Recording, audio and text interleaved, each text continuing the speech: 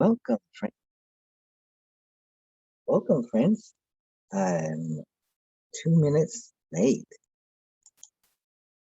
I'm setting up my background for two versions of me. Ooh, maybe I should mute this guy.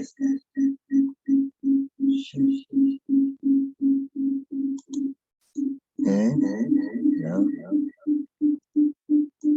doesn't make sense. Oh, I know. Speaker. There we go. Let's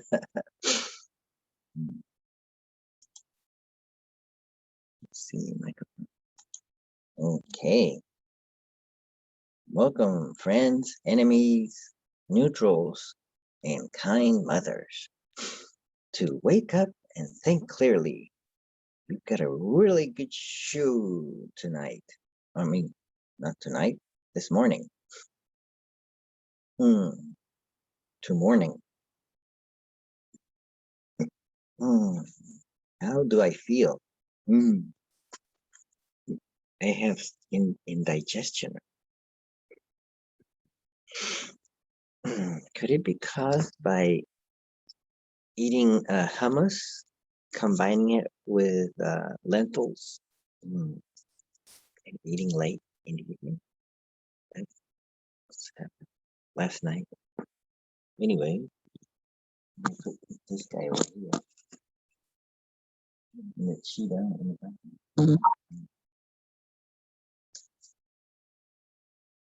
My label.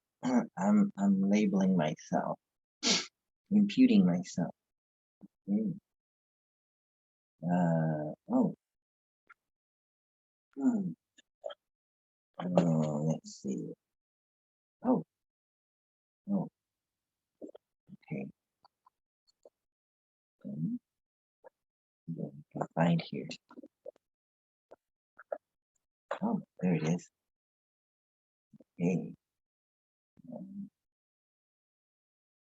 thinking. Am I getting echo? I wonder. Oh, maybe I have to unmute myself. How's that? Oh, I hear it over there.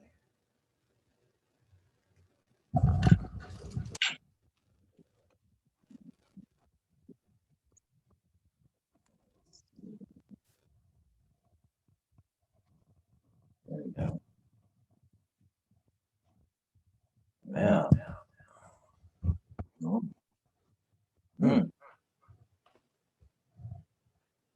Getting some echo. There we go. Now what else? Oh, I know what else I need. Oh, I'm getting some echo. That's weird. What? So, okay, so I got my computer. That's that guy. And my phone. That's this guy.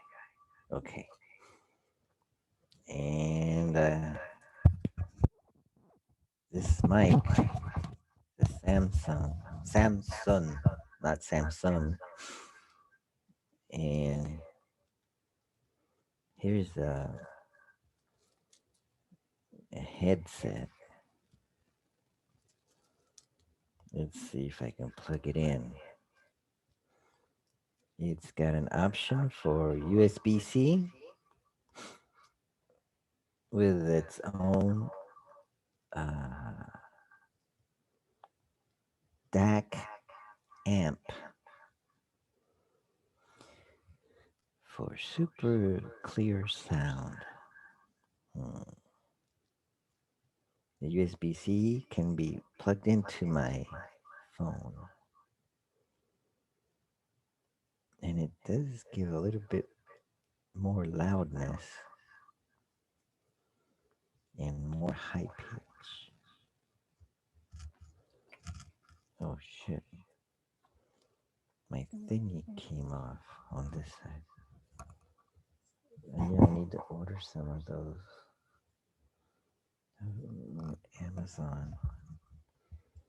So here we go.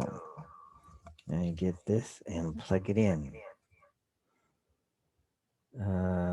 See if I want USB. I plug it in like this. This is a regular 3.5 millimeter. And so I can plug it in here. And then I can plug this into USB C. But I'm not going to do that. I'm going to plug 3.5 into here.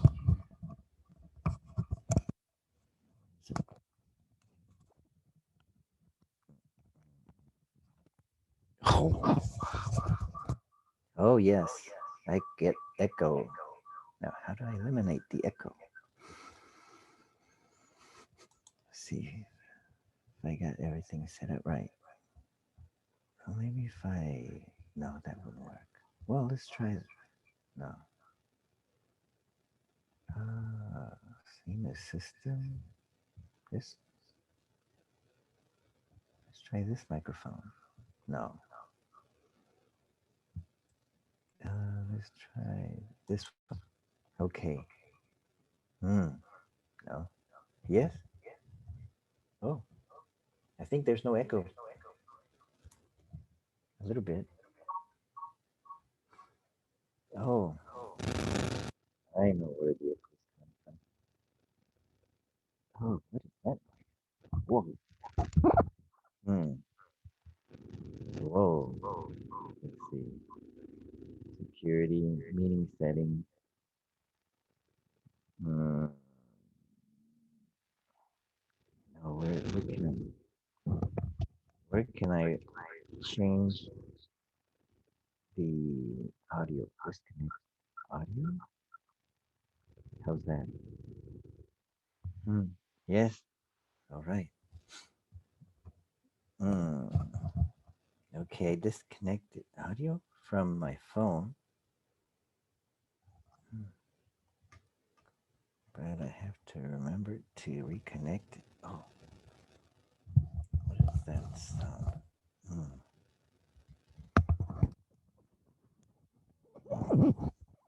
How's that?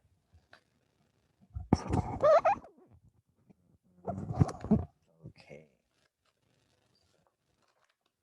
Oh,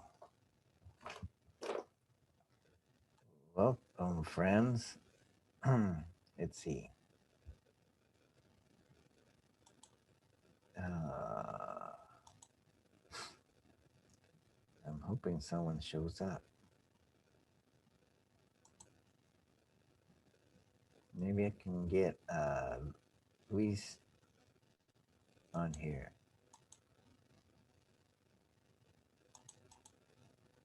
Hmm.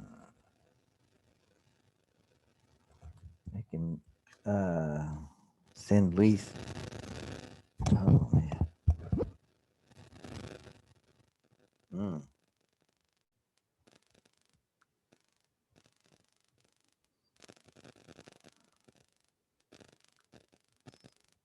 Hmm. We're waiting for Del Pino.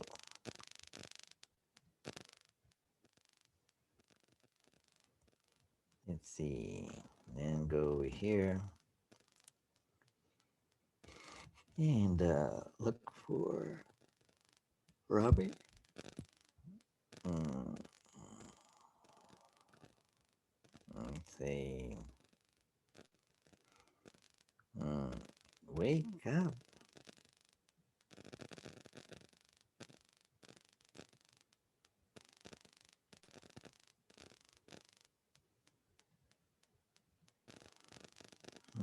Four, four, eight, 2. Now.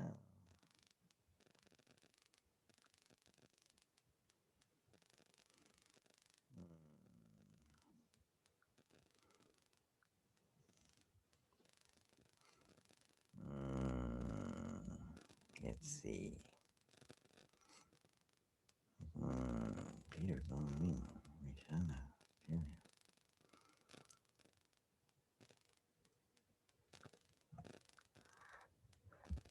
Hmm.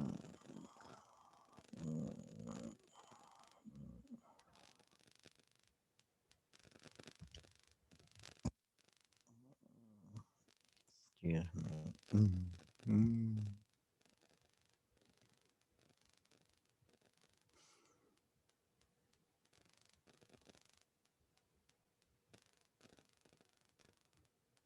Hmm. Hmm.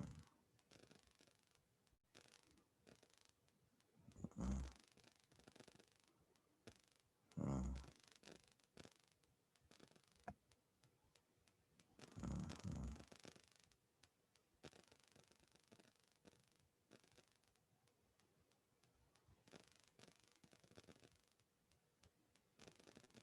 Hmm. Let's go over to Facebook um, Messenger.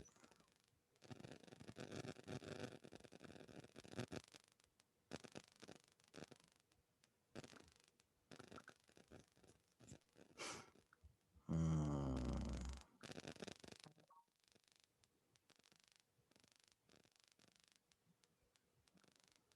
Hmm.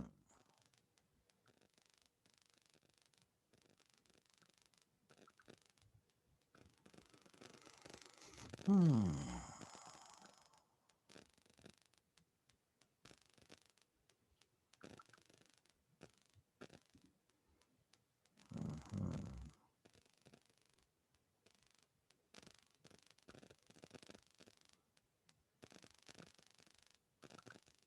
Hmm. Hmm.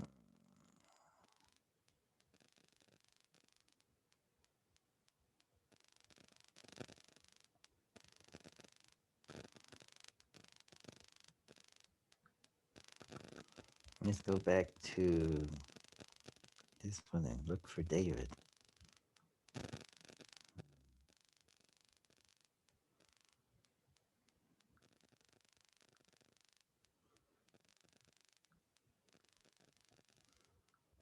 Well, I wonder how come uh, this other camera doesn't work. Oh, sorry. What happened to my phone?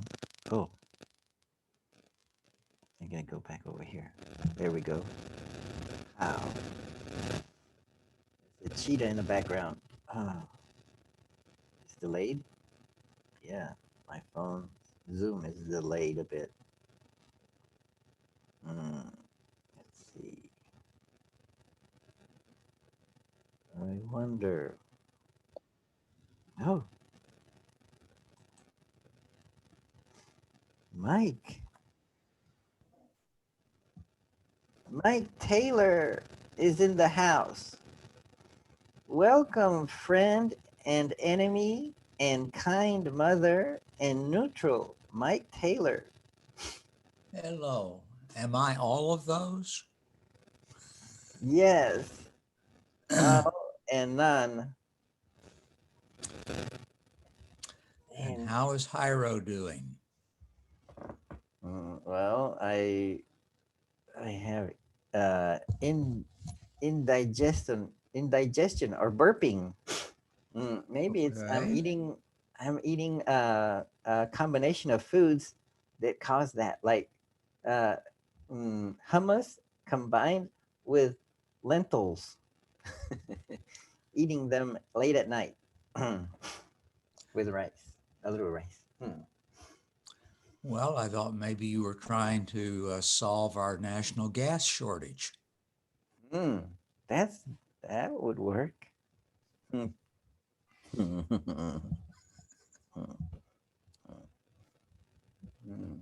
That's what I need. Coffee.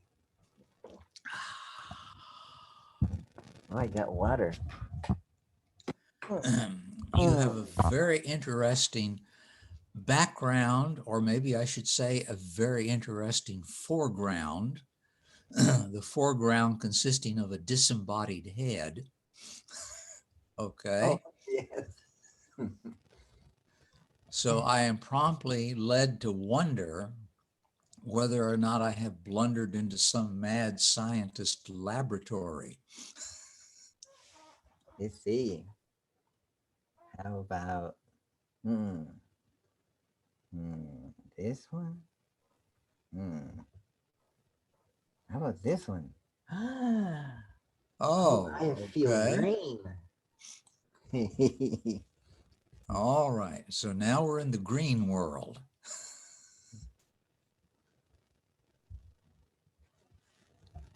We're in the green world.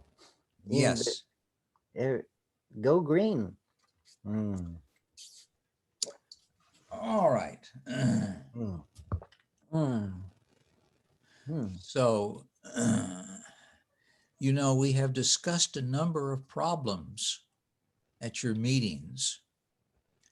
I do not see that we have come to any resolution, and I'm not sure we've come to any increased clarity in some of these problems. We have yet to get much of an idea as to what truth is, and that's the truth.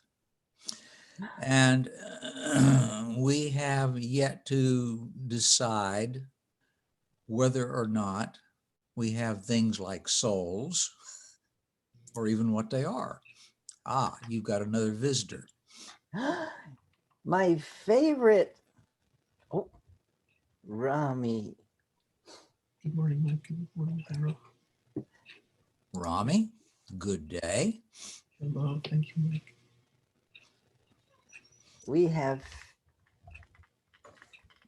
Mike Taylor is and Rami and Gyro Jamyang Pao will be able to solve all humanity's problems here and now by thinking clearly about what is truth.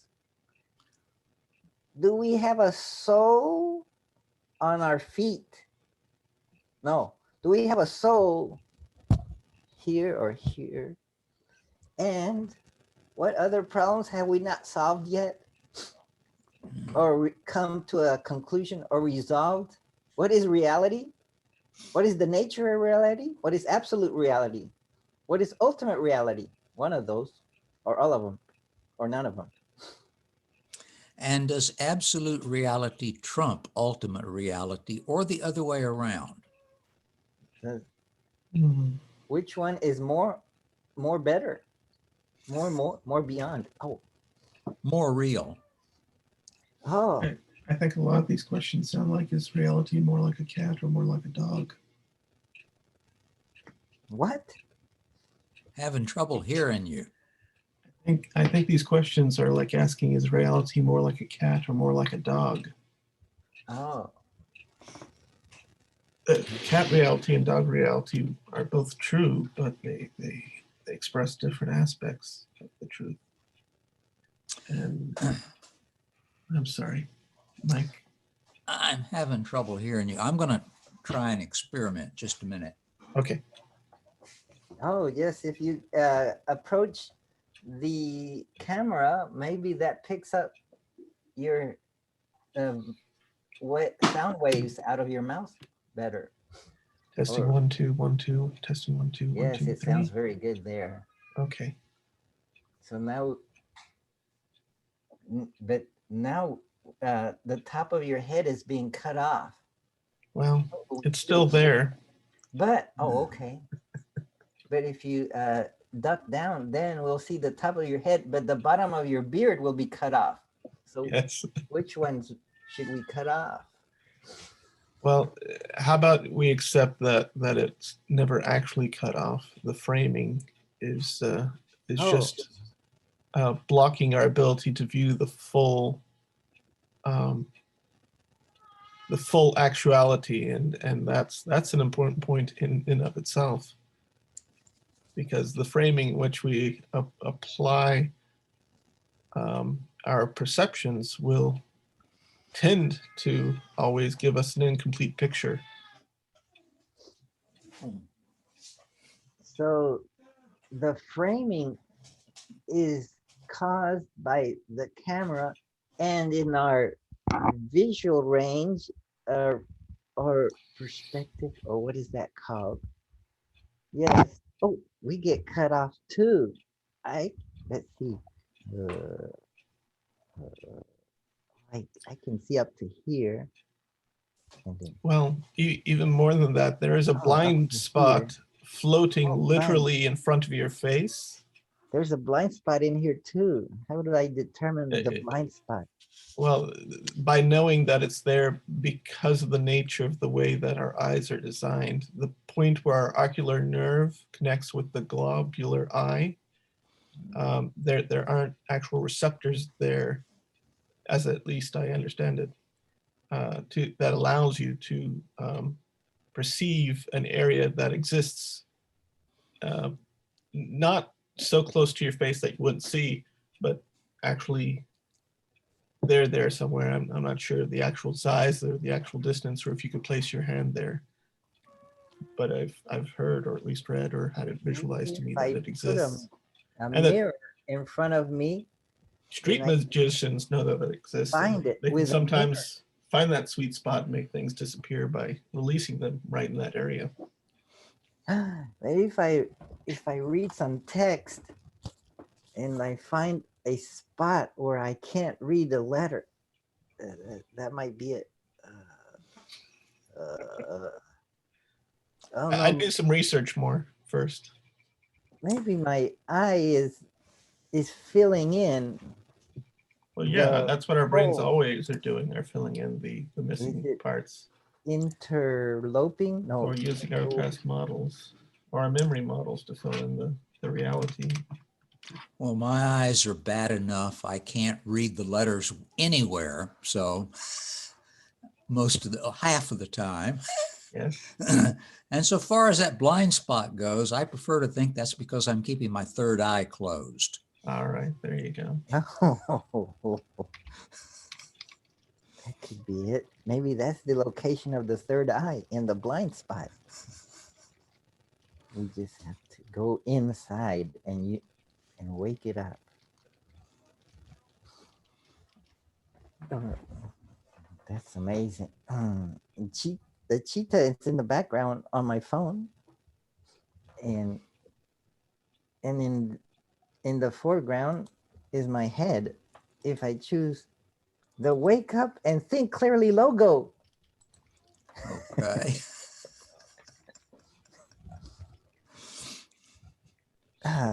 There we go.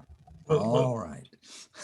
What did the two of you along what line were you traveling down before I entered into the room?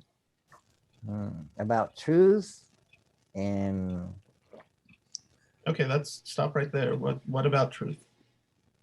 oh, have we determined what is truth, and that's the truth that we haven't? And remember the logic episode dealing with Charles Peirce. Pierce, yes. Mhm. The logic involves truth and non-truth.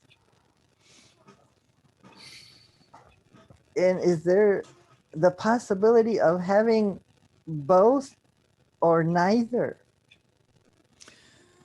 By the way, there are versions of symbolic logic, of mathematical logic, called paraconsistent logics, in which statements can be simultaneously true and false. There are good mathematical theories about this. Para what? Paraconsistent. Paraconsistent. Yeah. Yeah, I think if you look in the magazine Aeon, there is a popular article about paraconsistent truths, or paraconsistent logics, I should say more precisely. Yeah, but Para means beyond. n- Louis. Yeah, beyond consistency. Join the if you meeting. will. Oh. No. It's Professor Luis Del Pino over the phone. Quick, hide Stacy. Well, we have to ask, is he really here No, in it's reality? his only How his is everybody voice really? and his microphone is there.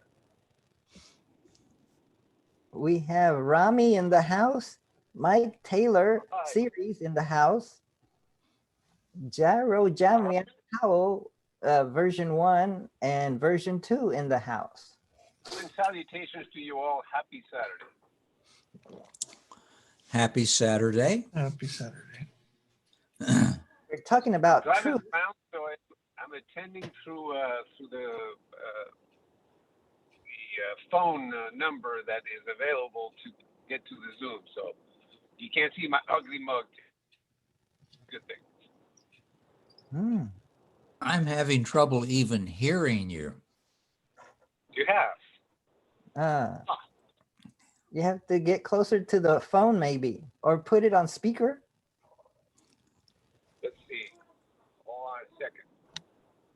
Or swallow the receiver. All right, let's try this. That sounds a little better. Sounds good. All right.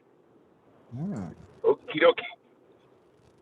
So there's a word for another word for this. Inconsistent theories may be interesting or useful even if they are not true. The view that some inconsistent theories are true is called diatheism or dietism. No, this is a different thing. This I read that out of the Encyclopedia of Math Paraconsistent Logic page. Mm-hmm. No, in paraconsistent logics, you can have, as I said, statements both true and false at the same time, and things work perfectly well. But, you know, this is simply an indication of the fact that truth is really a much more complicated concept than we think it is. We tend to think, you know, something being true or false, that's kind of a bedrock, simple aspect of our existence, but it's just not at all as simple as it appears. Bravo. Bravo. Hmm. I say bravo 3 times. Okay, yeah, I've taken a small glimpse at a particular example of it, something called first degree entailment logic. You know, and they wind up with truth tables, just like classical logic and propositional logic, except you have a somewhat larger repertoire of possible values of quote unquote truth or falsity for given statements.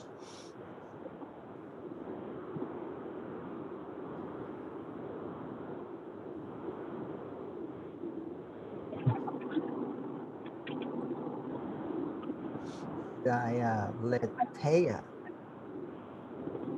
There's even a .com out there, which may follow up. I'm familiar with Aletheia from studying Heidegger earlier. Mm-hmm.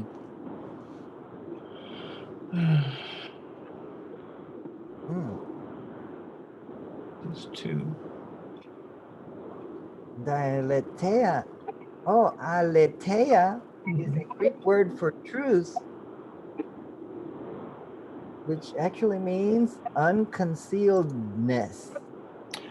So aletheia is the truth as it is, and aletheia is not truth as we know it. So if you put a D in front of aletheia, or no, a die, Yeah, for 2. DI, Mm-hmm. and becomes non-truth. Oh no, dialetheia is a statement that is both true and not true. Oh, so die is a 2. Oh, wow. So I think another way we could say is that the truth that we know and the truth that we do not know. The truth that we know and the truth that we not know is also a dialetheia. Mm, I don't know. or could that be described with another word? Multi-truthiness. Or, No. or we could put it in terms of the framing. There's a lot more room behind each of us, but we're not privy to it.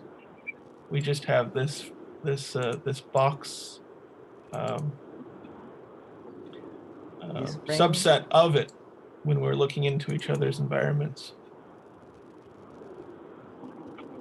Well, so far as I can understand what's going on when one tries to construct the logic and get a grip on truth, truth tends to be something that you have to be able to determine. You're given a statement and you have various operations that you can go through to decide whether something is true or not. For example, if at this building in the condo complex, I say there is a yellow Volkswagen out front, and you want to know the truth of that statement, you have to come out in front of the building and look to see whether or not there's a yellow Volkswagen. There is implicit in this business of whether the statement is true or false a means of determining whether it is true or false.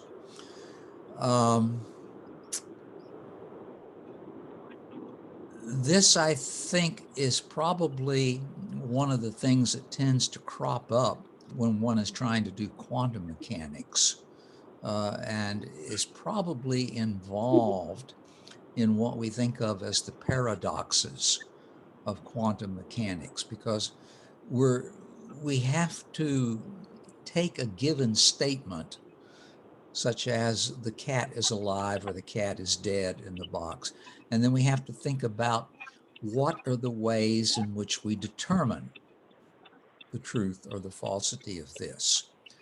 And I remember in the article on paraconsistent logics, they gave some nice examples of settings in which you would have something that could be both true and false, something that could be neither true nor false, and I think there were a few other cases. And they seem to me, as I recall, to in some sense involve very carefully, very deeply, the method of how do you check on the truth or the falsity of something? How do you ask questions of the world?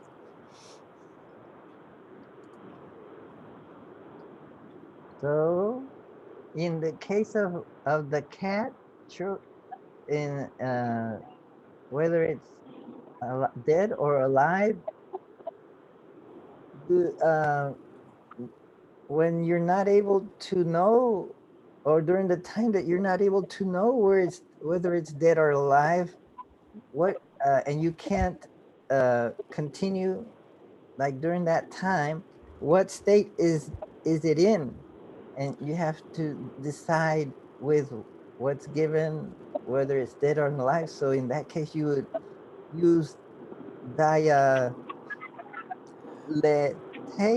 and say that it's both dead and alive, and that is its Yeah, and state. in effect, your means of deciding whether the cat is alive or dead, if you don't open the box, your means of deciding the question are limited to appealing to the formalism of the quantum mathematics to make a decision. And that doesn't render an answer of true or false. It renders this partly alive and partly dead answer. Until you look. Yes, Then if It's you neither appeal to this, this, neither that. It's neither this, neither that, like in the Hindu neti. The cat is right, neither Oh, alive nor dead because you don't know because you can't look. But once you look, then it becomes either or. wait a minute. Is it neither this or and neither that, or is it both this and both that? How do you decide which to Well, choose, or is it both? that is correct. If it's not dead and it's not alive, it's both.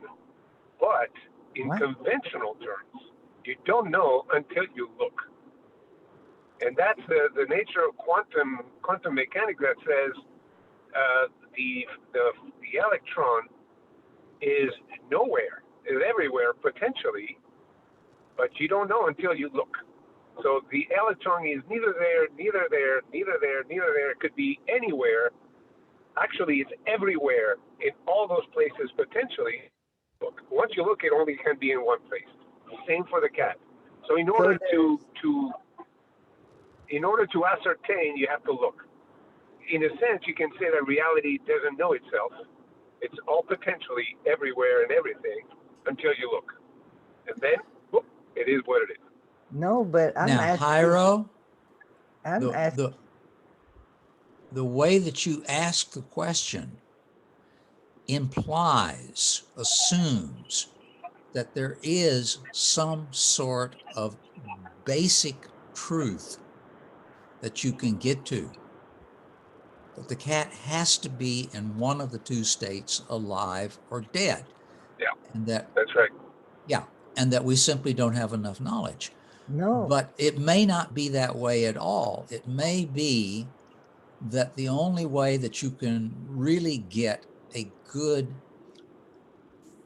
way, or rather, let me back off. Let me try to reformulate it. It may be that a different way to reformulate the idea of truth is one in which truth only exists relative to whatever machinery or conditions you're given for discovering that truth, for ascertaining the state of the situation. yes, but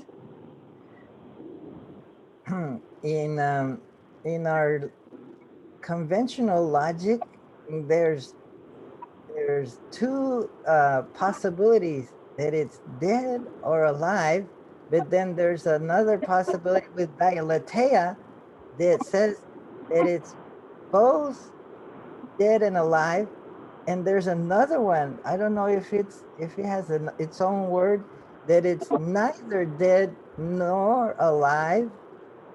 That's So right. four Mhm. of them. But then there's a fifth one, and that's the Luis Delpinian one that says it's both neither dead nor alive, and at the same time it's dead and alive. So that's the fifth one. It encompasses all of them. Well, there's a very common example to the neither dead nor alive thing that most of us, I think, would have been taught in biology, and that is which has had an influence on all of our lives recently, and it's never really gone away, and it's always part of us by way of our virome, because viruses themselves are described as neither dead nor alive, or however which way you want to put classify that in the three various bits or descriptions that you use, Tyro. Because here's a thing that has some of the mechanisms of life, but not necessarily the conscious. But then we're quick to sometimes treat it as though it has a conscious. So So that's the sixth one, that it's in between I don't state. know. It's I'm fuzzy not sure if logic. there's a difference in 3 through 6 that you gave. I have a poem, though, for you by Marilyn McIntyre, if you'd like to listen. I promise it's short. Okay.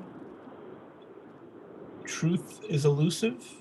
Truth avoids institutional control. Truth tugs at conventional syntax. Truth hovers at the edge of the visual field. Truth is relational. Truth lives in the library and on the subway. Truth is not two-sided, it's many-sided. Truth burrows in the body, truth flickers. Truth comes on little cat's feet and down back alleys. Truth doesn't always test well. Truth invites you back for another look. Beautiful. Now, what you're talking about here, when you talk about that, is you're getting onto the fact that when we talk about truth, we are not always talking about doing something like mathematical logic, which is what we have been discussing up to this point. That for us, the word truth can also be taken to mean something of a very different nature. It can be taken to refer to things which we have a great deal of difficulty describing in some sort of limited, precise, quote unquote, scientific way. Things which involve the feelings of the heart, poetry, if you will, the reaction that we may have to beauty that we see in the world, that there are things that strike us that seem to us to be so important and yet somehow so quote unquote solid that we need to describe them by some term such as truth. So yeah, so that is a different aspect, it seems to me, of the way that we use the word truth. Yes. I always I propose. I always try to take this thing about truth. In the conventional sense, the truth is always elusive, without a doubt. And the thing is, you were talking about a yellow Volkswagen in the parking lot. In order to say that that is true, we have to agree on that object. You know, if somebody says, no, this is a kitty cat. So what is true? Is this a yellow Volkswagen or is this a kitty cat? Is it the difference in the name? Is it the difference in the understanding? So we always have a problem with agreeing what is true. And that is a problem of the mind, not of the thing. A thing is a thing, and it's a thing, and it's a thing. What we call it, what we think about it, is a different story. And that's where the concept of true, what I call this, what I think about it, is it true compared to what you think about it and what you call it. But the object is an object. So I'll always try to simplify this by saying that reality, and we can also talk about this concept, is what is. And then there is what we, consciousnesses that arise from reality, think about it. And I propose that reality as it is, beyond any consideration by a consciousness that arises from it, because consciousness is not other than reality, it is just reality. It's an instrument through which reality knows it is, with a certain degree of truth or clarity or precision, are the same thing. The very process of thinking what is true and what is not, which is a process itself, is also what we think about it and reality itself. So what we think about what is, and the very act of thinking about what is one same thing with three aspects.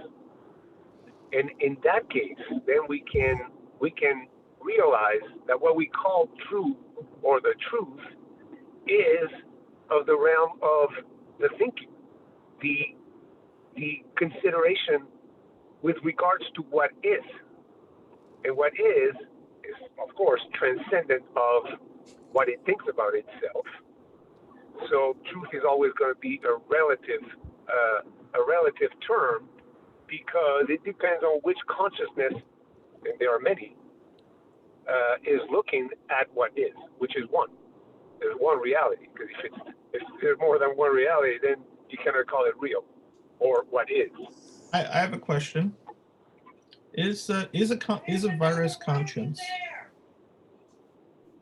I'm sorry? Is a virus conscious, or is what a virus does only the result of various Yeah. scoet Yeah. or I'm Yeah. not sure if I'm going to It's say a the very good word right. question. Is it just the rolling out of a series of processes? And if a virus Very is good not question. conscious, then is our own consciousness itself Conscious. similarly simply the natural result of a series of processes?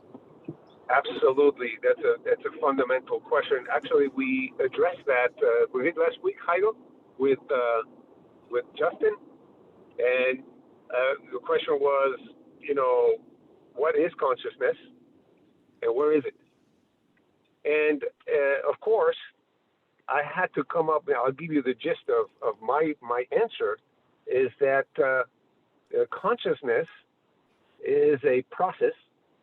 You said the word yourself, a process through which the whole experiences itself with a certain degree of wholeness or accuracy or precision, and we can discuss that term too. And I described it as a function, asymptotic function between 0 and infinity. So basically, my answer to that is anything is somehow conscious, but with a certain degree. So consciousness would be an organismic or phenomenal process in the spectrum. That means, it varies depending on that specific consciousness, between 0 and infinity. So basically you can say that consciousness is everywhere, potentially, in what is, which is the universe, the cosmos, the reality as it is. So it's not a thing, it's not a person, it's not an entity. It's an organismic or a phenomenal process which arises from the whole, from reality. And it is in the spectrum, because you can say that the virus is a little bit conscious. And humans are a little bit more conscious, I would think, but I'm not sure. It depends on how you define consciousness. But I propose, I agree with myself, but not necessarily with everybody else. I propose that consciousness is everywhere within the whole, which is reality. And then it takes different intensities or forms, let's put it that way, or different aspects. And I say that the string, which is probably the smallest amount of energy that comes out of nothing, is also conscious, but in a very, very, very, very, very tiny way. I do not ascribe consciousness only to human beings. It's everywhere, even in the leaf of a tree, in the molecules, in the subatomic particles. I consider consciousness an emergent phenomenon within the whole of reality. That's my answer. How often are higher level order conscious motivations assigned to actions when really lower level order motivations are at play, and how often are lower level actions or motivated actions assigned a higher level order level of consciousness? That's another beautiful question. So basically, 43% of the time. Thank you.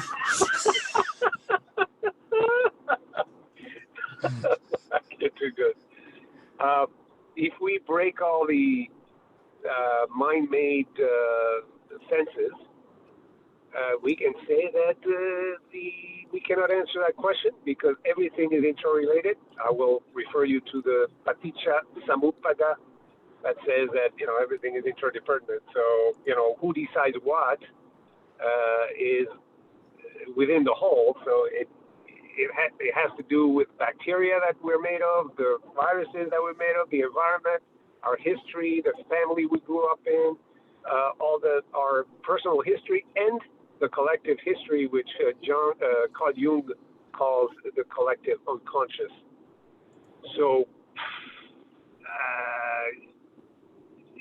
I cannot answer that with precision. I say that it's everywhere and nowhere at the same time, just like the cat is neither alive or dead.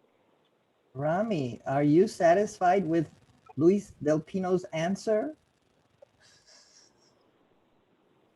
I do my best to ignore Luis Del Pino.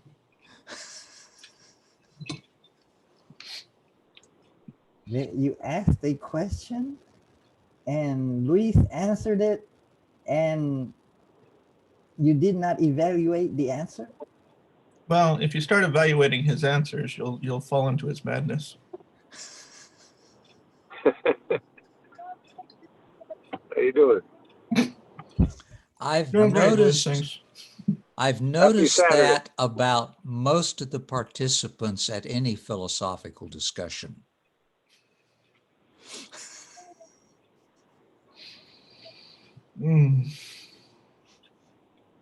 It's difficult to give the thou level attention.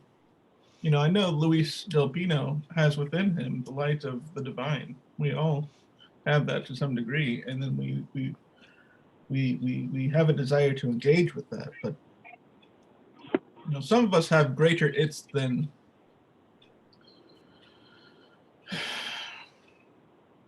I think we all also have that itness. I came from a Buber discussion last night, where we get caught up in the object of things and the of ideas and of sometimes fall into the trap of considering just people as mere objects. And I think that that may be a particular coping mechanism in the case of Luis because of the line of employment that he's in, because he's dealing with bodies after the fact, bodies after the divineness has gone. So that's got to play some sort of role or effect on one's thinking. I don't know. What do you think, Luis?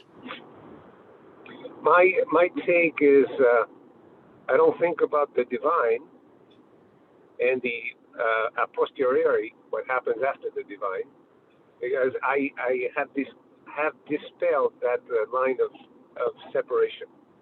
So in a sense, I can say I am the divine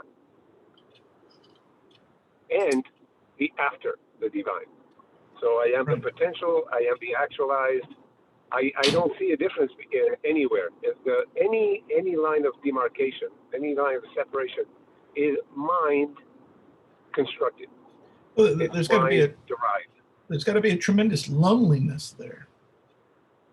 No, I feel I am the whole. You cannot be lonely when you are the whole. Is God lonely? Well, why did he create man? Well, they say that it's because he was lonely, actually.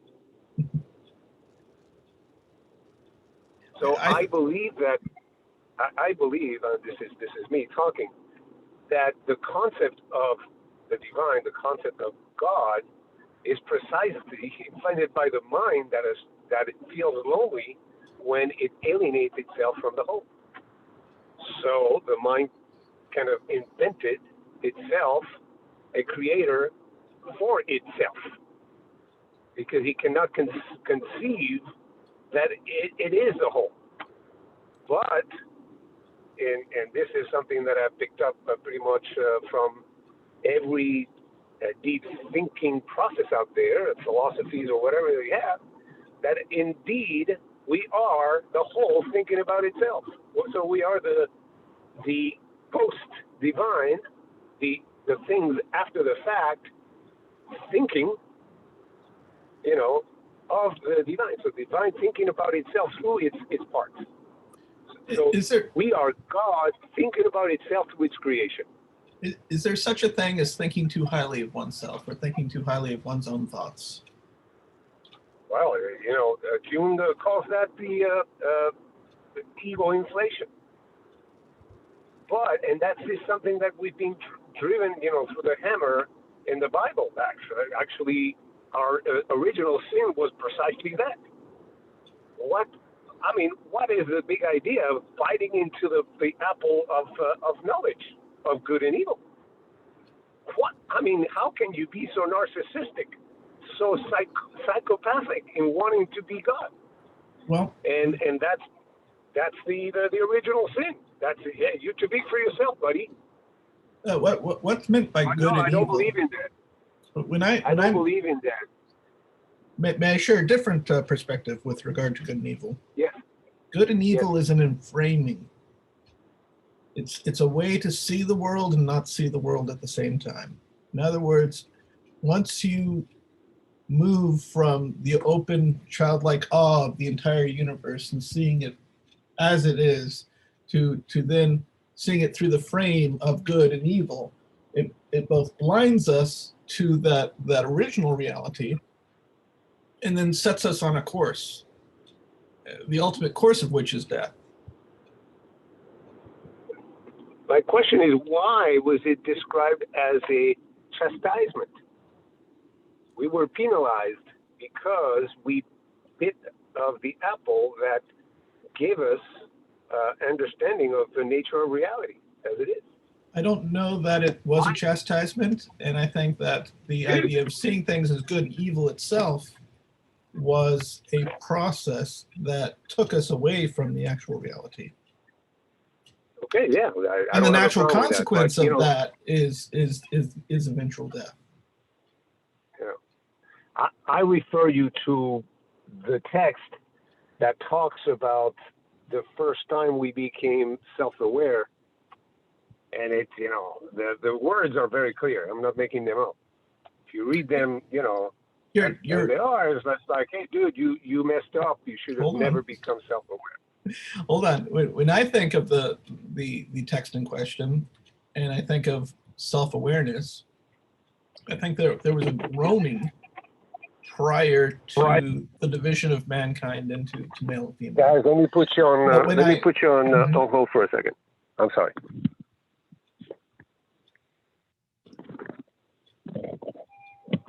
Hey, how you doing?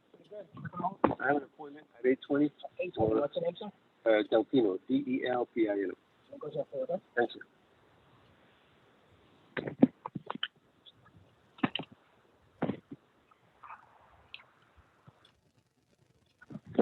You guys still there? Right. I see an expression of self-awareness. I'm going to have to call you back in.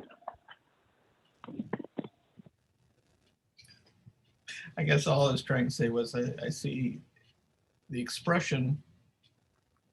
I'll wait until he gets back if he does. We can talk about something else in the meantime.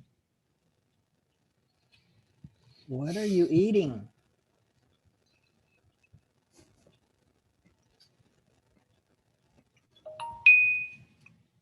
It looks like crackers and cheese or something like that. Nope, nothing so fancy. Or maybe even more so, it's a Pop-Tart.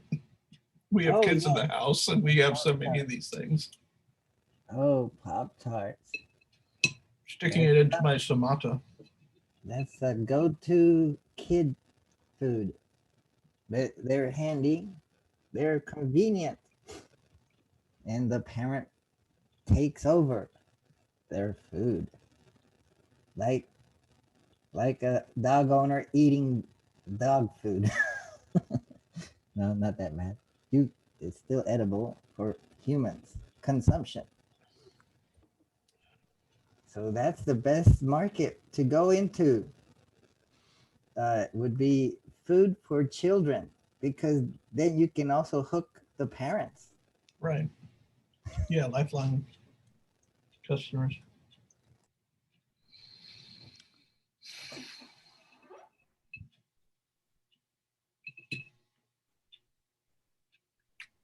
Consciousness does not begin at the point of deception. Does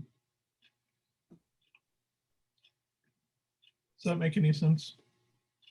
I don't think consciousness of man starts at the consuming of the fruits of the tree of good and evil. I think the framing, the trap, the engagement of man can be marked from that period forward, but consciousness begins way before that. And it's exhibited right there in the story. Several times and in several ways and at different levels throughout the progression. So the story goes. When I think of the word consciousness, what I am thinking of is awareness. This is not necessarily the same thing at all as self-awareness. So it would not surprise me at all if viruses were conscious.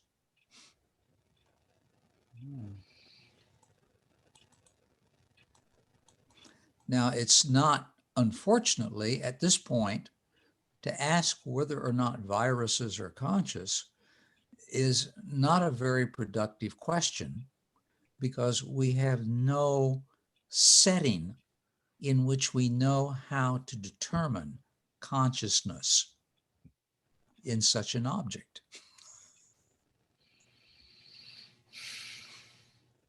Oh, Jesus is in the house. Jesus is in the house. I am Jesus, or Jes Us. Jes Us, not Jesus, Jes Us. Welcome, Jes Us, to wake up and think clearly. I've heard a lot about Jesus. I haven't heard much about Jes Us.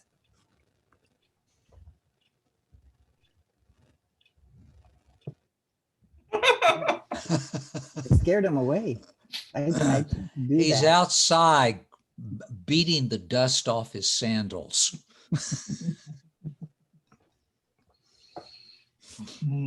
Took one look at us, turned around and left. Was it my cheetah in the background? It could have been your enthusiasm. Oh, Some people just want to listen in for a while and get a feel for a group before. oh, I did that to the other a lady, Jewel. Yeah, Jewel was in the house, and I said, "Welcome, Jewel. How are you?" And then she left. You're kind of putting people on the spot there. It's going to overwhelm a number of folk, or at least cause them to feel like, oh, That's just us. they're hungry. Get at it. Okay, I'll tone it down. We have Jesus in the house. Or maybe we shouldn't even acknowledge people. I'm sorry for speaking weedness. Maybe you ought to treat them as you would intruding mice, Oh, and pretend that you don't notice that they're there. We have someone in the house, Curtis Mindweather. I'll let him in, and I won't mention that they're in. It'll be a good thing if it's the same person. So what were we talking about? I don't even know anymore. We were talking about truth, but then Luis Del Pino, who defined truth, left, or tried to answer a question about truth. Oh no, it was about consciousness. Yes, but that's the only way we know about truth is through consciousness. So maybe both truth and consciousness are the same thing, and we don't even know it. So when we have a thought, Is that one of those true and false statements? So when we have a thought, I think, therefore I am, is wrong. There is a thought, therefore it's there. Remember, underlying these things are awareness, and awareness is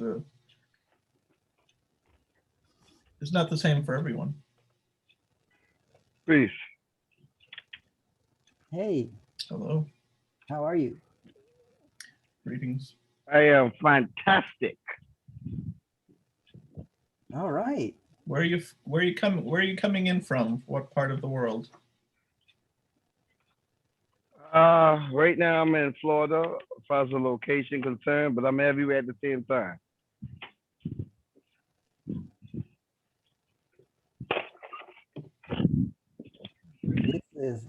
This is Gyro, and to another side is Mike Taylor Series, and on the other side is Rami Kutene, our All right. Danny. resident truth questioner. And we have a other guy, Brother Omar. Are you there? We want to make sure you were part of this show too now. And Omar? Oh, No, Curtis. Yes, Curtis, yes, I'm here. Yeah, Brother Curtis. I mean, Good day, gentlemen. So, Can you hear me? Yes, Yeah. we can Yeah, we can hear Curtis. you. Okay, good day. How you doing? good, and you? Fantastic, thank you. How's the weather like in Curtis land? That's pretty good. I'm in Louisiana in USA. Louisiana? hmm It must be pretty early over there. It is. I asked Jes Us, I said, who is on talking this time of day? But I appreciate you gentlemen allowing me in, and for the most part, I'm here to learn, see what you gentlemen are offering. So I definitely appreciate being here. Yes, I'm trying to learn too. That's why I organized this, so that I can learn something finally before I die. But are you really gonna die? Oh, that's right. They say I'm gonna die. I shouldn't believe them. And then Well, let's ask this question. What is that? Before we can say we're gonna do something, let's ask ourselves what it is first. What is that? that's a good question. The end of the biological function. I've heard so much about death. I'm dying to know what it's like. Like when I realize I'm about to die and I say, oh, great, this is a wonderful moment. Let me take out my notes and write down what's happening during the death process. But then I'll be so weak, I won't be able to pick up anything. So now we have to ask, what dies? You say, I am about to die. What dies? Are you that dies? That's a good question. I've heard a lot about I, but I can't find I. Yeah, but you said I died. What is this I you talking about? Yeah. So that my goal, I'm saying we gotta be mindful of the words we're saying because it means something. So unfortunately, it may mean different things to different people. And for some people, it may be a blurry word that they use without necessarily any sharp meaning. But that's an interesting question. What is I? And is there such a thing as an I? I think, therefore I am, but actually, according to the bicameralism, that's in psychology, it's a controversial hypothesis. It says that a long time ago, we operated with a brain divided, and so and one side of the brain appeared to be speaking and the other side appeared to be listening, or something like that. Maybe as our, what's the part between the left and right side that connects them, it got bigger and bigger, so now we think we're a one unit. Put So those if clothes one, on. so if one part of the brain speaks and one part of the brain listens, is it not the same brain? So we have conversations with ourselves, and when we're talking to ourselves, people think we're crazy, but they're right. No, we're just talking on our phones. Well, it could be that there's a portion of the brain, the temporal center could be something like a transmitter receiver that allows us to have connection with our ultimate makers. And death, just to toss a definition out there, it's the body's inability to hold the person any longer. You say the body is not able to hold the person any longer? Right. So I guess we'd be getting into the realm of the soul or the spirit. Death would be the body's loss of the soul or the person. I mean, I'm going to stop this right there. Then we got to ask ourselves, what is the soul? What is the spirit? with me. Well, that would be the breath of life that was breathed into us, Okay, well, which we've inherited from our which parents. part is the breath of life, the soul or the spirit? Right. So the spirit could be the breath, would be the breath, and the soul would be the expression of that breath within the body. So which part dies? You should have seen him. The body. So that means the expression with the body goes along with the body. Shake with you. Shake with me. So which part you really are? The soul or the spirit? On the front, right? I think we would be the expression. Spelling can shake with me. Shake An with expression is me. something that is acted upon, something that is doing the acting. So you the actual action, or you are the one doing the action? That's where you divide between man and God, right? Okay, let me give you an example. So if I decide to ride a bicycle, and I'm doing the riding, I'm using a bicycle to ride. Am I the action of me doing it, or I am the one actually riding the bicycle? That is you riding the bicycle. Okay, so you say the soul is the expression of the spirit. So how could you be an expression versus the one expressing?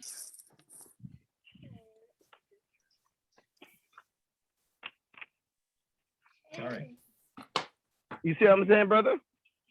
I didn't hear because actually my son turned to a very Oh, loud YouTube video at okay. that moment. That's fine. I'm saying, if you saying the soul is the expression of the spirit, how could you be the expression versus the one that's doing the expressing?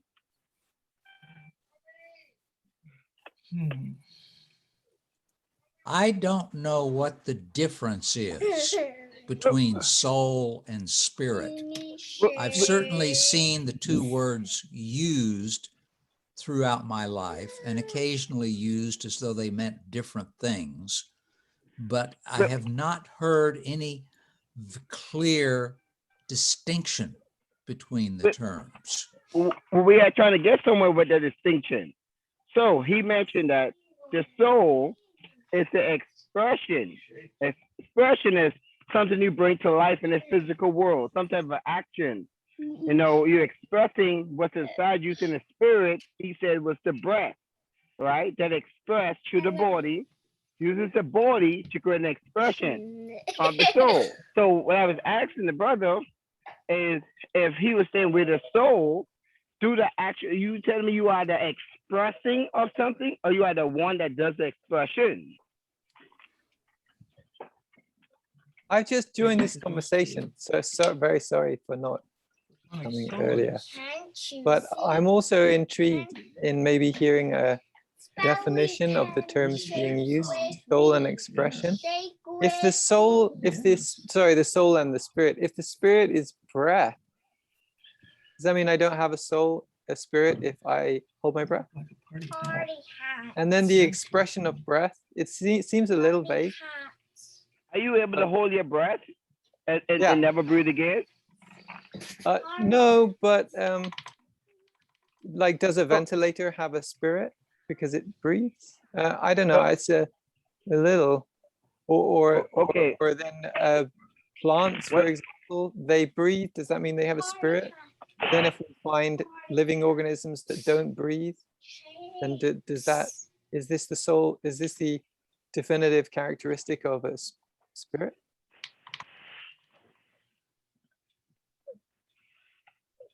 Okay, you said multiple things there, so I want to hold in the breath part first. I don't know anyone who can hold a breath and keep it that way. That's So you humans. You're were- talking about humans. Say it again? You're talking about humans, right? Yeah. Is it only humans that have a spirit? It's a lot of noise in the background. It's hard to hear you. I'm gonna mute myself. Is it only humans that have a spirit? Wait, hold on. He said he's going to mute, so I can't hear you that well.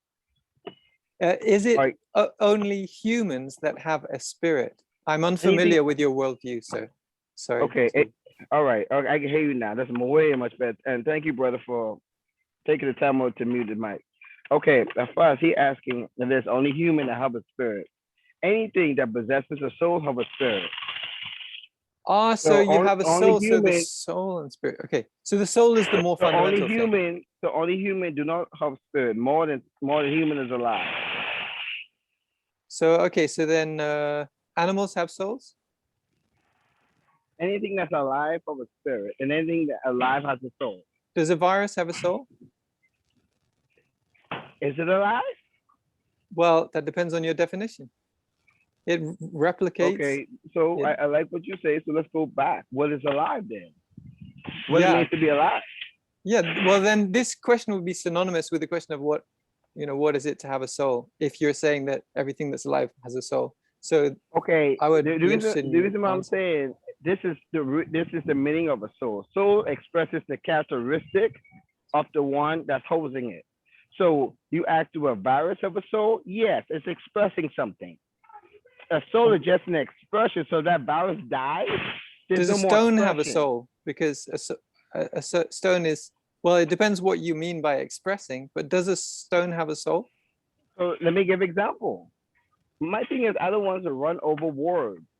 So you say it depends on the expression. Let's clear that up. Let's not move on. Let's clear that up. Sure.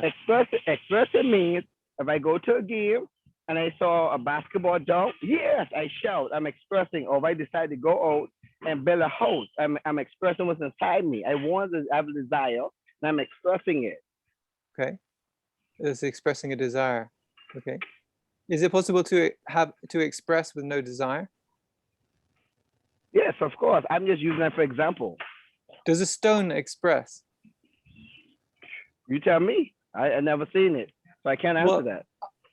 Well, this depends on the definition of express in expression. And so I'm intrigued on your definition. Well, you mentioned a stone, and I'm very interested in listening to hear what your thoughts are, because you mentioned a stone, I never did. So, yeah, but because the way I see words is that they're items that we use to communicate ideas. So I'm far more interested in your idea than my idea of this word express, because it's fundamental to your definition of the topic involved. So I'm curious, what do you mean when you say expression? Because you're using this for your definition of soul and life. All right, so I'm gonna say it again to give an example. If I decide to have any desire or thoughts or ideas that's inside me, how it's brought out is my expression. Yeah. Okay, so you listed desire, thought, and idea. Is it possible to express in the absence of desire, thought, and idea? We're just laying the parameters for your definition. Huh? So you gave no, I'm sorry, I wasn't talking to you. All right. I thought are you speaking from a human perspective or just general? I'm just trying to understand the parameters of your definition of express. Okay. So you've given examples, but examples human. only show what's within the parameters, but it doesn't show the boundaries of the parameters. So you've listed, is it thought, desire, and I can't remember the third thing. But I'm interested in where is the end of the definition. So what is not just present in some examples, but what is necessary for there to be expression? Like what is it? What is the fundamental defining characteristic of expression, of this concept, expression? In the physical world, you need animation for it to happen. Animation. What could you define animation? Anything that shows that there's some type of movement or life. Movement. So is a moving piece of dust expressing? On its own, remember now, life is involved. Don't take one word out. Don't just use a part of the word and then use that as a whole. I say it has life. That means it does it on its own. But you can't self-reference. So you can't say life is defined by something that expresses, and then define expression as something that has life, because that's just self-referencing. It's a loop. You asked me for my meaning and my thoughts. Yeah, so yeah. My thought is having life and movement of life is to express something. That's my thought. Now, if you take a desk and you push it, did it push itself or you push it? You're the one with the life and movement, not the desk. Now, if there's another way to express, I'm gladly is open to hear your thoughts. No, but let me just explain a little bit. So the problem is you're defining a soul as being anything that's alive. You're defining life as anything that expresses, but then you're defining expression as life. But I'm not So defining that. You've got to use concepts outside of the concept itself in order to define the concept. The brother defined that, and I just rolled off of it. I did not define that. The other guy said what that was, and all I was doing was building off of it. If I may request you to try to communicate to me, what do you mean by expression? If you're defining life as something that expresses, then I request you to define what you mean by expressing without referring to life. Join the meeting. Well, as far as life as expressing, but again, there's multiple levels as far as expression, because you don't have to be in a physical body to express. You could be an energy, right? So we all are energy. So energy can express as well too. So you don't have to be an actual physical body. But I was you're not moving up. defining. Say it again. You're not defining expression. But that's what I'm trying to tell you. It's not a box. It's not a box for express. It's not a box. It's not what? It's not put in a box. Oh, it can't be put in a box. Okay, I'll take a break now because that's okay. If it can't be defined, I'll just sit back a little bit. Sorry to interrupt. Anything that deals with energy can express. Now, I only was rolling up what the brother was saying earlier, and I was building off of him. The sun. But my expression personally, dealing with energy is expression. Anything with energy. So the sun has a soul?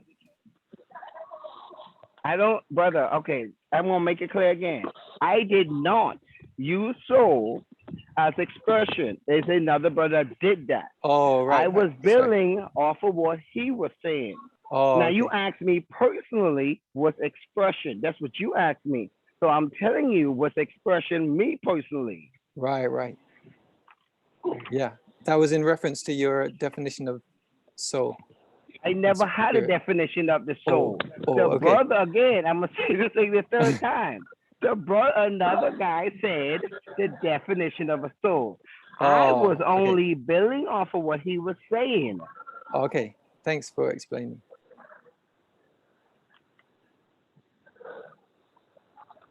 Mike, sorry, I think it was your point that I interrupted.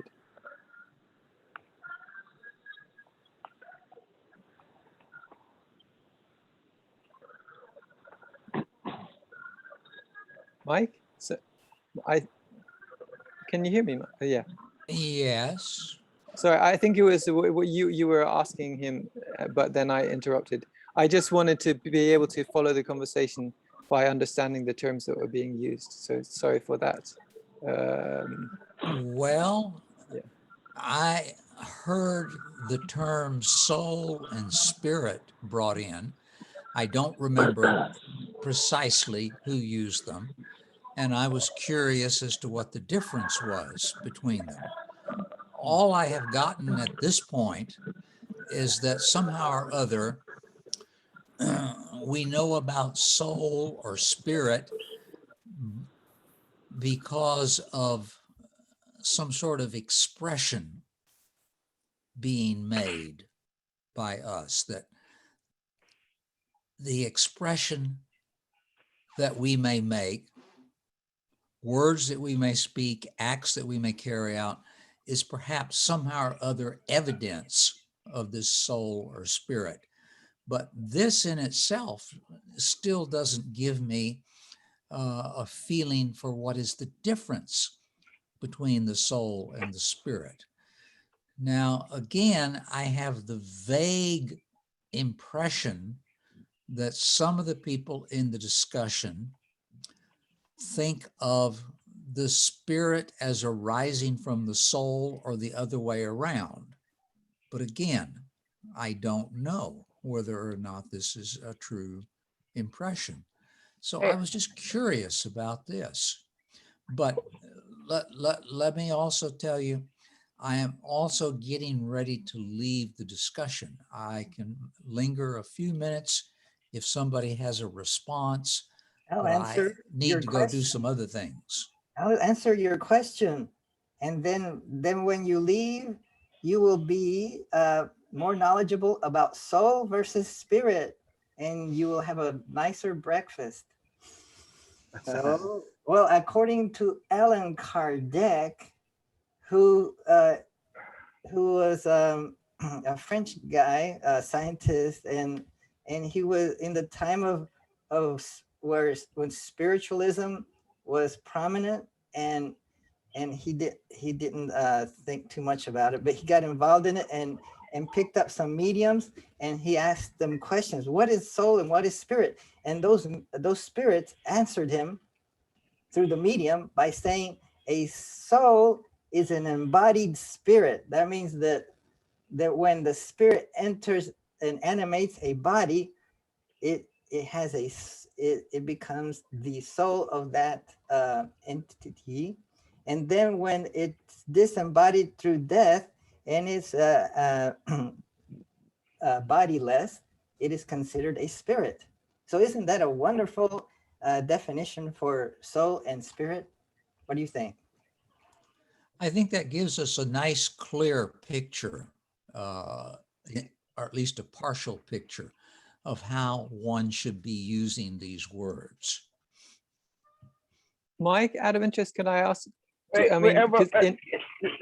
I will know who the brother was who was questioning me earlier. That's me. My name's Justin, if you mean me. Okay, Justin, I definitely would like to get in contact with you somehow. Because I also do a show, and I want you to come on it to question the same way. Because Okay, I like the way you question, so we can get to the bottom of something. Cool, man. Okay, so what do you use Facebook? Yeah, I use Facebook. You could look me up at Jesus TV 33. I'll send you a friend request. Right, and I want you to keep that same energy, brother. That same energy. I think that's my normal I want you energy. to back up. I'm going to look you up right now before I forget. But I have a question for Mike as well. So I'm just going to do this for 2 seconds. Jesus, what is it? Jesus what TV? Yeah, JESUS TV, Tom Victor. Is that one? Is it one word or a separate word? One word. Jesus TV. That's right. it? JESUS TV 33. Oh, 33. Okay. I'm going to send you a friend request, and you might have to message me more than once because I'm quite disorganized when it comes to this sort of thing. But Right. I'll try. Now, I'll try I and want you to listen keep that same energy. Now, I don't want you to let Yeah. up. Okay. I'll try.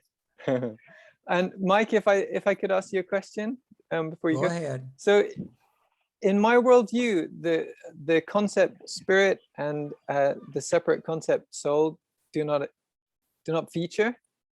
So I'm curious, in your worldview, and not the way you view other people's ideas, but in the way you view the world, do you have these two discrete concepts of soul and spirit, one or the other or both?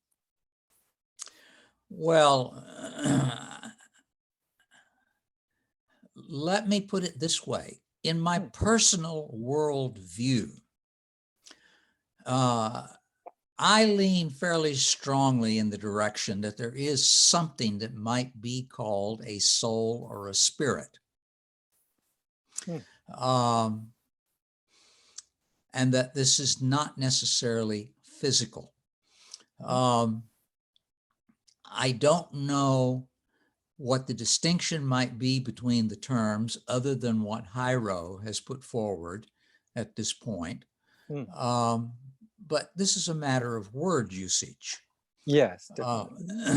And certainly in my life, I have had many instances of observing my own thought processes and noting that when I think something, there is often a deeper level of me or something which is commenting on what I am thinking and what I am feeling. And this is one of the bits of quote unquote evidence that I use in forming my own opinion that there is some sort of me, which we might call a soul or a spirit, which is distinct from basically thoughts, memories, a whole lot of other things that we tend to think of as being us. Right. So yeah, that makes total sense, that you've identified a part of your functioning that you see as separate from another part, and some of the labels that you hear seem like they could apply. But I'm curious, because you said that part, you noticed it commenting on the other stuff. So if it is commenting, can you describe it as being separate from the thought process? Because presumably the commenting is itself thought process, even though it may be taking a perspective which is observing the other, perhaps more habitual thought processes.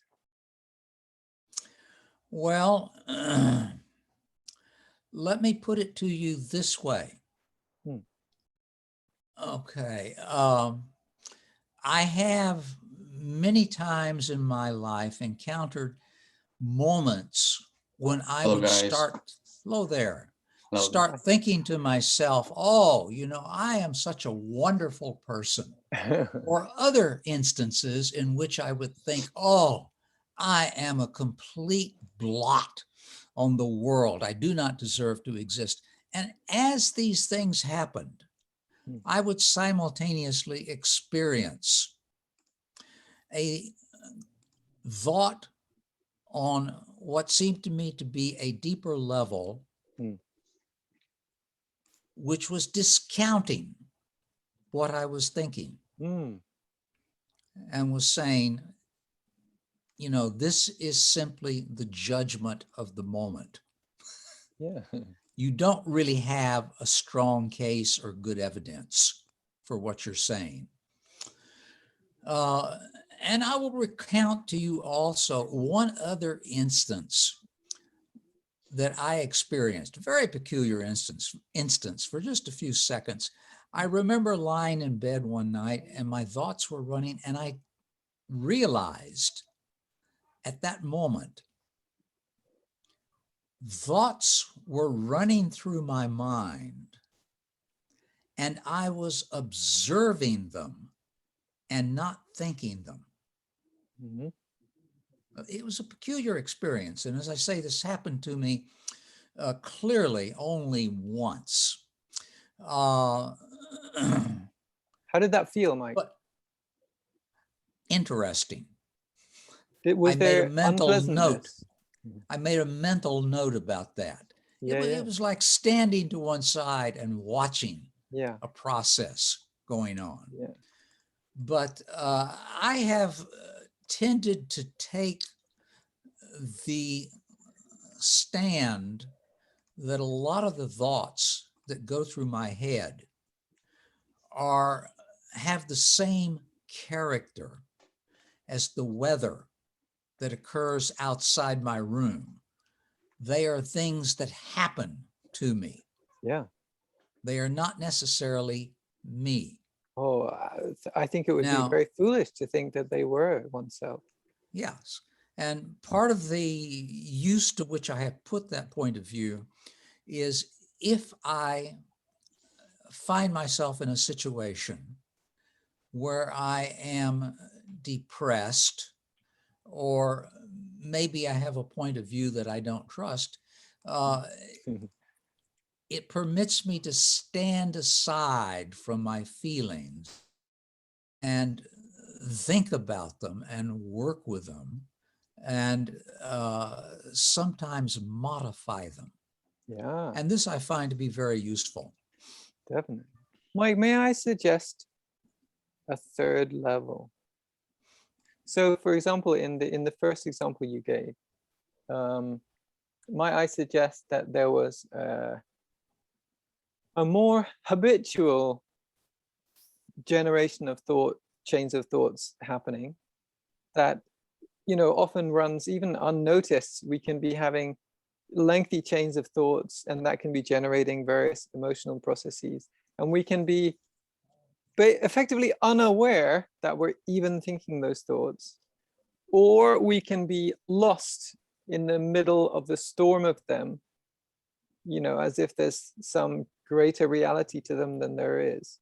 Then let's say if we take a second level, maybe a kind of higher order processing, in which we can have distance from them, and we can see, there are these habitual tendencies, and I'm having these thoughts, and I can see the erroneous nature of the thoughts and so on. And then that can be accompanied by commentary, a conceptual commentary, as you relayed in your report. And from that sort of higher order perspective, we can also increase our amount of free will by deliberately choosing to manipulate our mind, for example, to lessen our negative habitual thought tendencies or cultivate certain positive emotional states or whatever it may be. And then may I suggest a third level, which is that both of these two are arising within something, or we could say the mind or whatever, but that it's possible to kind of, I don't know if you want to say flip out or flip into a kind of one more step of not distance, actually, maybe the opposite of distance, but it depends how we language it, where you can see all of those levels just arising. And I wondered if your second report about when you just saw the thoughts kind of streaming over, if that sounded maybe possibly more like kind of identification with that greater ground in which those first two orders are arising. Well, you know, I do mathematics and I write fiction, and I depend very strongly on words, ideas, and thoughts arising from I have no idea where. So I am certainly very much aware that there is a tremendous amount of thought that goes on that I am not aware of. Yeah, yeah. Okay. And for the most part, it's darkness to me. I observe it with interest. Yes, this business of observing my own thoughts from a distance, that was quite interesting. I am curious about that. But yeah, I'm not sure what else I can add to that. It's clear from what I have read that there are all sorts of interesting states of consciousness out there, which other people have experienced, often with great regularity. And occasionally I pick up a tiny bit of that. For example, I will notice from time to time, without any warning, there will be a sense of great beauty that I will observe for a few seconds in the world. Something comes in from those thoughts or that reality or whatever which is out there, of which I am not directly aware, and touches my everyday consciousness. And that's I look forward to those sorts of things happening. Mike, do you I find don't that? know how to evoke them, but Well, I'm not. Go ahead. Do you find that in such occasions, if you are to engage in the conceptual process of mind, then it will tend to bring an end to those experiences? I'm not sure that I have noticed that. What I have tended to notice is that if I look at it too long, it tends to go away. Right. Okay. Well, it's sort of like trying to tame a chipmunk. Could I suggest an experiment that in such occasions, if one could, it's hard to try not to think, but if you can, with a very relaxed attitude, refrain from engaging in any conceptual process. And even if the thinking process starts, which it might, like, oh, this is amazing, or whatever the thought process is, if one can take that, the kind of position that you reported, where you just saw thoughts passing, and it sounded like in that experience you weren't engaging in them, and I would suggest as an experiment to try to just maintain that non-engagement with conceptual process in those times. Well, in any time, yeah. really. Well, I'm familiar with that. Right. And okay, yes, cool. there are many times when I'm walking around or doing something when I just empty my mind as much as I can, and let flow in whatever can flow in. Great. And it's generally a relaxing sort of thing. This is the main result that I have observed. It's relaxing. Yeah. Cool. Thank you for sharing. Anyway, I am going to have to bid you goodbye. And it's good talking to you people today. And Thank you, have Mike. a good day. Thanks, Mike. Sharing. Lovely to see you. Oh, good day. Your Bye. thought processes. Bye. Bye. Have a good breakfast.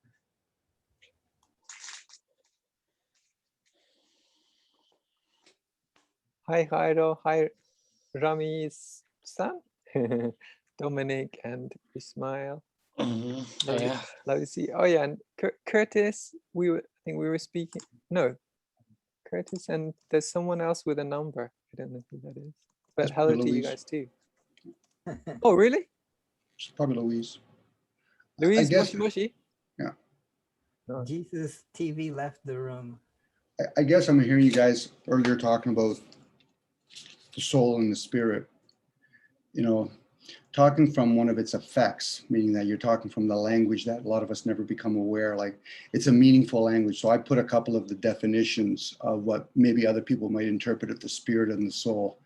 A lot of times what we do is we use our imagination and how we perceive, and we just use the word to actually, play around with it. It's like the word love or hate, because we're using a meaningful language such as English. Now, if it was Greek, it'd be different. So if we were using that word soul in that language, it would be more comprehension. So that would lean more towards the understanding of that language and what we interpret as the soul or spirit.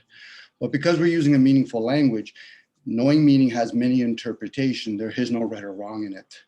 Because if you do, then somebody else is going to post something else. So to think that we know what the soul is or isn't. Now, if a person intuitively realize, I think I know what it is, I can envision it, but for me, putting it in a meaningful language, it's going to lose all its value. This is why when certain languages like numbers, for examples, it has more of a linear process to it.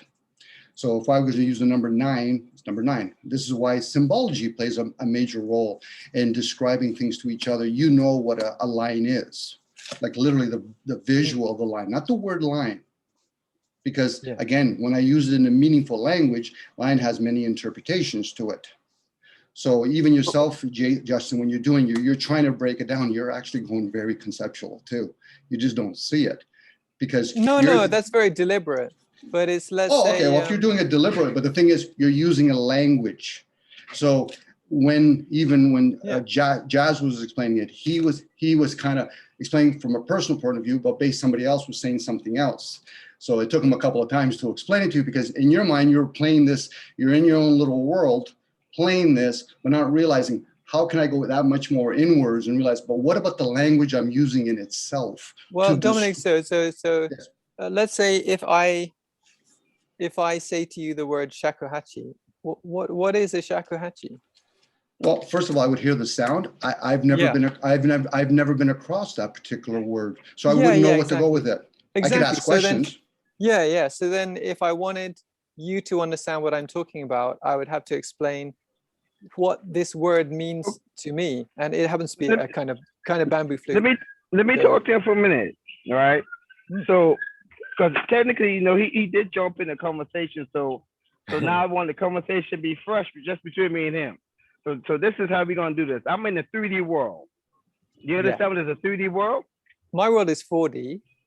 Okay, that's fine. I'm telling you, I'm in the 3D world. Are you understanding that? But you exist in time as well, right? So we could say maybe 4-dimensional. Okay, so where's the 4D world since you're there? So I get three dimensions of space and one of time. Say it again. Three dimensions of space and 1 dimension of time.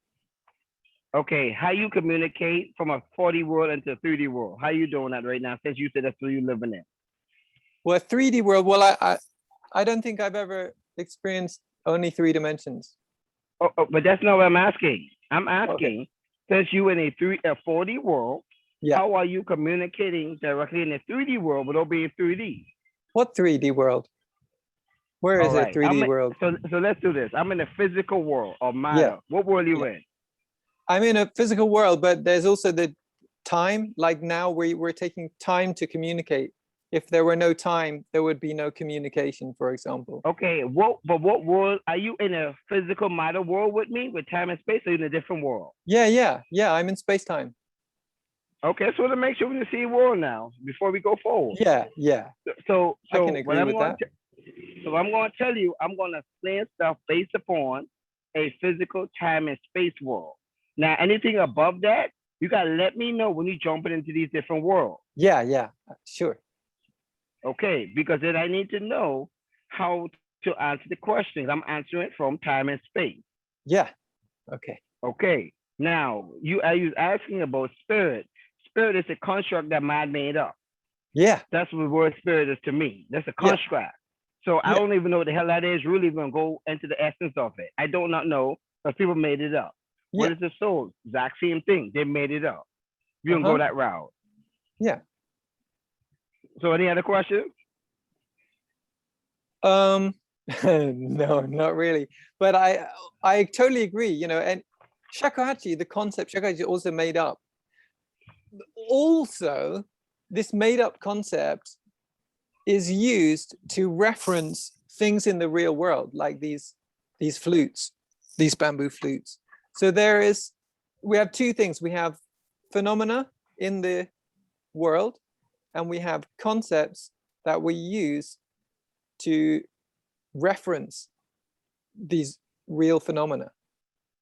So although I'm not, in my worldview, there is, I don't use the concept spirit and soul, but there may be something in the world that some people refer to when they use the term spirit or when they use the term soul. Of course, different people will use the words to refer to different things.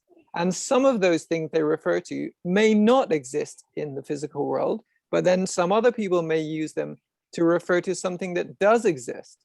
So that's my interest when I'm speaking with people using words. And sometimes in order for me to be able to listen attentively, I like to understand what things in the world they are referring to.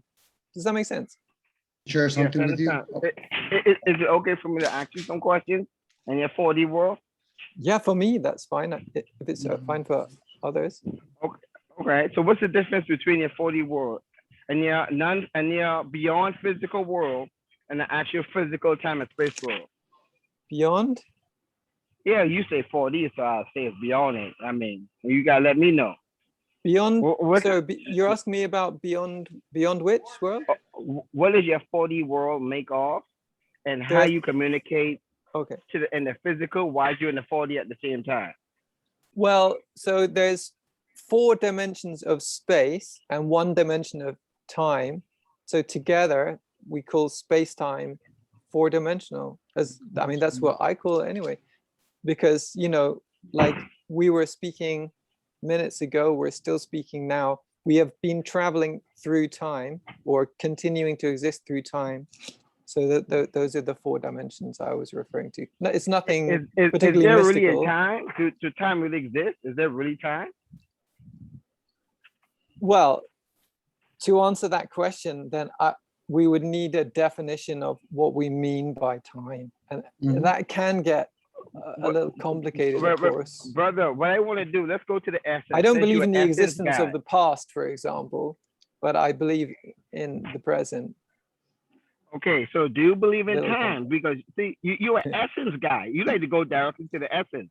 So talk to me essentially, if that's even a word. So sure. I want to know, is there time? Do time exist? Is it really a time? Well, again, that depends what you're referring to when you use the word time. Brother, we're talking about you. I want your mind. Yeah. Well, the way I see time, if you'd like to know the way I see time, I don't think the past exists, although we can use the concept to refer to real phenomena. But I see the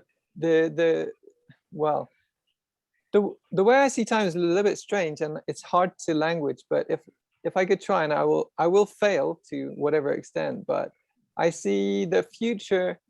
Well, maybe I can put it this way: that the infinite future is like an infinite probability field where all possibilities are equally probable, and the probability field differentiates more and more into what you could call like valleys and peaks of probability, so that there's a greater probability of some things over others, more and more, until it crystallizes out into only one possibility in the present moment. Okay. And I don't mean that purely conceptually, because I think you can actually feel the probability field to some extent. But are you able to hear me, brother? Yeah. Yeah, I never asked you how you see time. That's not the question. Oh, okay. The question was, do time exist in your world? It does, in the respect that I just described it. That's the way I see it. Yeah. Okay, so could you touch time? Could you see time, feel, taste time? Like what senses do you use to determine their time? Well, I could ask you in response, can you touch the third dimension separate from the second and first dimensions in three-dimensional space? I ask you, am I able to question you on your take? You said yes. We're not questioning me. I answer your questions when you question me, I ask you anymore. Could you ask it once more? Could you ask it once more? Are you able to see, touch, feel, taste, time? Because these are senses you're using. So what senses are you using to determine the time you're talking about? I would say that my sense of sight and taste and touch are dependent on time. For example, with no time, I can't taste because the act of tasting takes time. I need to take time to bring something to my mouth and lick it. And then I need time for the molecules to have their connection with my taste receptors, and then for my brain to process that information and to generate the sense of taste out of that experience. And that entire process requires time.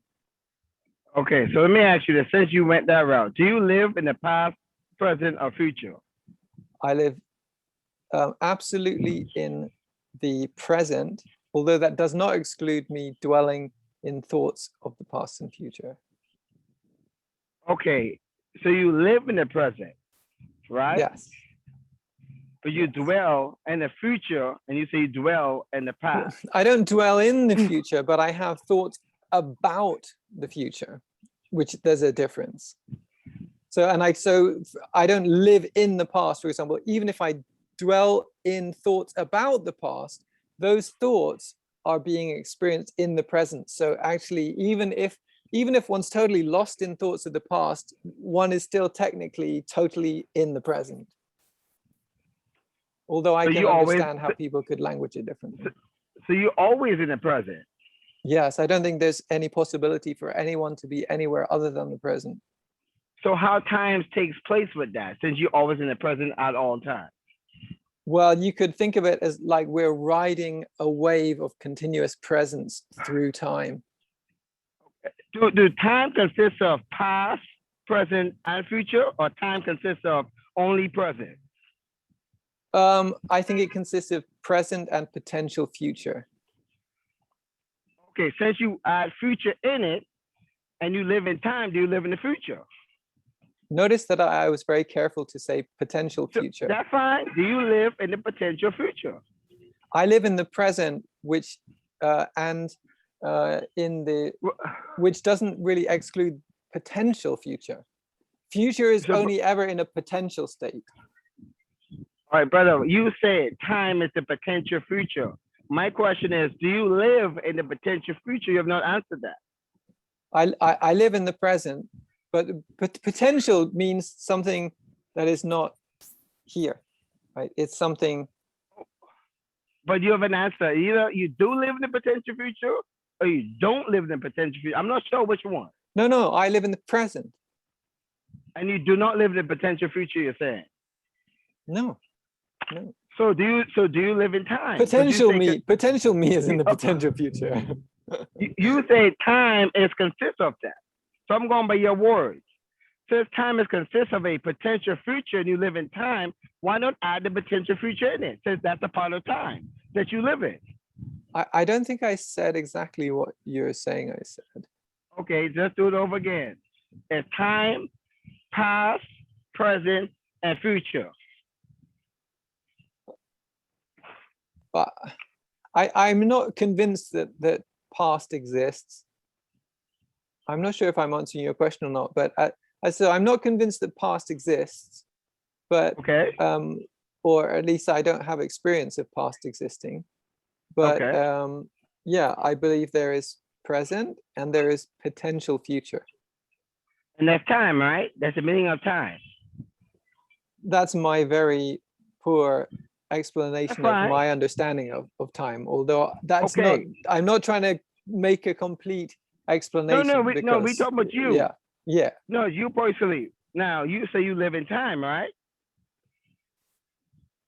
Yeah, I live in present time. No. You say time is present and potential future. Now you changing the meaning? I'm not sure time is...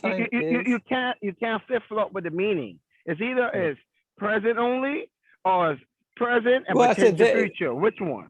I'm not entirely comfortable with saying time is present and potential future, but I'm saying there is present and potential future. Time That's is blah, blah, blah is different from saying there is blah, blah, blah. So I'm more comfortable with saying there is present and there is potential future. So do you live in present and potential future since you live in time? I'd say existing me lives in present and potential me exists in potential future. So who is the potential future you and who's the present you?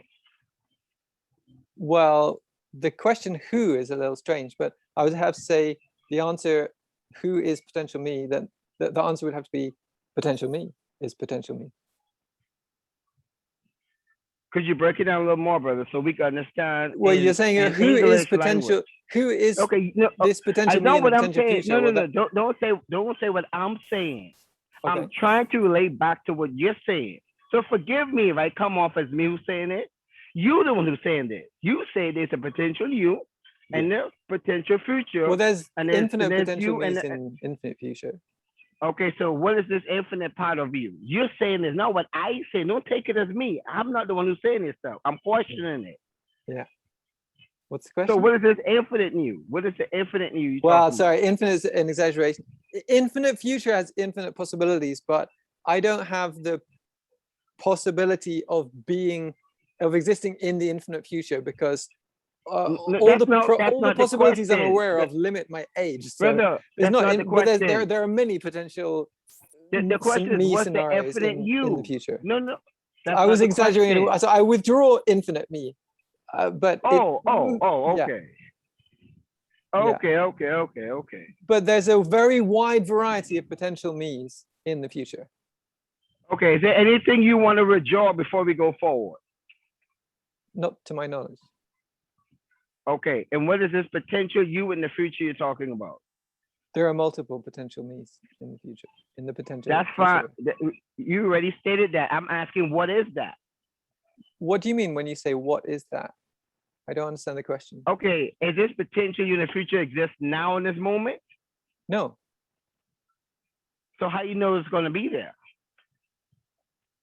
That's a good question. No, brother, you said it. So since you said it, that's telling me you have an idea of this actually happening. How you know that? Or you just saying I'm guessing it? Well, no, that's a good question. So there are some indications, for example, well, but the examples I'm going to give are personal, so I wouldn't expect them to be taken particularly seriously by anyone because they're anecdotal evidence. But some examples would be people seeing the future, for example. Like even my uncle was a very, very well-respected priest in Ireland. And he, throughout his life, he had been dreaming of the future. So many things that occurred in his life, he wasn't surprised about because he'd already seen them in his dreams. He's a little unusual. But brother, many people could do that. That's easy to do. That's nothing phenomenon that you could think of something and make it happen. That's not a phenomenon. No, not making it happen, but seeing. Not that that evidence suggested that he wasn't causing the future to happen. He was merely seeing it before it happened. Other examples would be, for example, feeling into the future. I'll give one example. I was meant to be going to a New Year's Eve party with my brother, met when I was a late teenager, and we were going to leave in maybe a couple of hours, and I was just sitting there in my brother's house, just chilling, and I sort of fell into the idea of the party, and I was surprised because I couldn't feel it, and it's like, oh, that's very strange. Usually there's some feeling. I mean, I'm not some kind of future predictor. It's just very normal that I could get a sense of some of the thing. But on this occasion, there was no sense of that event at all. I had no sense of it. And I thought, oh, that feels very strange. I wonder why it feels like that. And then someone phoned up my brother and said, sorry, and then someone phoned up my brother and said, oh, it's been cancelled. It's not happening. And for me, that explained why I had that very strange feeling that I couldn't feel it. It seemed to be because it wasn't there. It wasn't there in my potential future. So it seemed like actually the potential future, when it's close enough, is almost touchable. Now, these are only anecdotes, but it's things such as this that have, as well as other things that have influenced my view. Well, I'm not going to knock your personal experience, which is really, it is personal. Yeah. And I want, you keep that. Right. No, because it's your personal experience. That doesn't have anything to do with other people. Yeah. And that's for you. So that no man should knock another man's personal experience. I do acknowledge that our experience is, open to misinterpretation, though. So I would. Right. And that's why I choose not to knock it, because that's your personal interpretation. And maybe that's keep you sane. That might keep you sanity. So I'd rather leave that alone. So let's go into this other fourth dimension part, because obviously the time part is not that clear with you, because you got different meanings for it that you do not fit in. What are the other parts of this fourth dimension that you got going on? Well, you want me to talk about the other 3 dimensions of space? Yeah, you said 4, yeah. Okay, so you want me to talk about the three dimensions, like the X, Y, Z axis? I want to speak about the other 4 that has nothing to do with the 3 dimensions. I mean, the other 1 that has nothing to do with the 3 dimensions. Time got something to do with 3 dimensions. Yeah. So time. Well, do you agree that we couldn't talk if we didn't have time to talk? I think we could talk regardless. If we are formed enough in order to utter the words, we are formed enough. Doesn't one word have to follow another in time, in sequence? That's your perception. Yes, I agree. That's my perception. And yeah, but I'm not speaking perception. I'm not speaking perception. Okay. What's your view on this time? Well, brother, you came off as this being that came from another dimension, speaking to 3D world beings. So, we are very excited to have a being like you. And I want to see where you fit differently than us. That's what I'm trying to get at, and I don't see it yet. So let's talk some more about this fourth dimension. That's what I want to hear. I'm a little bit afraid that we've put everyone off, because now everybody's on has disappeared and they're all on mute. And yeah, but brother, that's the excitement we have. We have a fourth dimension being on this show. A fourth dimension being. When did you last eat food? Can I intercede for a second, guys? So I know, Jess, I know where you're going with this. And Justin, Jess is sharing something. You made it personal, what you think the concept is, and really it doesn't identify you. So I'm going to share you what I would interpret a 4 dimension, even though this could serve you. For me, physical, mental, and emotion are 1, 2, 3 dimensions. Time itself, we do not see. We have gauges that we think it's time because we're using a language to describe it. So such as clock, watch, sun and moon. That's not time. It's like when you were saying earlier, the flute. Okay, what's consistent? You called it real. So I'm always hearing within oneself. So you're doing a lot of deflecting, which is fine. That might serve your purpose. So what is real? The consistent, the object, or when you say the word flute? But because people categorize them together, they call that real. Well, there's many real going on at the same time. So when you say you agree or disagree, what are you agreeing upon? Your own world within yourself. So when you say four dimensions, and then somebody's calling you, because they're trying to learn, because you've identified that as yours, what it is in yours. So what you call personal is something that you don't want to share, but you want other people to share personally. So there's a contradiction going on. But I did share. You've shared also. You don't. If you actually Dominic, I'll just explain the reason why I hesitate to share such things is because personally, I think. Did you hear the word? Hold on. Did you just hear the word personally? You have to. The thing is. Yeah. What I'm trying to share with you is, when one is honest with himself, it doesn't matter about the external world. But when you start asking questions for other people, you have to be prepared for the same way too. I have no qualm sharing my concept of 4 dimension because I realize I'm using a language. Now, somebody could turn around and say, well, I don't agree with it. I don't care if you agree or disagree. I'm sharing out loud with a person. So now the onus is on me to understand, okay, so what is mental dimension? Then I can go into some sort of tangent with myself. It's not for me to justify with somebody else. This is where when people say I agree or disagree, that's a judgment because they think there's some validation in all of that. That is one's own awareness. Even awareness itself, what is awareness? Being in each moment, that's all it is. But when we construct the ideal of time and then we say, well, I'm in the past, that's a mental state. And now, does that encompass within the concept of what we call time? Again, I'm using the word concept because we're using a language to describe things. When a person is looking for an answer, they're already stumbling because I don't know if that's an answer for me. Now, for somebody else, that is my answer. So they've chosen to take one aspect of the highway, which is fine. But awareness is about trying to be non-biased as best as we can when we know that's why I was hesitating to share, to build any kind of argument on the basis of personal experience. But you're saying the word argument. Why do you have to argue?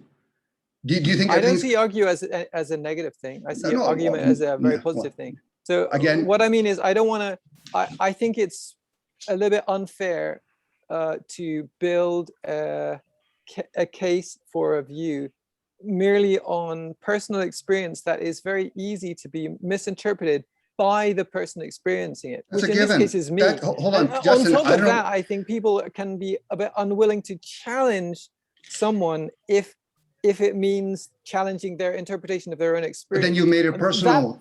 Justin, you're going on. You're going on with this. But the thing is, the personal thing, the justification is for yourself.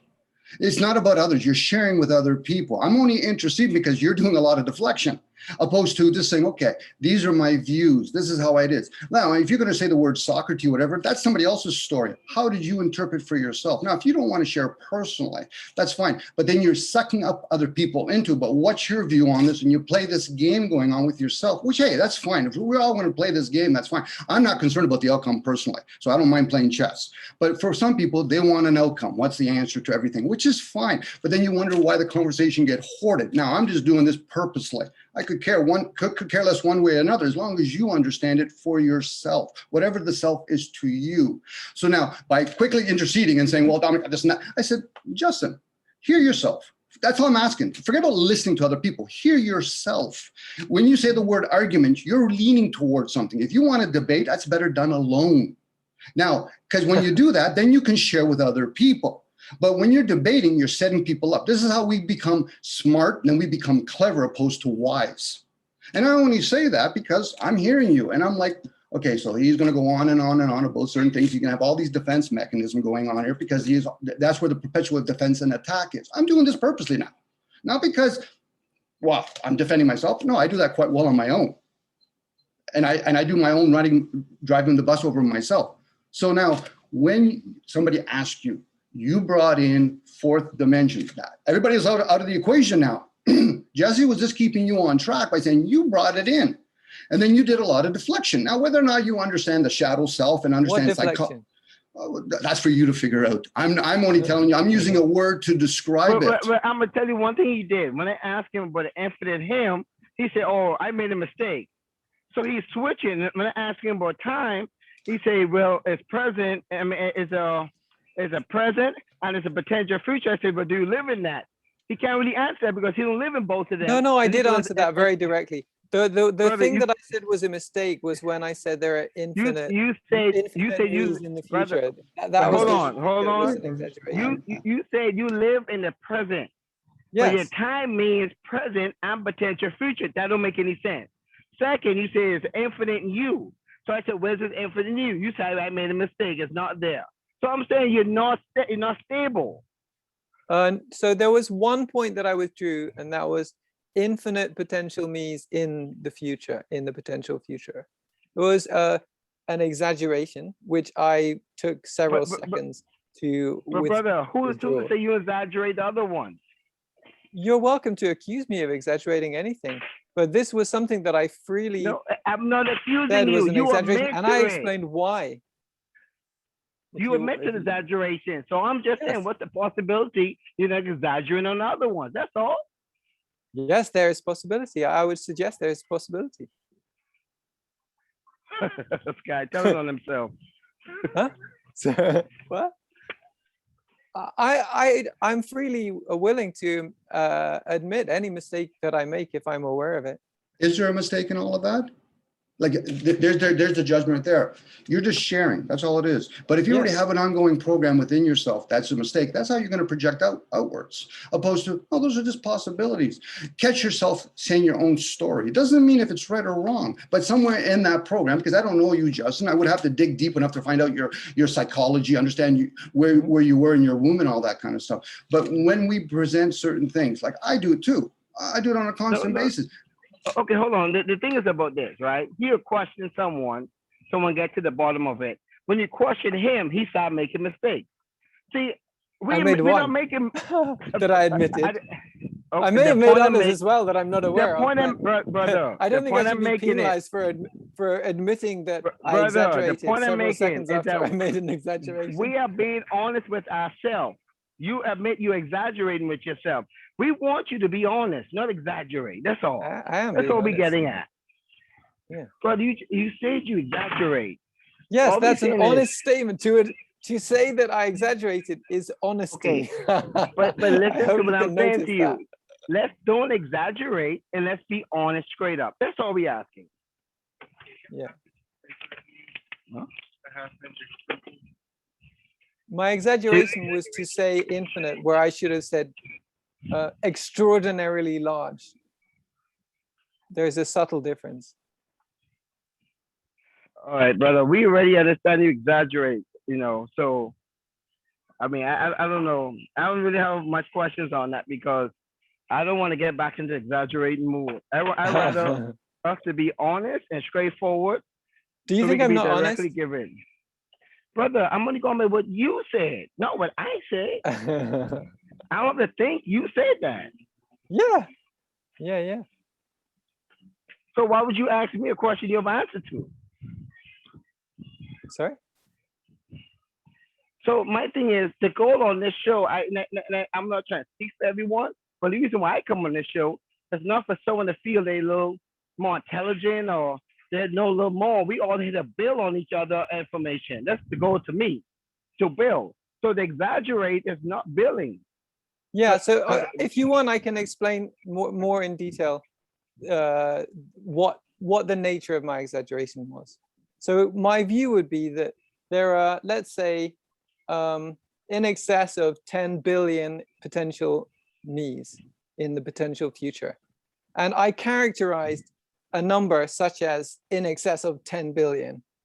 I characterize that by the casual exaggeration of saying infinite, instead of something which is, in fact, effectively, functionally the same as infinite in normal conversation. So my exaggeration was to use a term that is functionally equivalent to most people, but technically is an exaggeration because infinite has a specific definition.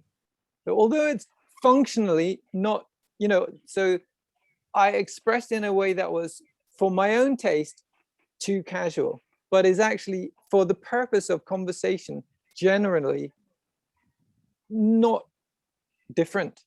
Brother, you're not even clear in your own words, man. Come on. Look how you got to stumble across trying to explain it. Can I share something, Jes? Justin, this is for your own personal growth if you choose to do that. Your exaggeration because you were defending some sort of emotion. For you to understand what that is, that's your soul. That's a journey for you. A person does not exaggerate or tell lies if they're not covering up something. Now, they may not feel confident, or maybe they have an agenda. Well, something, once again, the fact that you just shared that. Well, Dominic, no, I can address your point very directly. Just a second, Jesus. I'm gonna Jesus. I'm directly answering what Dominic just said. So okay, brother. Well, let me just real quick. What the brother just said. well, I just already pause for a know- I moment already know because that's why he's doing that. I'm in the middle of trying to respond to Dominic's point that he just made this moment. So it's actually entirely normal for how do you say socially functional people to exaggerate in conversation. And it can be, in my experience, I actually get a lot of flack from people on occasion, on many occasions, for being too precise, for being too exact. And they complain that I go too much into depth and too much into detail. So often I've generated a habit of trying to abbreviate myself and trying to not be as precise as my thoughts actually are in order to make social interaction more functional. Therefore, actually, the motivation for exaggeration does not have to be emotional or like deliberately lying or something. It's actually often the case that in the context of conversation, to save time, you for example, to save time, instead of saying in excess of 10 billion, then I could just say infinite, because in most contexts that would be functionally the same. You know, a lot of people don't actually mean infinite when they say infinite. They just mean extraordinarily large. And, brother, in the beginning of our conversation, I said, let's get to the essence. So you can't use to excuse what you just said. I say, let's go to the essence. So I'm open for the truth. That's exactly what I said. So this excuse you're using, that like the brother Dominic said, you are protecting something. Because I say directly, let's use the essence.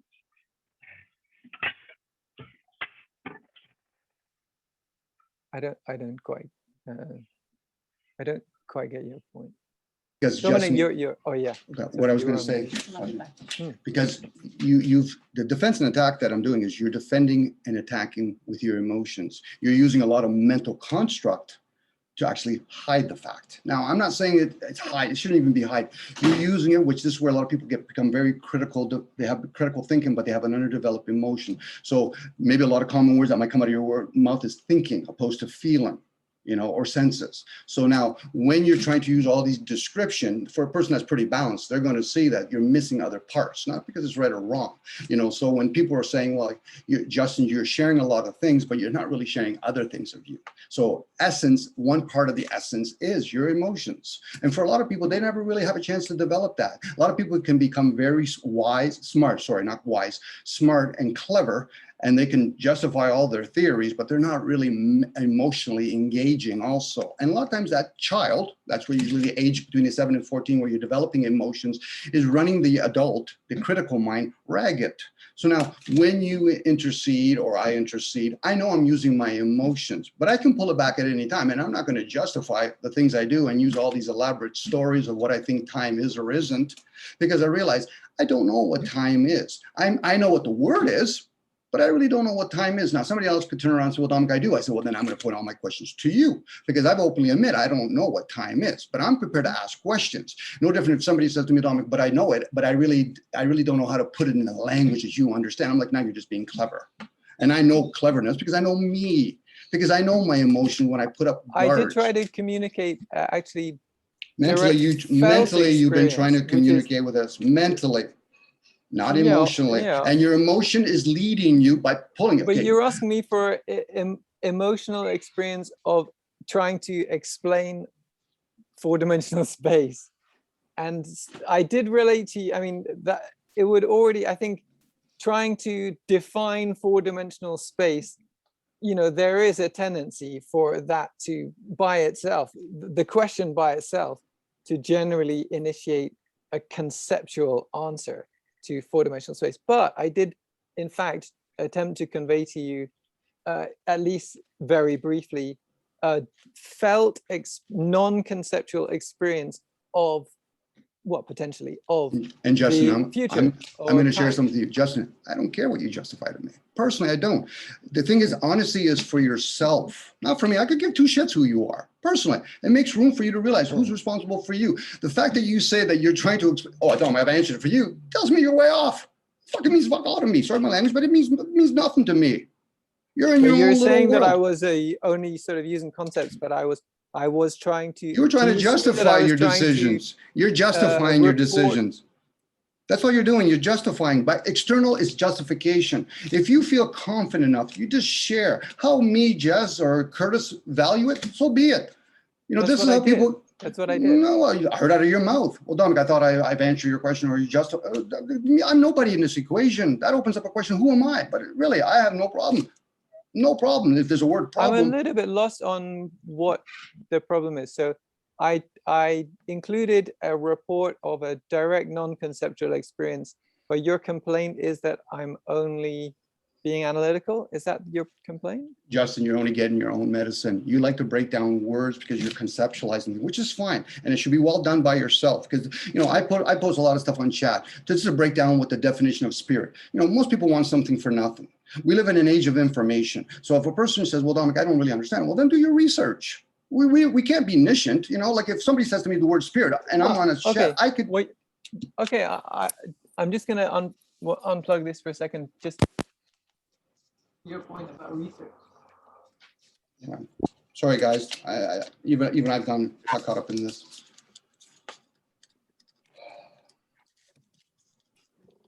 Do your research.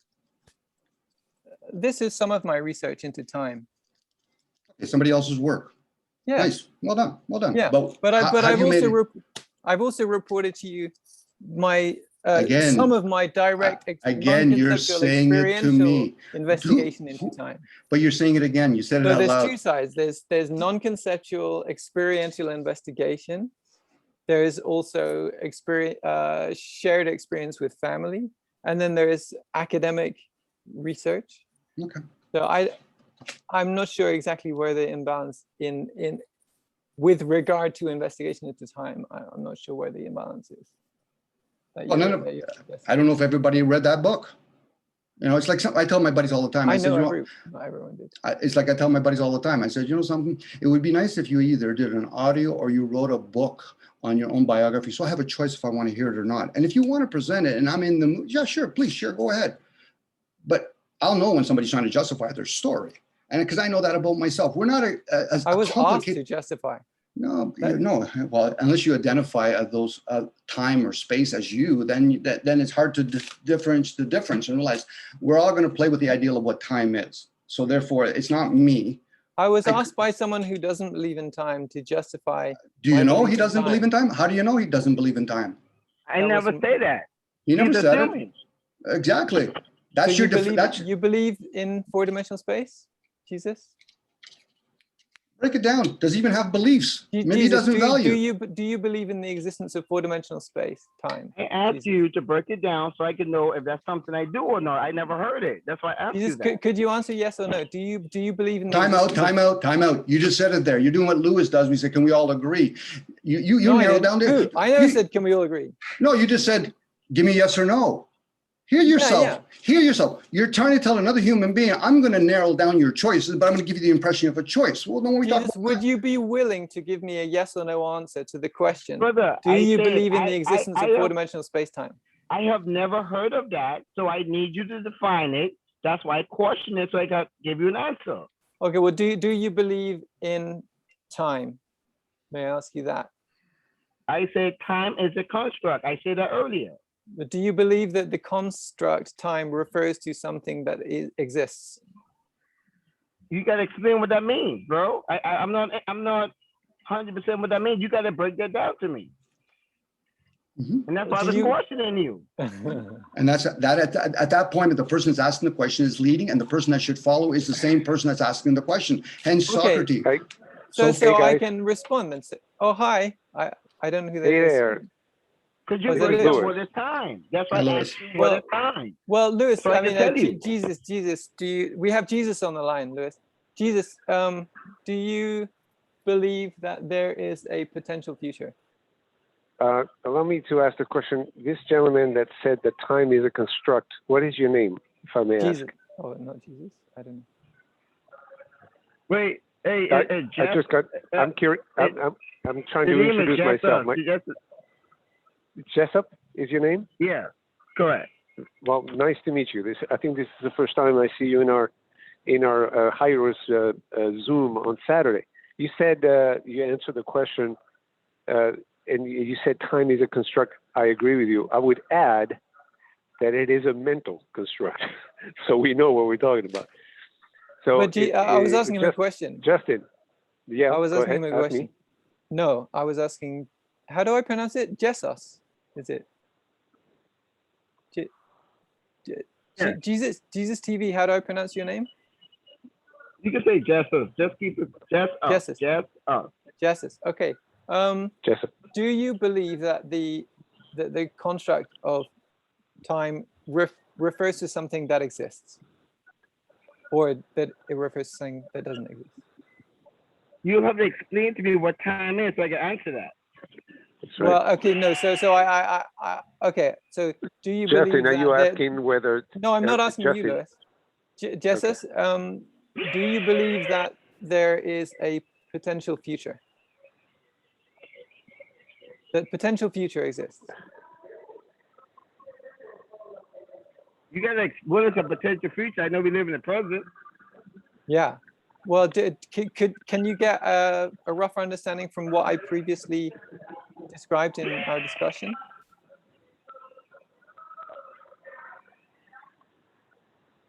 Brother, you're gonna have to break it down more because you're a 4D being and I'm not a 4D at this moment.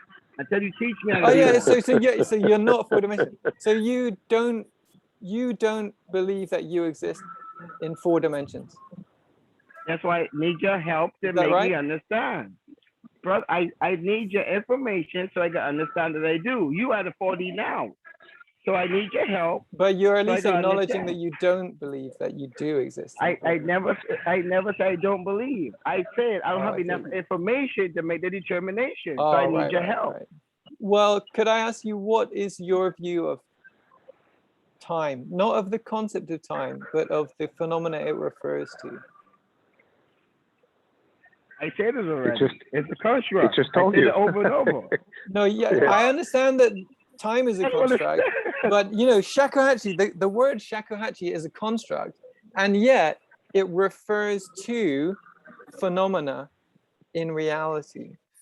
And let's say the tooth fairy is a construct, but it doesn't refer to something that actually exists in reality. It's a fictional construct. So I'm curious as to whether you think time, I know you think time is a construct, but I'm curious whether you think it is a fictional construct or whether it refers to something in reality. I'd rather wait until I'm more Is it a thing? Okay. Yeah, Justin, are you asking whether? That's a great answer. So you're kind of agnostic in terms of believing in time. That's okay. You used the word that agnostic. I never used that. So that's what your thoughts are. Yes. But is that incorrect? So do me a favor. Don't put thoughts on me. Don't put any thoughts on me. Keep it to That's you. just a word. So maybe I can use other words then if you don't like that word. But you're saying you're refraining from taking a belief either way as to whether it let me tell you exists why or I doesn't can't exist. answer. Do you know what belief means? I have some definition of belief in my mind. So what is belief to you? That you take something to be true. Okay, so you're telling me you want me to take something to be true, but there's no actual facts to it. No, I never asked you to take it to be true. I just asked whether you take it to be true. No. You asked me if I believe it. So that's not asking you to believe it. That's just asking you if you believe it. This is what I'm saying. You asking me if I'm taking something to be true without no facts. You think I should do that? I didn't say that you had no facts, but that's what agnostic means. As far as, well, at least the way that I use the word agnostic, it means that you refrain from judging whether it is true or not true. And often people take that position because of a lack of evidence, which is, you know, a very respectable position. Do you live your life not knowing stuff? Yes, of course. I don't know most things. Okay. Hey Justin. So may I ask a question here? Why do you explain stuff that you don't know? Why do I experience stuff that I don't No, know? that's not what I said. What did you say? Why do you explain stuff to people that you do not know? Explain stuff. I don't limit myself to only having conversations about things which I'm certain. That would leave me in silence almost all of the time. Hey guys, Okay. Yeah. That's fine. Justin, let me ask you a question here. Jessup answers your question about time. He says time is a construct, and then you ask back, okay, you have a construct. We construct in our mind the idea of time, but does time really exist beyond what we think about, or whether we construct it or not? Isn't that your question? But that was my specific question to Jesus. Okay. Yeah, there you go. So let me try and answer this one at least. Well, Since it I wasn't to understand find the a question. definitive answer. It was to find Jesus's view. There's a difference. My interest was not in the answer. My interest was in Jesus's answer. Jessup's view. Well, he told you it's a construct, and that's where he stops. No, he went further. He seemed to me to explain that he refrains from taking on the view that it does exist, and That's right. refrain from taking on the view that it does not exist, And because that's why he he has stopped. insufficient evidence Hey. for either. It would seem. My view, okay, my answer is a construct. That's my answer, period. There you go. You gave more to your answer, but I thought that your answer was good. I thought that your elaboration of your Okay, what I so would you- characterize as an That's your agnostic view I'm was gonna say good again, and respectable. my answer is a construct. That's it. I agree with that. Too. And then, well, yeah, but you ask Lots further, of agreement Justin. here, surprisingly. So you agree that it's a construct, but then you ask further, okay, we construct the idea of time, but does time really exist or not? That's the second question that you ask, which No. Jessup is not ready to answer. It wasn't whether time exists or not. It was whether he believes it exists or not. There's an Well, okay, extraordinary all right, difference between okay. those two, Lewis. Okay, but you're Extraordinary asking difference. whether time exists or not, or are you asking No, I Jessup's wasn't. opinion whether it does or not? Yes. What do you think? Not his Let me opinion, ask you his this belief. question. Let me ask you this You don't know. pointed question. You don't know, He said Justin, he whether don't know. time I exists or not? asked him that. I asked Yeah. him the question, and he don't have an answer for time. He doesn't know. So he wants to know your I gave opinion, Jessup. extensive answers, actually. But Lewis, what's your question? Well, I was going to answer your question regarding whether time exists or not. Just like Oh, you asked have a about the definitive fairy answer. tale. That's interesting. So you're not going to just tell us your view. You're going to actually tell us the truth. There you go. I'm not How even. fascinating. I'm just going to give you the answer. Well, gonna give that's you my fascinating. answer. We have God on the line. You know, I am going to give you my answer if you're interested or not, because you were asking that question. Does time exist? Like I think I know the your tooth answer. fairy. Well, go ahead. If you know it already, what is my answer? You want me to guess? Yes, go ahead. I mean, fine. Go ahead. Well, I won't be able to elaborate it in detail because I definitely wouldn't be able to guess accurately with detail. But I would guess you're probably going to stop just about at that point that it's just all a construct. Well, I mean, I can elaborate on it. So I'm gonna follow the train of thought. If it is a construct, I think we're talking about a mental construct, a belief or what we consider a truth, right? We think if somebody says time is a construct, you can take it as time is a mental construct, but it doesn't physically exist. Like the tooth fairy, does it exist or not? Is it a thing or not? Right? Is time a thing or not? So if time is a thing and we construct it as such, then we're in the clear. It does There's some exist, danger here by the word thing, a thing. Now, a phenomenon. Depending on what you mean by thing. Well, you could say, does time exist? Maybe that's safer. It's broader. I mean, it's less specific. Okay, we need to define the word exist. What does that mean? Something exists or an idea exists. I think I think there's more consensus. There's more consensus on the word exist than there is on the word thing, because thing is like more specific. Like, for example, in Buddhism, thing could be taken as something independently existing, independent from other things. So Okay, there's that. all That's right. why the word thing is a little more dangerous. But I think there's extremely broad consensus within the Yeah, Anglosphere about what but exist means. So I think we're you safe asked the in not question, defining exist. but if you ask the question, does time exist? You have to I didn't. define what you mean by existing. If is it a thing, Or we or could if it's just not a thing? agree that If it's we not a probably thing, mean the same thing as each other. Can something that is not a thing exist? For example, a fairy tale. But then you have to define thing. Now we're just Right, stuck a in, phenomenon. A phenomenon. what right? does that mean? Something that is observable, measurable, thinkable, deniable, or So you're saying love or is not a thing because it's not measurable? nothing is a thing.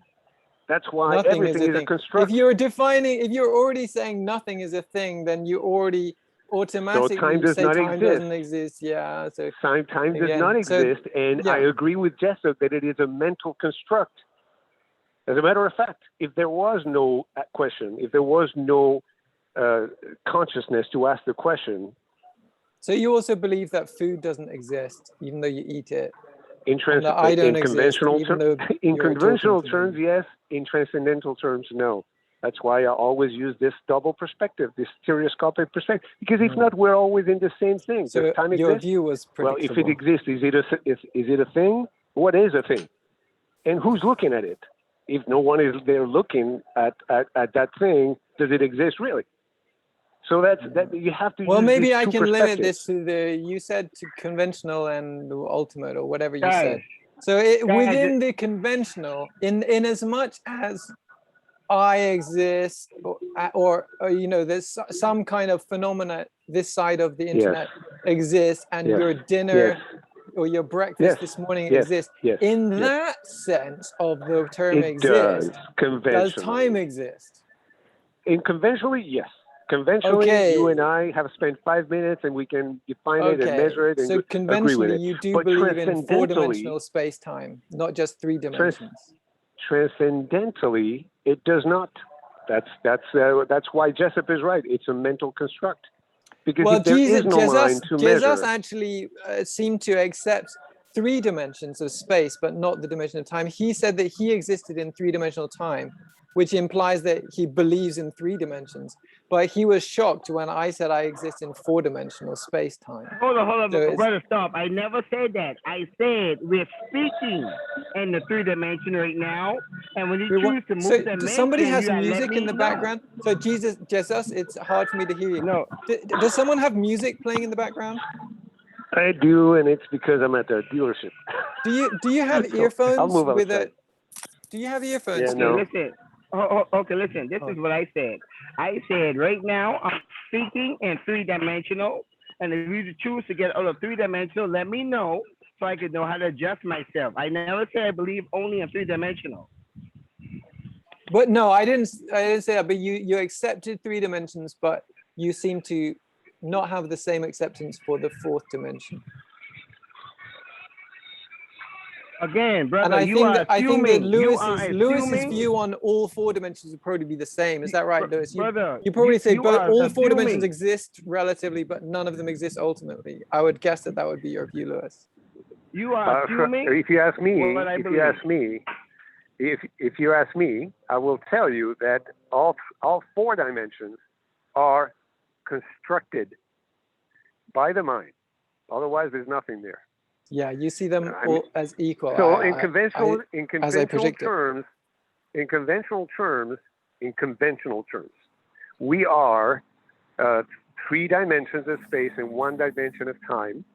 That is all combined for this construction to happen.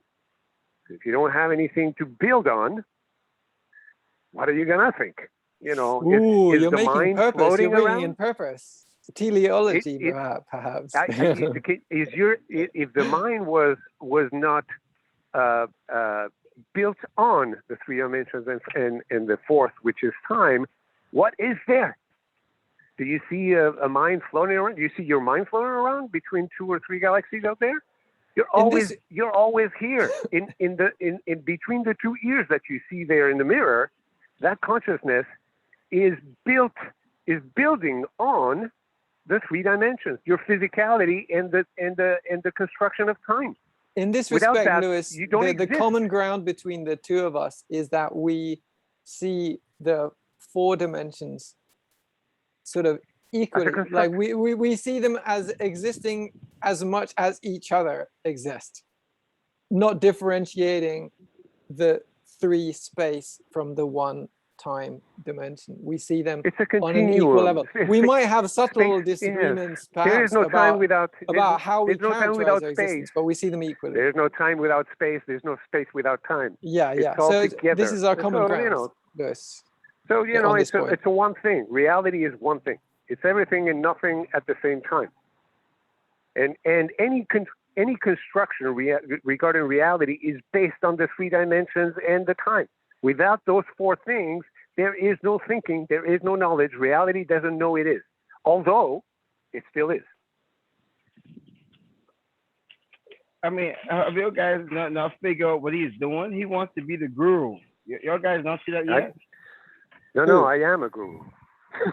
Who, Jesus? I am space-time. I am the Alpha and the Omega. Are you talking about, who are you talking about, Jesus? No, I'm talking about you. Yeah, I thought you might be. Liz, I thought you were talking about him. Right, I will take the blame from you to me, Liz. I welcome it. Right. No. I'm talking about the guy who exists infinity, and then he takes back the word after he says it. Oh, you're talking about Lewis, not me. You're the one who said that. You say you exist infinity. No, what I said that the infinite future has the infinite possibilities. Brother, you'll be and okay. if I were to live for an infinite amount of time, then there would be an infinite amount of potential me's in the potential future. That was my brother, position. I'm gonna tell you something. I'm gonna tell you something. You're gonna be okay. Don't worry. I think I'm already okay. It's all good. I agree. Everything's good. I understand it's lonely sometimes. It's gonna be okay. I don't know where that's coming from and what that's got to do with a conversation about infinity. Hey, Dominic. Dominic? Yes, Dominic, Luis. I'm here, Luis. Now, I just want to plug in a thank you to you for sending me that beautiful YouTube video, which I am watching. I'm reading about the guy, this theosophical guy. All that interests me because I never know what I'm going to find in there that's going to enrich my world perspective, or my worldview. So I just wanted to thank you for that. Oh, anytime, Louis. The fact that the person that wrote the book, Rudolf Steiner, did that a long time ago in the early 1900s, and then whoever actually did the audios. So we're helping each other as humans. I'm just a person passing it on, but thank you. You're welcome. Yeah, I appreciate it very much. If you guys like Steiner, you'd probably really like Goethe. Steiner, kind of founded his work on studying Goethe's work. And Goethe's way of science is, I think maybe everyone here would be interested in Goethe's science. I guess for me, Justin, not to denounce, not to denounce Steiner. He's just a messenger. We use names to identify people, but it's the message that's really important. Like, not too many people are going to listen or read many books. Like, I like to listen to oral stuff because I know it engages more my receiver. So for me to listen to somebody talk for 8 or 10 or 15 hours, I know I'm doing that for my own personal growth. A lot of people this is where the schooling system fails us. They want it all compact. Even reading a book opposed to listening to oral teachings are 2 different kinds of teachings. And I think, people that used to be wise people and having an apprentice, they wouldn't write that information down. And if they did, it was only to ever so lightly learn it. So when you hold up a book, not to you, I realize our hemispheres are only being engaged to a certain point. You also have to engage your intuitive eye, your insights, your imagination, and those all play a major role in your personal growth. But when we use all that stuff for an external benefit, then we're missing a lot of it's an internal. So like when a person asks a question, it doesn't matter if I ask the question or you ask the question, who's the one that's listening? Because if a person is genuinely, sincerely listening, I could pose a question and then you go inward and say, okay, I will perceive it myself. It's like if I take my car, which I didn't create, and I take a sticker, which I didn't create, and put them together, I've made it personal with me, but I realized both of them don't belong to me.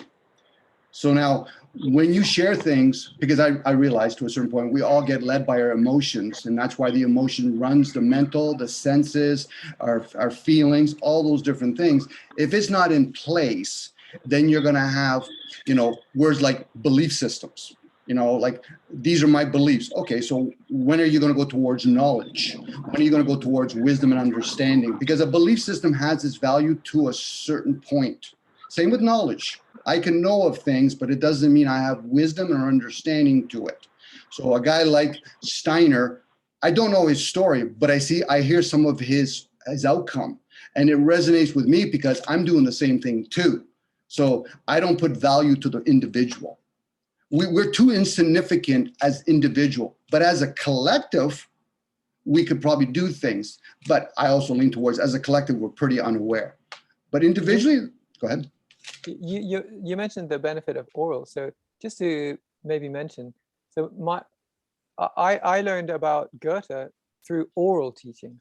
Well done. and practical exercises in his method, and for me that's the value of Goethe's science. It's not and in fact his science isn't about the accumulation of analytical knowledge at all. It's quite the opposite, and he was actually really kind of against Newton, for example. I think Newton was his contemporary, I think. And he was basically, the mainstream science is a science of quantities. I think Lewis even just, was it Lewis or no, maybe someone else mentioned about, what is measurable. And Goethe was actually not at all about measuring and analysis. The word analysis actually, apparently it comes from some Greek word maybe about cutting, and that's the way science often cuts things into part. And of course the analytical process is very useful, but Goethe was basically taking the position that to understand a phenomena, you have to, if you want to truly understand it, you have to understand it from its own side. So he was using very wonderful methods of kind of coming to the side of the phenomena from its own side, and particularly you could characterize it as a science of qualities. So I think it's maybe in line with your perspective. Well, some people lead that way, and I think Lewis has talked about it before in past and other meetups. Then there's other people that lead intuitively. They don't lead mentally or emotionally. And then, and there's people that just, I don't read books. Why? Because intuitively resonates with me. But because we live in a world where people use a lot of times science to confirm the physical, opposed to the essence to it, what happens is, let's prove it. Factual. The word acts is in the word factual or the word fact. The reason is because that's an afterthought. Opposed to, but if I told you now the way it is now, forget about me using my imagination to think of what's going on in the future. This is where all the gauges come in. We gauge things. We don't know what time is. We know what the word is, but if I had a look from it being in now, I know the clock is not time. I know the sun is not time. Well, you say that, but the thing is, how do we actually as a collective become aware of that? Individually, I've said it before, individually, there's people that are very wise and there's people that are very hideous, but that does not... Well, Dominic, what's the gentleman's name? Was it Mike, the older gentleman who was with us earlier? Yeah. So I think, what he was sharing about... being kind of so absorbed in thoughts, but then having these moments where kind of stepping back and sort of seeing the thinking process. I think that very much relates to what you're just saying. Well, you can be self-absorbed. You can also be self-centered in thoughts. Yeah, and we can also kind of be, how do you say, kind of non-objective, like really stuck in a total belief of our thoughts and an identification with them. I get one over there. Rather than just seeing, I have thoughts, and thoughts are not reality. It doesn't mean that there's necessarily no connection between thoughts and reality, but and it would be great, like maybe you're suggesting it would be good if there's more kind of awareness of the limit of even the very nature of But what thought, happened if it's thoughts are reality too? See, the fact that we say they're not thoughts, separate from reality. well, but again, we're encompassing everything else. Like to me personally, the object and what I describe are two different things going on at once. Yes, yeah, absolutely. Now, and then if maybe I- that's the mistake, is to take the Um, thought for the object, or lack the, of the awareness. idea for the reality. I use the word unaware. I don't know if that's a mistake. You know, that's a good that's term. usually pride in disguise. So where I look at an object, we'll say my hand. Okay, Mhm. I know the hand does not exist there. The object does. And the reason why I know that, I can double check it. I will use many language to describe the same object. So therefore, it can't be that. That means the object is very linear. So now linear meaning that it's consistent in that sense, where the language itself, then I realized, well, wait a second, I'm using different languages. Is that not experience within itself? Yes, it is. Well, wait, what comes from language? Sound. What did I do when I was in the womb? I heard sound. I didn't see light. I saw sound. You may have heard had sound. some light perception to some extent. It could be, but then again, this is me talking for me.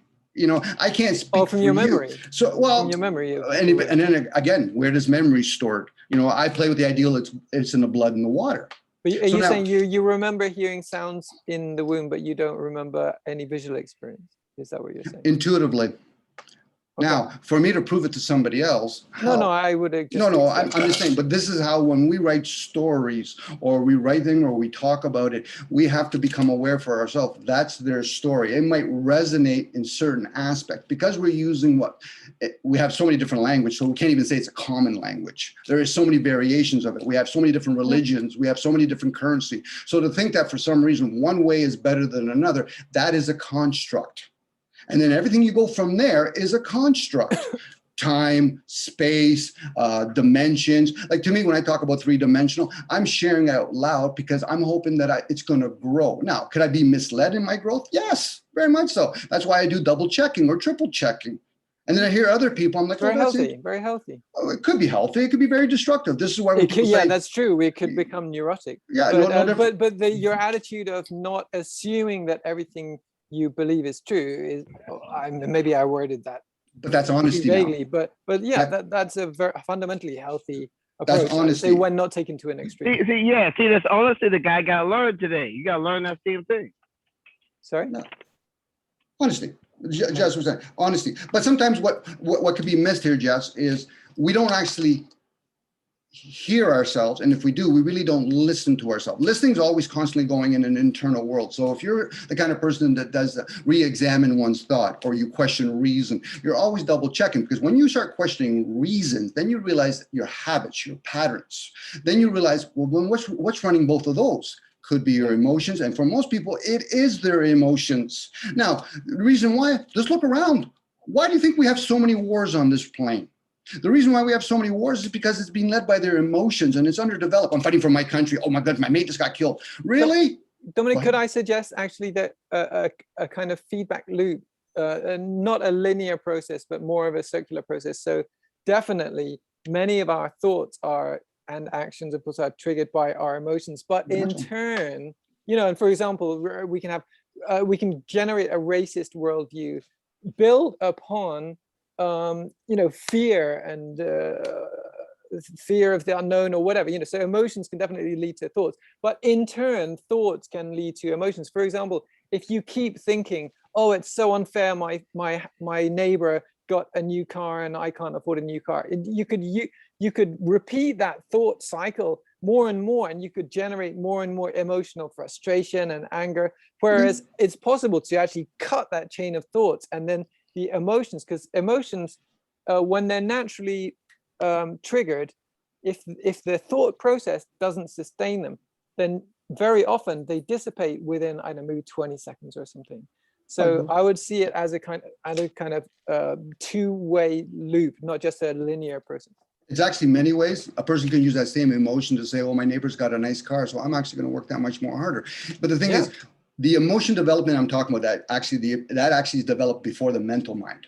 But unfortunately, most people just get deprived because they think their development should be by the time they reach 7, which that's an error on most of our part. So what happens is, most people don't know it's right placed when to use it. When a person's angry, it's just an emotion. They just have never been taught or been used as an example for watching their parents or their community. There is a time to be righteous. There's a time to be sad. Yeah. There's a time to be this. And that's the same even with the critical mind. The mind needs to know, when do I share? Oh, I believe in 4 dimensions. Okay, well, put aside 4 dimensions. Look at the word belief. Where do I get that from? It's like when people tell me, Dom, that's bullshit. I'm like, belief system, BS stands for belief system. Now, we can talk about Bachelor of Science and all that, but if we're going to have the collective, that's why we have so many interpretation in this particular language. And of course, that's where chaos comes from, because, well, that's part of chaos. That we put order because we think, I shared out loud. This is my definition of this word. Well, I didn't create the language, so I'm experiencing the language. So therefore, if I'm experiencing it, then what else am I experiencing? I'm also experiencing emotion. This is why when somebody says to me, Dominic, it's my wife, my car, my house. Well, then you must assume also it must be your language too. So this is how people identify as themselves. So now how you differential who the I or the self and the me is, when they've actually put all these other constructs around them by saying, I'm my thoughts. You're not those thoughts. Why? Because if that was the case, you should be born. And when you're born, you should be able to know how to read and write and know all those languages. You Otherwise, don't. there wouldn't be a you at that time. You mean, Well, because whoever the there's no- you yeah, is, and that's a self Yeah, journey yeah. within themselves. This is why when we end up getting into these conversations, I don't think we try today, but people get into debates. How do you see through somebody else's senses? You don't. And if you do that, you're a different gifted person. So therefore, you're just sharing your views. They're not yours. They never have been yours. Yeah, But some we people don't take get them very personally. It's true. look, And some. I think you're being personally, polite. I find it very, I don't know, for me, it seems very, very peculiar to identify oneself as one's thoughts. I understand that it seems to me, there seems to be a common tendency to sort of identify quite heavily with one's thoughts, but Have you ever heard a bunch of I feel it's a little strange.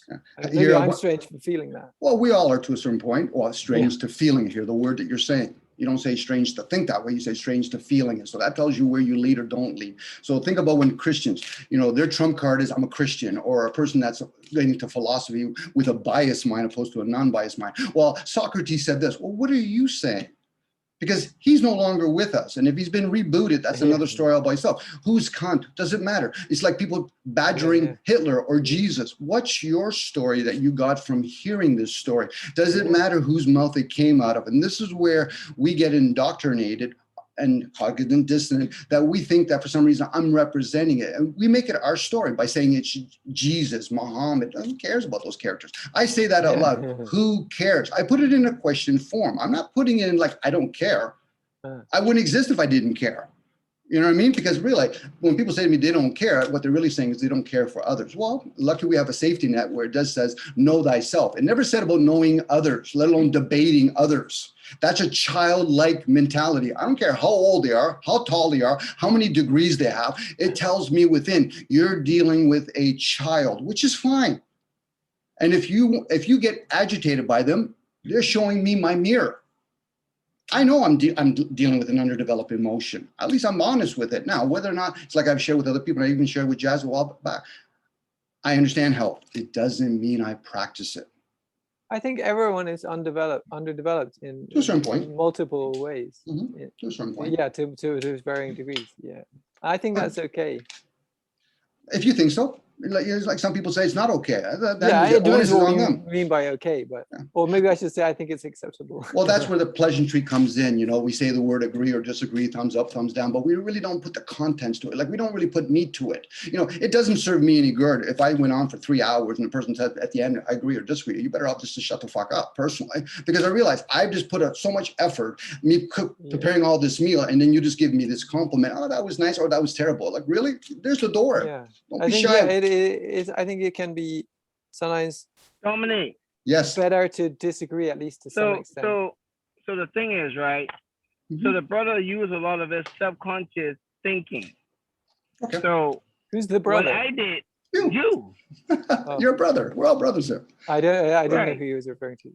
Yeah, I was speaking to you. He's very subconsciously thinking, right? Okay. So what I did was I said something beyond his program, and that's why he stuttered. Whenever a program do not have the information, they start fumbling. And when they start fumbling, now they gotta consciously think. And when Yeah. the person got to consciously think, they got to defend the program. There's a defense and attack. Yes, there's the defense and attack. We do that. We all do it in our own way in small ways. But Yeah. yes, yeah, very much so. And that's being honest. Like nobody's above reproach here. Now, if Lewis decides to think that he's God, then all my questions will be redirected to him. But I know he's not. But if he likes the ideal of saying that, hey, all the power to him. Who am I to tell him otherwise? We have kingdoms in the world where people think that they're kings and queens. Could we have the essence of God in us? Yes. Could we literally have the crowns, left and right hemisphere, be classified as kings and queens? Yes. Because those are just words. Go ahead. So are you suggesting that if anybody hesitates to any degree when being asked to answer a question, then this means that it's going beyond their program? See, again, his program is speaking.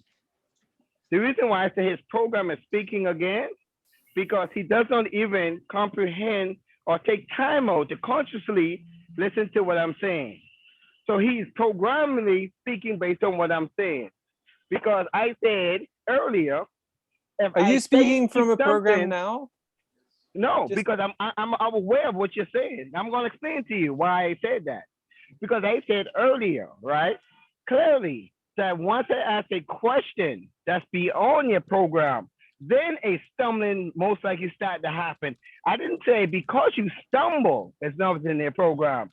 I say if I ask beyond your program, that's what I'm saying. But you didn't get that because you don't want to hear that part. A lot of times we have something called selective hearing because it's not in the program. That's almost like a computer program. You type in the word that do not exist in the program, it does a self or autocorrect. What do you mean when you say program? You're making certain assumptions about me, but I'm interested okay, let me finish. What you mean by program. Okay, I'll get to that, but let me done with my thoughts first. So there's something called autocorrect. Whenever a word comes in a computer, an autocorrect happens. Same thing with the subconscious. Where something doesn't make sense, we just do autocorrect and assume what the person is saying, versus then listening consciously and awareness of what they're saying and just ask the question, hey, I never heard that. Could you please, elaborate on it? But we do a lot of autocorrect. And once you see a brother or sister doing a lot of autocorrect, then we know what we're dealing with. Could you give me an example of autocorrect in humans? I understand what it means on a computer, but I don't understand with reference to human backtracking on your own statements. Yeah, nicely put. Nicely put, Louis. That's a good thing to do, though, no? If you make a statement that you realize you're learning. Obviously, if you're backtracking, healthy to if you say something, you have to go back and correct it. That means that you weren't sure what you were talking about to begin with. Thank you. So, yeah, not necessarily. Not necessarily. It's part of learning. That's not necessarily true. It's a program you're in, and you only go by the program. Correcting a previous statement is not does not have to necessarily be because of not understanding it in the first place. He's not using consciousness right now. He's still not getting it. You think that, so Lewis, do you think that the only reason why anyone would ever correct a previous statement would be because they originally did not understand? Or no one say understand, brother. We saying that you use a program or information that was already there to answer, then you realize it was wrong when you answer it because now you consciously understand it.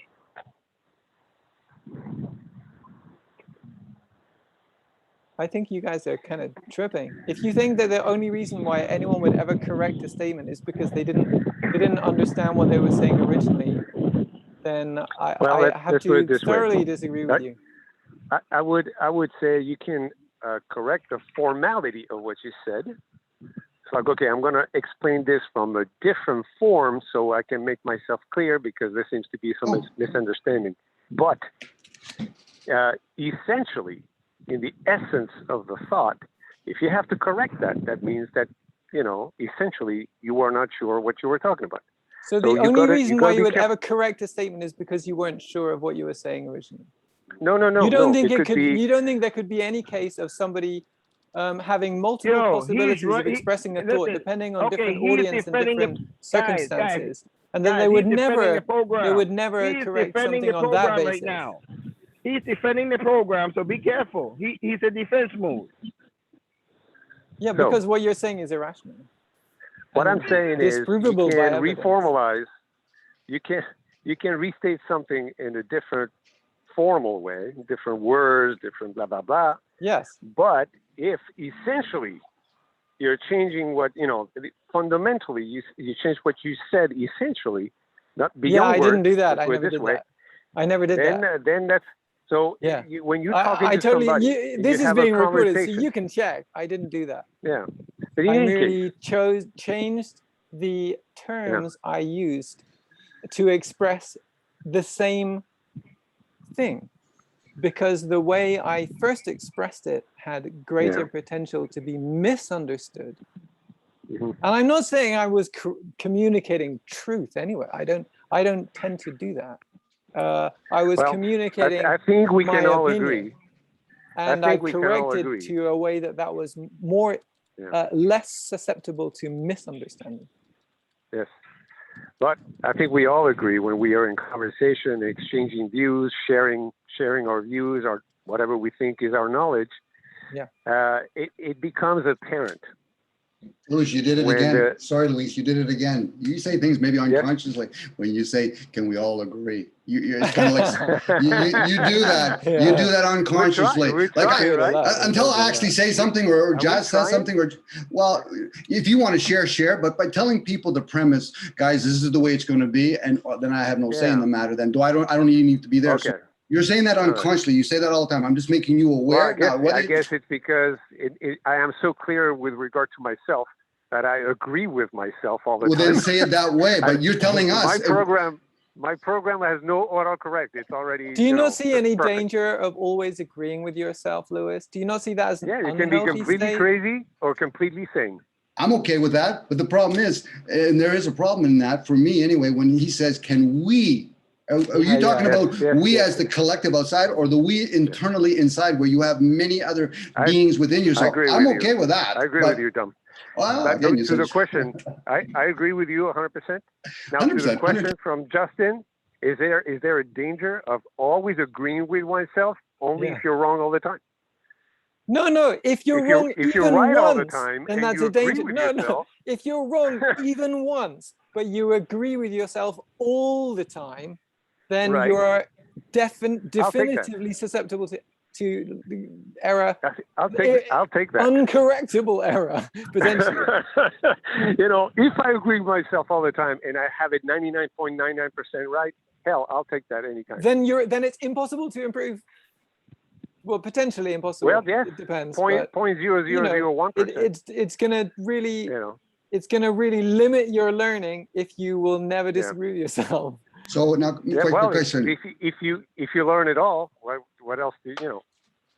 Do you grow more from agreeing or disagreeing or questioning the self, regardless of putting aside what the self is or isn't?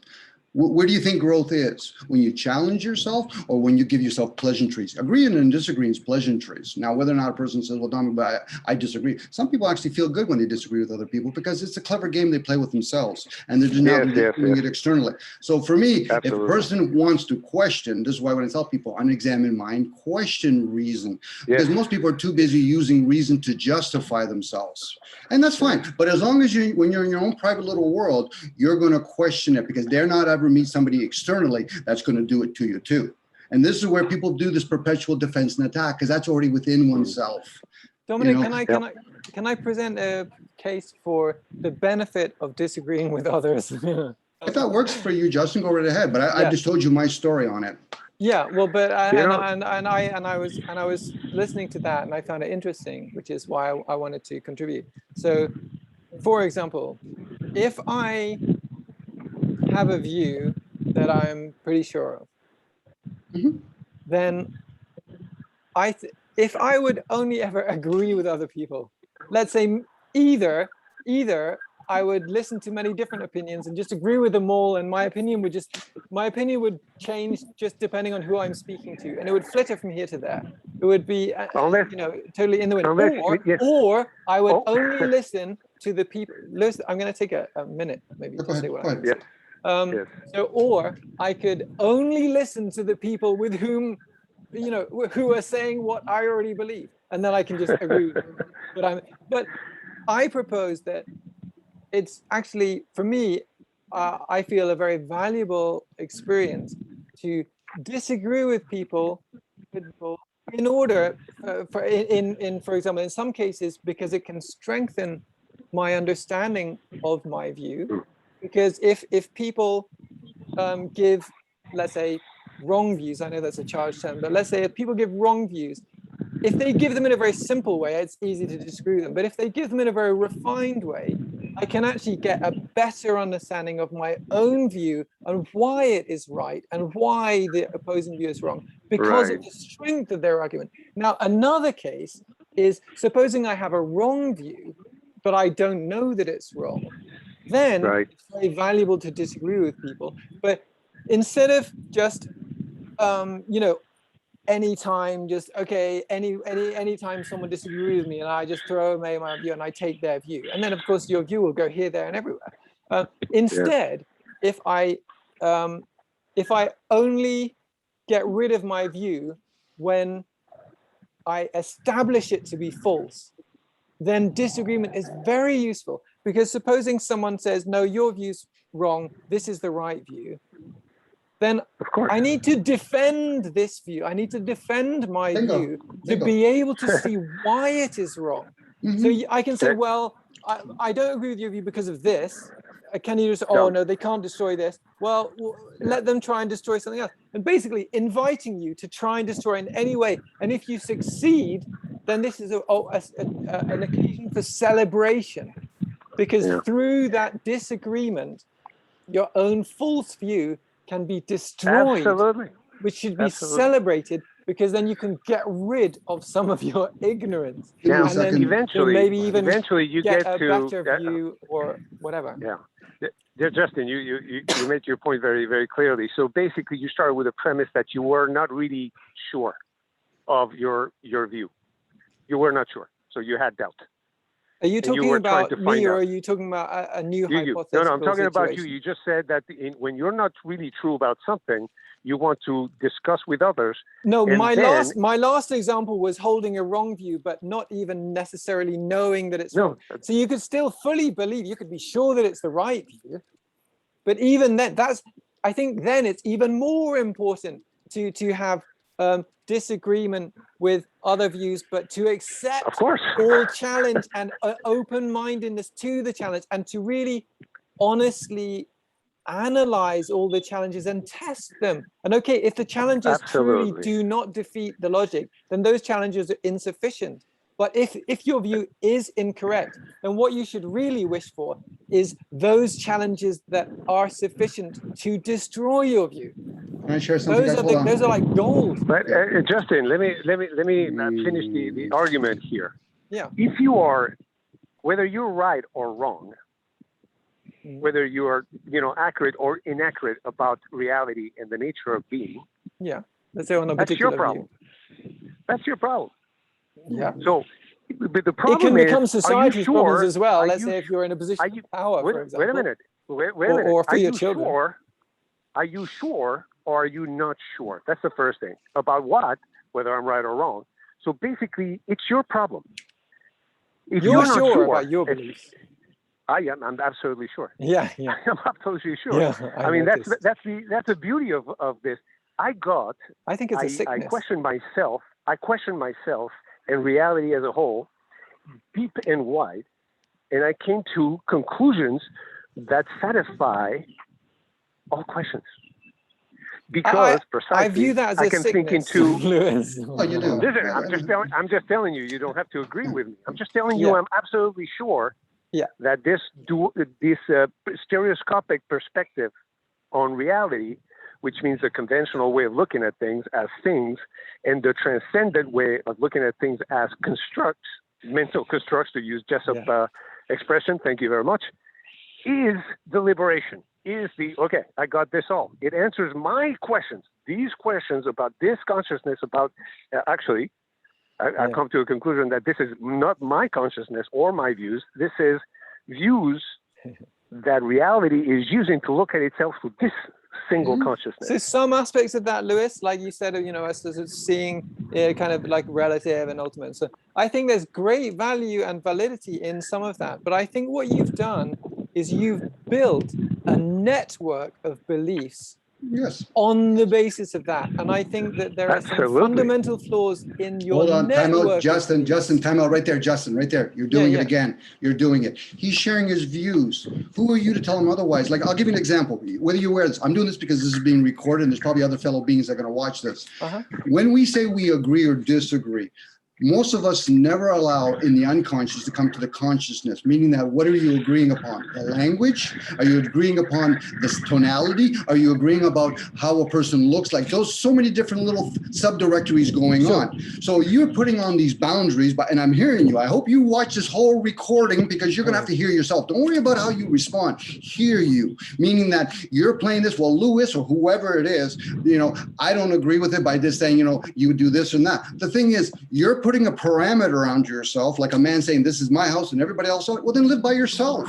So in that particular case, when a person agrees upon something, the reason why I say I don't value agreement or disagreement, because I realize there's so many subdirectories going on within each of those. Am I not agreeing? Because again, you said the word again. You're reacting opposed to having the ability to respond. And most human beings fall in that category. I know that myself. But once you become aware that you have many unconscious things going on, am I doing it because I don't like people that wear a hat? Am I not liking that person because he wears headphones? Is it a person because I don't like the fact that he has a cactus behind him? There's so many subdirectories that most of us never become in the conscious. So what we're doing is we're working around with only a handful of things that we put into our awareness. So when you tell Lewis, because, hey, I don't like the way Lewis talks or this and that, you're denouncing him. Now, that tells a lot about me if I'm being disturbed. I've said things to Lewis and I try to apologize because I realize the apology is to myself, because I realize he's just sharing his progression or his life experience out loud. I know for myself, those aren't his language, but if he takes it on as his own, so be it. Literally, so be it, because we're human beings, not doing. So when you put these parameters saying, well, you would go crazy, this and that, that's being arrogant, ignorant. What did I say about going crazy? Well, the thing is, regardless if you said, I'm telling you. My criticism was that in my Again, opinion, here, time out. You said your criticism. Who the fuck taught you that shit? I'm telling you this out loud. Who taught you that shit? What's wrong? Who are you? Hold on. Who are you? And I'm doing this just to be a pure arrogant piece of shit right now. Who are you to tell another human being like me what I'm doing right now? That's right or wrong. Who are you? Question that for yourself. I didn't say it was right. Hold on. Again, it doesn't matter what you say at this point. I'm asking you to listen inwards. Anything you say at this point, you're justifying it. I don't give a shit who you are. As a human being, that's your responsibility. But that you're telling somebody else that you don't agree with it, then you're telling me that I do care about them. Then are you going to live Lewis's lifestyle? You don't know Lewis's life. I don't even know yours. You're playing this game with yourself, which is fine. But when you bring it outside, there's shit like me that comes out. And I really get irritated by that shit. Because you think for some reason you read a couple of fucking books, it means anything in life. And I'm only saying that to get your attention. I could care less who you are, Justin. I hope that, again, you're going on. You're going on again. I'm ranting right now. I'm acting like a piece of shit. Let me rant like a piece of shit. Let me be the moron for a bit. Let me be the moron for a bit. I don't need you to fucking defend me. Ponder what you're saying. I want you to listen to the, no, I don't want you. It would be nice if you listened to this whole audio and hear your contradiction. We're all doing it in our own way. If you think you're the cat's fucking meow, explain how fucking language came to be. Explain that to yourself. I don't give a shit where it came from. And if I do, that's my own personal journey and I'll share with other people. But I'm surely not going to be fucking clever and say, well, I think this is how it is and this and that. I'll say, well, Dominic, I don't need to be there. And you can giggle all you want because you don't think I understand how we are as human beings? We're clever. I get that part for myself. Whether or not you become aware of that or you do know that, that's fine. But if you're playing this little clever game to disturb me, well, you got my attention.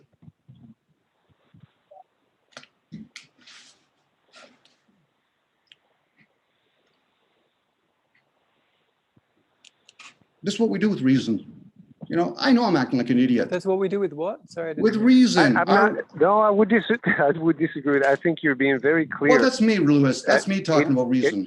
You are very clear, and what you're saying is each mind decides for itself, not for other minds. And any exchange between minds is comparing notes at the end. it's all about comparing notes. Am I sure about what I think?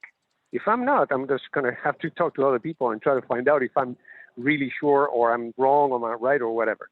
But it's saying to another mind, you don't know what you're talking about because you say that you are the alpha and the omega is a dangerous extrapolation. And I agree with you that at the end of the day, this is the mind talking to itself, although buttressing itself with other minds. But this is us trying to, each consciousness is trying to get to that 100%. I'm 100% sure what the hell is going on here. In reality, inside, outside, what am I not, time exists, doesn't exist, etc., etc. Each mind is actually, reality is trying to know itself through each consciousness with a certain degree of accuracy. But it's each one of them individually as a conscience, and the whole of reality is the whole. So the whole is trying to understand itself through its parts.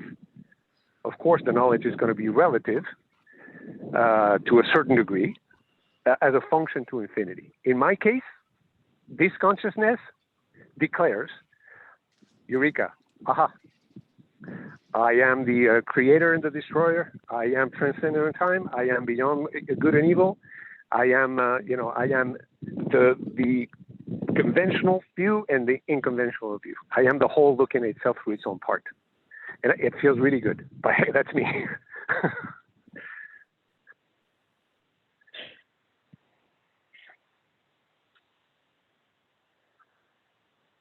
Did everybody run away? I'm still here. Okay. I'm sorry. Luis. So I think Dom, it's a beautiful thing what you did there. A little bit dramatic, but at the end, it is true that the mind has to dramatize itself into sense. It's like, hey, am I getting this right, or am I not getting this right? But at the end of the day, it's the mind against itself. Mm-hmm. Not the mind against another mind. Like you started saying, Justin, Are you really sure, or are you 50% sure, or are you not sure at all? And then you have to continue discussing with yourself, buttressing yourself with others' ideas, just in case, because at the end of the day, you can think whatever the hell you want. But you wouldn't do that if you were certain that your beliefs were correct. When I was searching, when this consciousness was trying to find itself, make sense of itself, I was reading everybody, listening to everybody, and quietly analyzing, okay, is this like this? It's just like a rat going into a big maze, and I was going into, dead ends, and I would continue. That was before you gained certainty. That's right. With regard and eventually to your I went beliefs. through, yes. I But went now through you have the certainty whole, that your beliefs are I have true. certainty. I have absolute certainty of what it is to be and not to be, which is the same thing, two aspects of the same reality. So yes, I am completely sure of everything that I think, feel, and I have a full understanding. But that's me. Yeah. You can ask me, what the hell do you think? What are you sure about? Well, I'm sure that reality is everything and nothing at the same time, everywhere and nowhere. I've built up a sense of the parameters of your beliefs through so that's me. many hours I'm of really, experience. really, Of course, really that's sure. still totally limited and prone to error. Yeah. But my understanding of the parameters of your belief system is it's built up over time. And actually, I wanted to challenge a specific part of it, but I'm hoping that maybe sometime in future you'll be here with your video available. So that there was a game that I thought that we all might enjoy to play, and actually we can kind of it's only very, very short, but anytime. I enjoy these exchanges. Yeah, me too, Liz. Not that, and I love you. Not that and I'm trying to understand. I'm not trying to understand anymore. I just feel pleasure. I just feel a real pleasure in exchanging ideas with others, knowing that everyone is going through the same thing that I've gone myself. By the way, sorry that I didn't read the book. I was working literally till 4:45 this morning. But did you manage to see any of those videos on the Peak States? I'm sorry? Do you remember the Peak States Institute? You were going to watch a video. Oh yeah. I never got to that. Yeah. But No I worries, still want to see what they have to talk about. But may But, I ask you, you Lewis, know- is it possible that one of the future meetings you might be back on the video, on the computer? Yes. It just happened that I was running around today, and I had to do it through the phone because I don't have Wi-Fi right here. Yeah. So yeah, I enjoy, part of being sure, being 100% sure about being, is that it brings on ataraxia, peace of mind, because there's no cognitive dissonance anymore. It's like, okay, what is. Reality is what it is.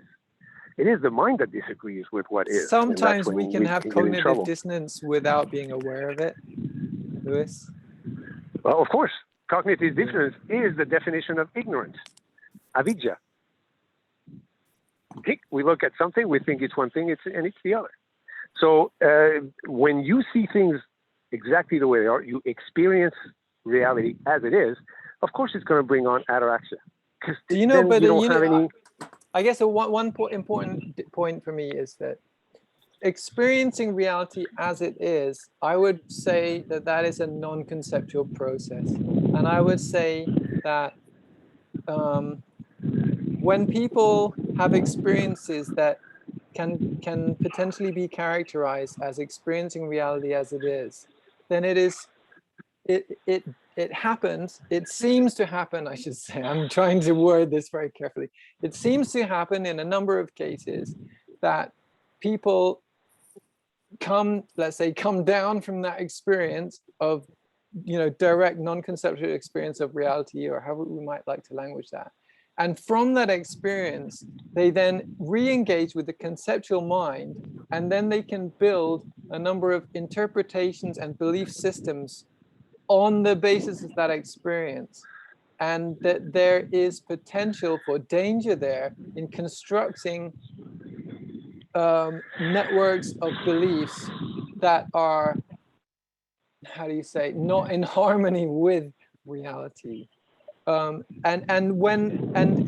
were talking, Dominic, about this connection between the emotions and the thoughts. And I think sometimes the kind of, I don't know if we can call it emotional experience, but there can be maybe certain amount of emotional investment in non-dual experience that can project certainty into constructed belief systems that have been generated in the conceptual mind, let's say after such experiences, or even during some degree of engagement in that kind of process. But once you get there, for example, there are some people who are sure that they are Jesus, for example, or one of my friends even, he had very, very deep non-dual experiences in his monastic days, and he ended up going quite mad and being taken to a mental hospital, I think. But he now fully agrees that he's mad. And he's actually a very deep person still now, but he has more balance now than he had there. And he realizes some ways in which he went wrong. And I'm not saying you're the same as that, but there are many cases where, maybe, for example, in the Advaita community, where let me propose this to you, Justin. Yeah. And just to mention one person, okay? I mean, I can mention a couple that are very well known. Jesus, for example, said, I am the truth in the way. He didn't say, I know the truth, I've studied the thing, I got this straight, I gotcha. No, he said, I am. So Buddha in the Four Noble Truths, Dhammacakka, and you know that one, Dhammacakkappavattana Sutta, says, only after I went through the 12 permutations, which are the three realizations of the Four Noble Truths, which is 12 permutations, he said, only when there was no way back. The realization was complete. Then I was able to say, I am the enlightened one. Saying realization is complete is one thing, but then to use that to justify a complex network of beliefs. Are you saying that Buddhahood is impossible to attain? No, in no way did my sentence even hint at such a statement. Well, let me ask you this question then. Did the Buddha actually exist? Like you are asking if time exists. Did In the the relative Buddha sense, yes. realize enlightenment? Okay, well then it's possible to do it. I never said And it he's wasn't. telling us how he did it. But for example, well, If the Buddha can do it, I'm not convinced that I can you're do it. enlightened. That's for a Yeah, start. But I know, but you know, you didn't meet the Buddha, so it's easy But to even mythologize if someone about is it. enlightened, then you know, What does that mean, right? that doesn't mean to say that Yeah. all of the thoughts they generate will be true. And Okay, you but know, just imagine for a second. for you example, meet the somebody, Buddha himself. some enlightened person might believe that people are very short in Ireland, for example. Maybe he's never been to Ireland, but he heard Let me that. ask you this. And that's not his Let me field of fi- expertise, you know. But I you mean, are some people resisting the ask idea. celibate You are enlightened resisting the masters very advice idea. about their marriages, and sometimes the Justin. person just doesn't have any Justin, I experience. know what about you're it. It's like saying. there's Might different You are specialities. resisting. You Might I are inter- resisting the very idea that you could be a Buddha. might I But interrupt now for I just 1 ask second? you. Now I ask you, if you met the Buddha right now, if you showed up Wait. and Sorry, there knocked was at like your door. crosstalk, and you seem Hold to on. say a statement or a question about Curtis it. wants to Now, share. Curtis wants I to share just, something. Oh, I Curtis. just wanted to interrupt for 1 second, please, me. Whoever is moderating, I think I just got a call from Jes Us. He's trying to get in. It's maybe somebody didn't see it. He's trying to get in to let him back in, please. I'm having trouble understanding what you're saying. Sorry. He's left. Curtis. Sorry, Curtis, he's left actually. Gerald just said he went to another meetup, so he's not here anymore. Sad. I Okay. let Jes Us know that he can't get Okay. back in. Thank you. I'm Thank you sorry very about much. that. Oh, someone's trying All to right. get in, but they can't. Is that what's happening? Yes, I think that's somebody's correct. saying goodbye. Well, I tell you what, maybe I'll try and message Cairo on Facebook to let him know someone's trying to get in, if that helps. Please. Okay, I'm not sure if he'll receive it. He didn't receive my message earlier. All right. While you are texting, let me ask you this question, so you are saying you're doubting the possibility of a mind attaining Buddhahood. We talked that. No, we I talked never about questioned enlightenment or that. whatever. I never questioned Then that. so I don't know where you're getting So that what do from. you? Well, and I ask you further: if you met the Buddha right now, how would you know he is enlightened? Based on what? Do you want my? And if you're not a honest Buddha answer? yourself, how would you understand what he's talking about? It takes a Buddha to understand a Buddha. No, that's Or not. bullshit. Okay, well. That's bullshit. That's total bullshit. Well, I'm telling you, I am a Buddha, That's like- and you say, no, you're not. Yeah. Well, I don't know if Based on you want what? me to. I don't know if you want me to answer your questions or whether they were rhetorical. Perhaps you can clarify. No, they're real questions. Okay. So, firstly, I mean, let's say the second part of what you said is, for me, it's similar. It's not identical, but it's similar to someone saying the only person who could understand a professional music teacher is somebody who has their He's a same degree professional of musical music teacher. mastery. That is correct. So that would mean that it is absolutely pointless for any of the students to study with them, because none of them would be able to understand the music teacher because they're not But at the same level. They will learn. Eventually, they will become a But music they can't teacher. learn if they can't understand the teacher. So No, say that you can nobody can learn. understand the Buddha. It's like, well, And then that you understanding may is as well progressive. just The take Buddha his himself mouth said it. up and not say anything. No, it's progressive. You can become a Buddha, I'm saying. You can. Now, whether Well, you are obviously. or not, do you know or not? That's a different question. But you can become a Buddha. I became one. I understand that you're holding that belief. So, there you have it. But if you met, let's assume for a second that I am a Buddha. How would you know that? What can I tell you to convince you that I am a Buddha? Really? If Do I you need were, to I don't perform a think you would- miracle? I don't think. Like I don't if you think met you would Jesus. make Hey, so I'm many Jesus. Hey, logical I'm errors for a Jesus. start. I am Jesus, and you would say what? Do a miracle? Is that how you function on that? You know? I think the object would be not to attempt to understand the music teacher, but try to understand that which the music teacher It's teaching. That's right. Do music. Do music. That's absolutely right. That's a very good thing. I get the differentiation. That's a good differentiation, Curtis. Yeah. Although I wasn't taking Lewis's meaning to be one to the exclusion of the other. Although what you point out, maybe he was. Your differentiation is a good one. I guess Well, just like if you have to differentiate the Dharma and the path and the way. The Four Noble Truths talk about dukkha, nirodha, and magga, but it's the same one thing. So you have to take the boat, whether it's the Mahayana or the Hinayana or whatever boat you can get, to go from one shore to the other.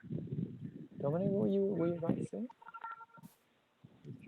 I was gonna say, like, there's the external and then the internal teacher. And if Luis thinks that he's the Buddha, all the power to him. From my understanding, a lot of times when we're in these forms, where we're in both worlds, we might elevate ourselves as a Bodhisattva. An enlightened person might be somebody that comes out of the darkness, like, the word enlightenment. What's light and what's mint? The mind, and then there's light. There's the known, but then there's the unknown, and what's the essence to the mind? So, like, I know a lot of us, because we've been conditioned, that we think that it's an external teacher. Hence why I say you hear terminology. Well, I'm saying it out loud, but they're not mine just to share. You seek from within, because the listening is done from within. All that other stuff we do outside, wearing a robe, you do all the different principles and all that. That's just some ritual that's happening, which it's great. If you need boundaries, all the power to you. But you'll know whether or not you're the Buddha, or you're practicing the Buddha, or you're a Bodhisattva, or you're Christ, you're anointed, or whatever. It's easy to say the words. I could say Bodhisattva, but this doesn't necessarily mean, it's like when you become aware of something, to describe it in the known realm, and when I say something opposed to no thing, some things, language is a thing, but you just don't see it. So that's coming from the unknown in my interpretations, and I also use some of the esoteric teachings. Once again, doesn't matter whose mouth it came out of it. It resonated with me when they talk about the essence to things. So we live in a known realm. I see the material moving back and forth, but I don't know how it gets shape-shifted. So now, is it solely for enlightenment of the mind? And knowing that the mind is a construct, so these people that are enlightenment, what, have they mastered the mind? That's like saying, okay, I mastered my farm, but meanwhile, the only thing they're doing is they have control over one animal, over the whole farm. It's very arrogant to think that way, or naive in that case, to think that I'm running the whole. It's like when humans say, we run the world. No, we're just one aspect of the world. And within our own kingdom, we have many worlds going on in there too.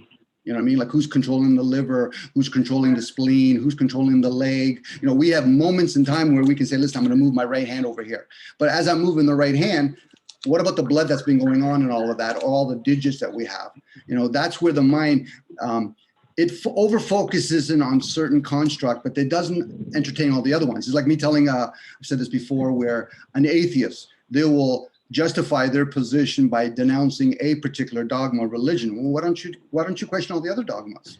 It's like us. If we're going to play with the construct of looking at the mind and only putting it towards what we think certain words are, well, why don't we go inwards and say, okay, when we've been here for 2 hours and 30 minutes, I'm looking at the clock, 2 hours and 35 minutes, who's been functioning the liquids in our body? Now, we could turn around and say, well, I'll take that for granted. Well, that's unaware then. We're being ignorant of the fact that we have another consciousness going on constantly with us. I don't have to keep digging up a seed to realize it's probably growing. How I know that? Because I've seen patterns. I've seen other seeds grow. But also there's a good chance I've seen other seeds that haven't grown. So it's a hit and miss. Yeah. So when we think of a person that's the Buddha who had to redo it over and over again, it's like a crack addict, where a crack addict, some people have to actually do it 13 times before they actually abstain from actually getting that high. And what is the altering drug entertaining? The mind. This is why when people do ayahuasca or hemp, they're playing with. What was that question? What is the what? Altering of the mind with ayahuasca or hemp and all that stuff. We're entertaining the mind because the mind is being led by something else. Now, the mind can elevate to a certain point, but if you have a child running that the whole time, which is again the emotions, You know, this is why when I purposely play the idiot by disturbing somebody. If a person's not truly affected by that, I have to ask myself, are they numb? Both mentally and emotionally, because Or they should be. dissociated, yeah. Yeah, it could be very much Yeah. so. You know what I mean? Like we see extreme cases of narcissists, sociopath, and psychopath. But what about the people that are attracted to them and then they use that as an excuse by saying I was with them? Well, you're using your underdeveloped emotion as a weapon now. This I is think why. it's possible, though, Dominic. It's possible. There's different reasons why we could be cool, and I think let's say if we're being attacked, it's very easy and very natural to to have an emotional reaction to being attacked. Yes, But very much so. but it's also possible. I mean, there's many variables that can change that go into what our response would be. So, for example, it's possible to have compassion for the person attacking us, let's say, and to try to, especially if we could maybe identify less with our personhood or our thoughts or what is being attacked. Let's say if I think, okay, he's not attacking my being, but there's something happening, and I respect the person, and I'm listening to the person. There's being, let's say, dissociated is not the only possible cause behind, let's say, a very lack much of so. response, emotional. Very much so, Jeff. We Yeah. can be very compassionate in some areas. Other areas we could be very empathetic, and then there's other areas we can actually be clairvoyant. We Yes, might not I agree, actually. yeah. We don't have to experience what that guy's going through, but I can have clarity. Oh, he's trying to share something. I think it's possible to maybe, to some degree, experience people's experience from their side. I know, and since you brought up the kind of the idea of clairvoyance, maybe I felt like that view might not be too out of place in this conversation. But I think at times we can feel, even in our bodies, sometimes what others can feel. I think that happens in the context of psychotherapy. In fact, I think it happens not terribly infrequently in some cases. Sometimes, Justin, it could be absent of, with clairvoyance, mind and emotions. Like that's what I'm saying. Both of them have to be developed. So the mind, because the emotions first, it has to be developed, and then the mental mind has to be developed, and then of course some of the teachings on a psychological and some of the philosophers. Then and only then the observer, the other aspect. But those other two have to they have to be developed. So both the hemisphere. I think we maybe all have some kind of different balance. Like, I mean, are you familiar with attachment theory in psychology? This is totally different from what attachment means in Buddhism. But it's like about, let's say, for example, if our parents are very much emotionally attuned to us, then we'll tend to grow up with a really like good balance between our affective side, or you say our emotional side, and our cognitive side, like thinking and logic. But then let's say if a parent is let's say sometimes emotionally attuned, but then sometimes neglectful or abusive, then a child will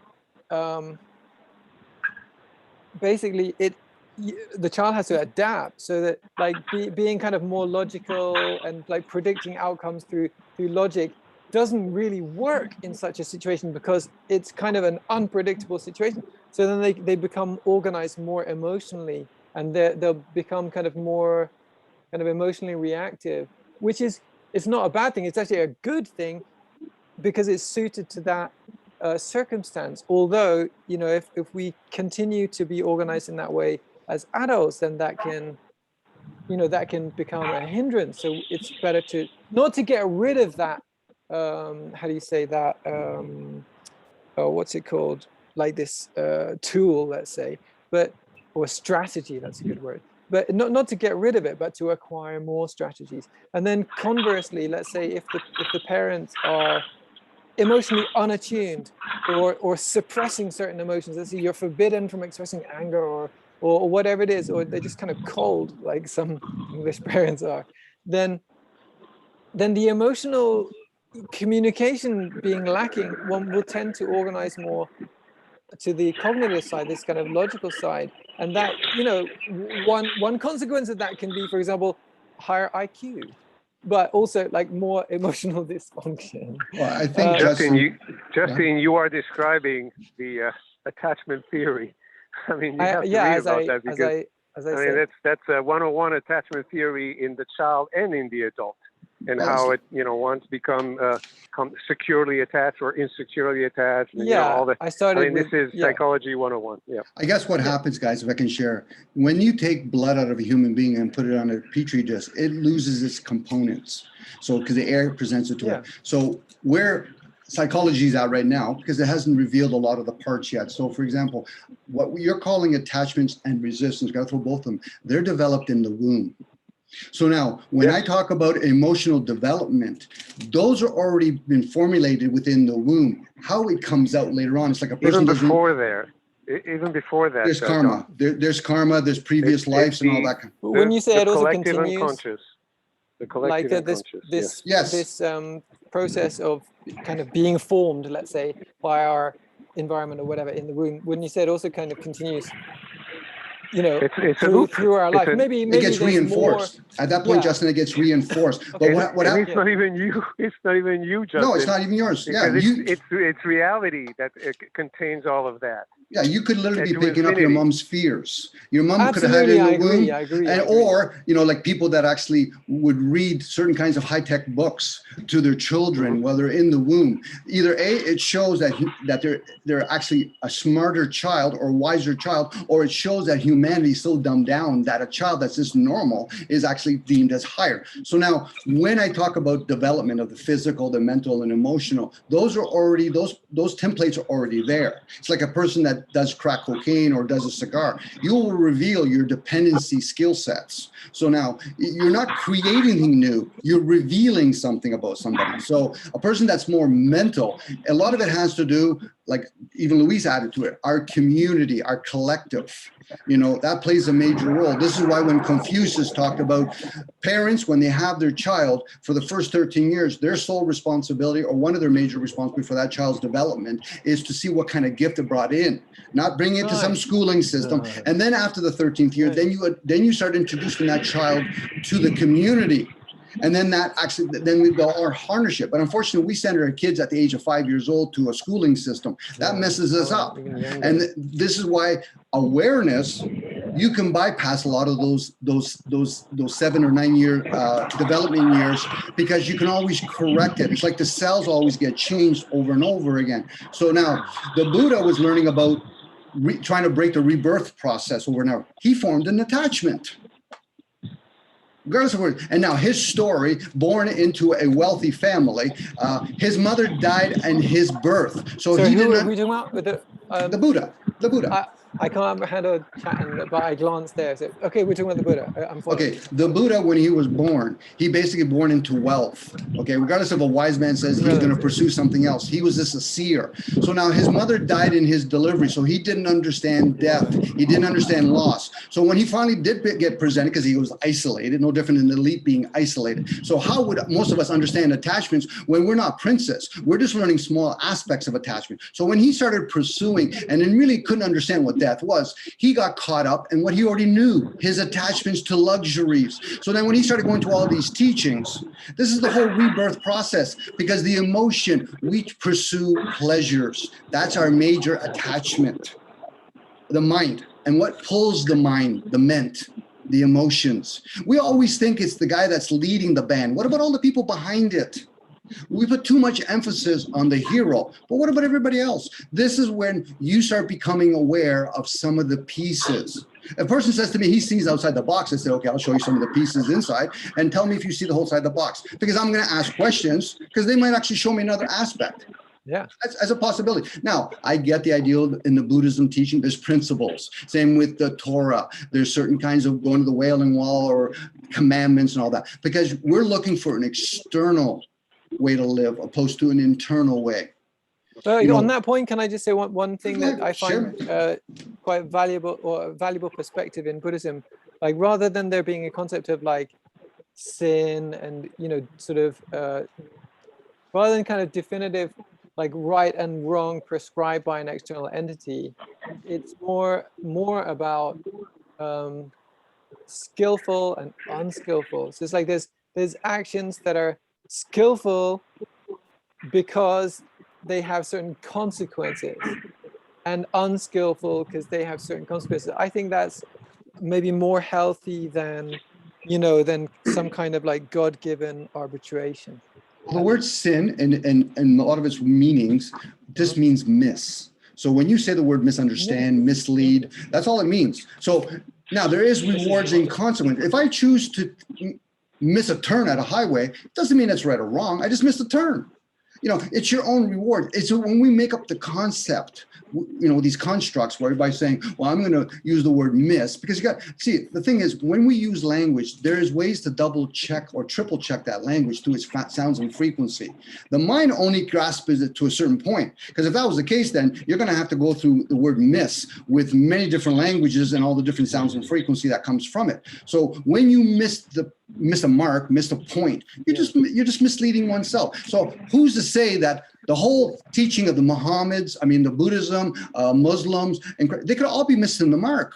Yeah, absolutely. I totally They all agree. could, but you have to do it for yourself. That is precisely, Dom, if I may interject, that is precisely why in the Sutra to the Kalamas, the Buddha is very specific about saying, hey, this is what I'm saying, but you have to work it out for yourself. Don't go by anybody else. You analyze, you think about it, you meditate, you change yourself until you go, okay, I am a Buddha. Well, that's the whole idea with the Buddha. Nope. What happened if he came back now? Sorry, Louise. If he came back now and he says, guys, didn't I tell you that when you see the Buddha, kill it? So why are you little mini-me's following me in these ropes? Kill yourself. But I say to that. I think it's a misquote. I read that one and I say, since I can't decide what's right or what's wrong, what makes sense or not, that line is a stupid line. Or you can understand it as, don't worry about the historical figure of the Buddha.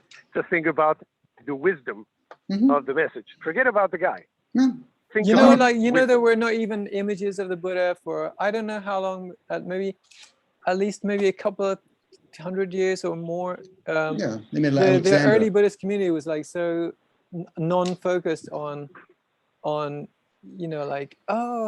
Buddha, blah blah blah, or something. We're caught up in statues. We're caught up in statues, opposed to the teachings.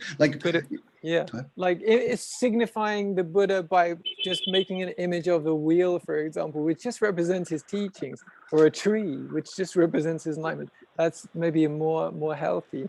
Again, that's all rituals again. Once you realize for yourself.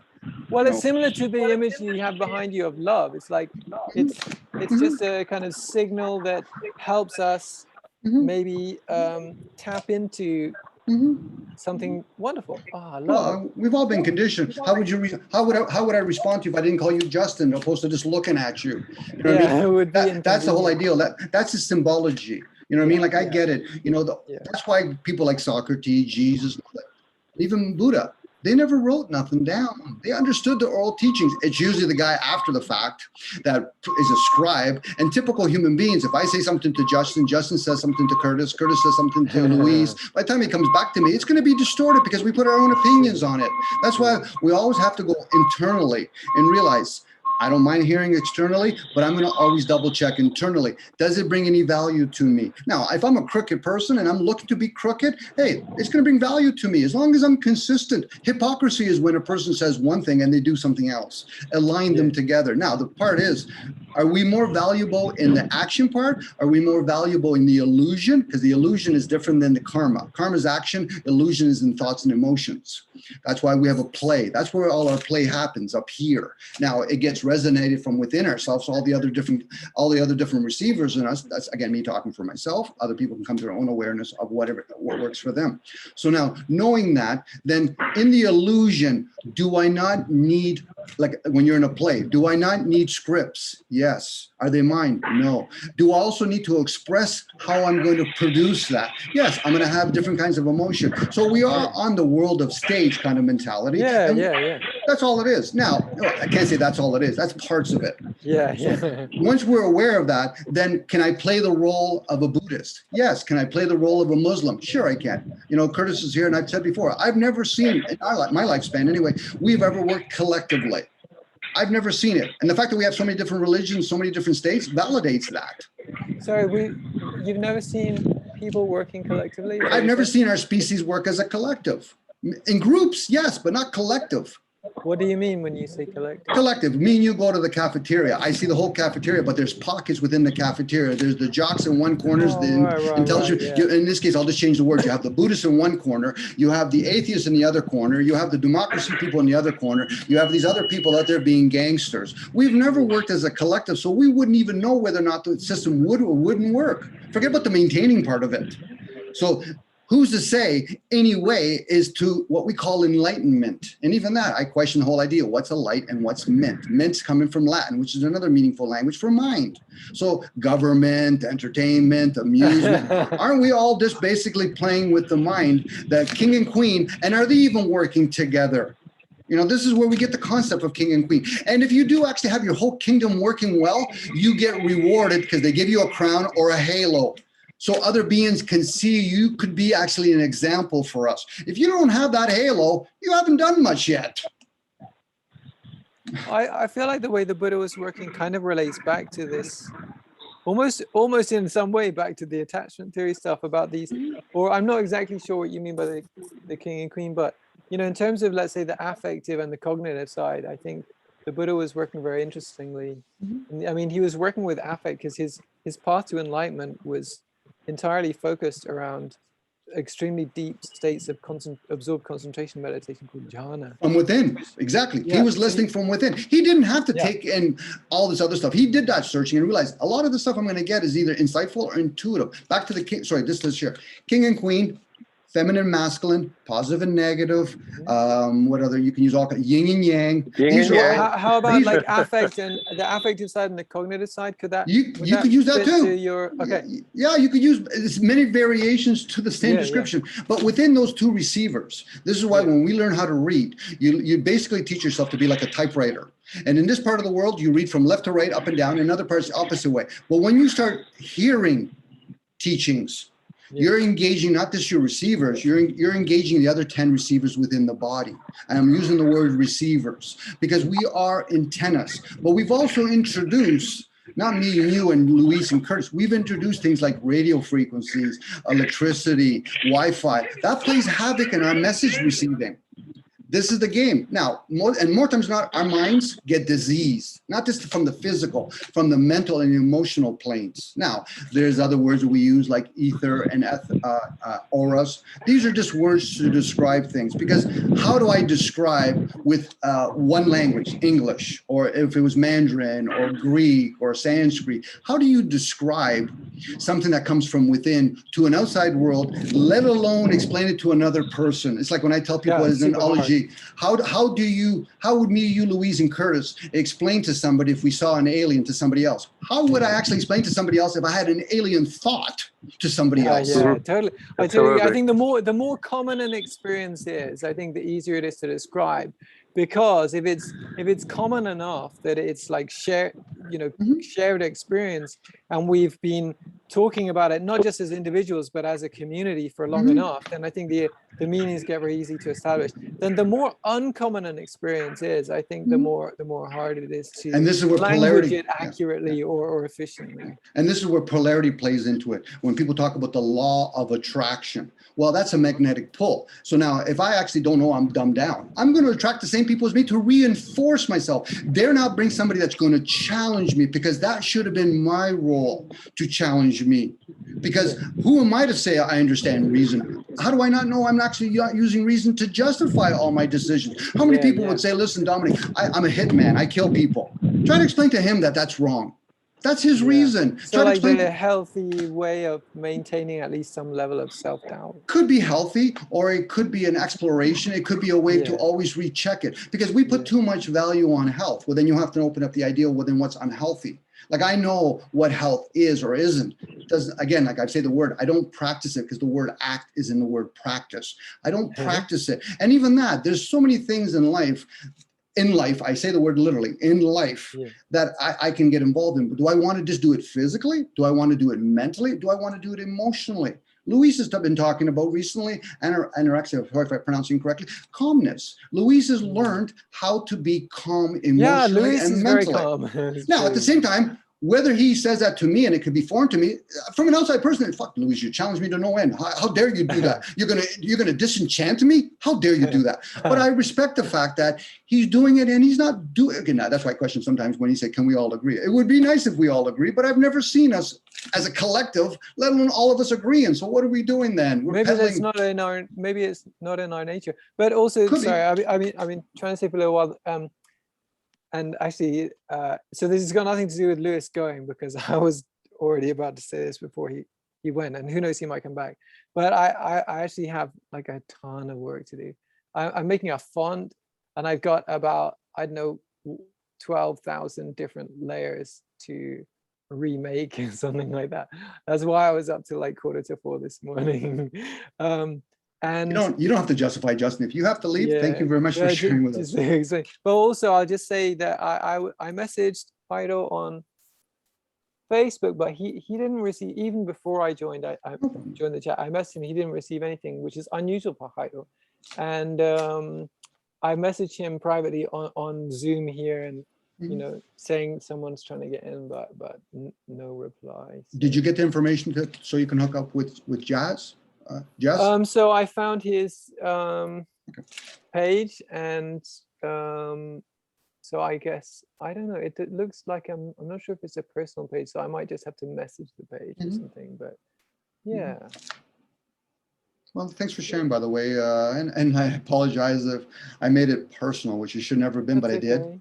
Well, you're trying to be polite to me, I guess. I know. I fully accept your apology. Only time will tell whether or not I. Go ahead. Sorry, Curtis. No, I just say it was very enlightening. You know, I think that we do good. We can all learn from each other.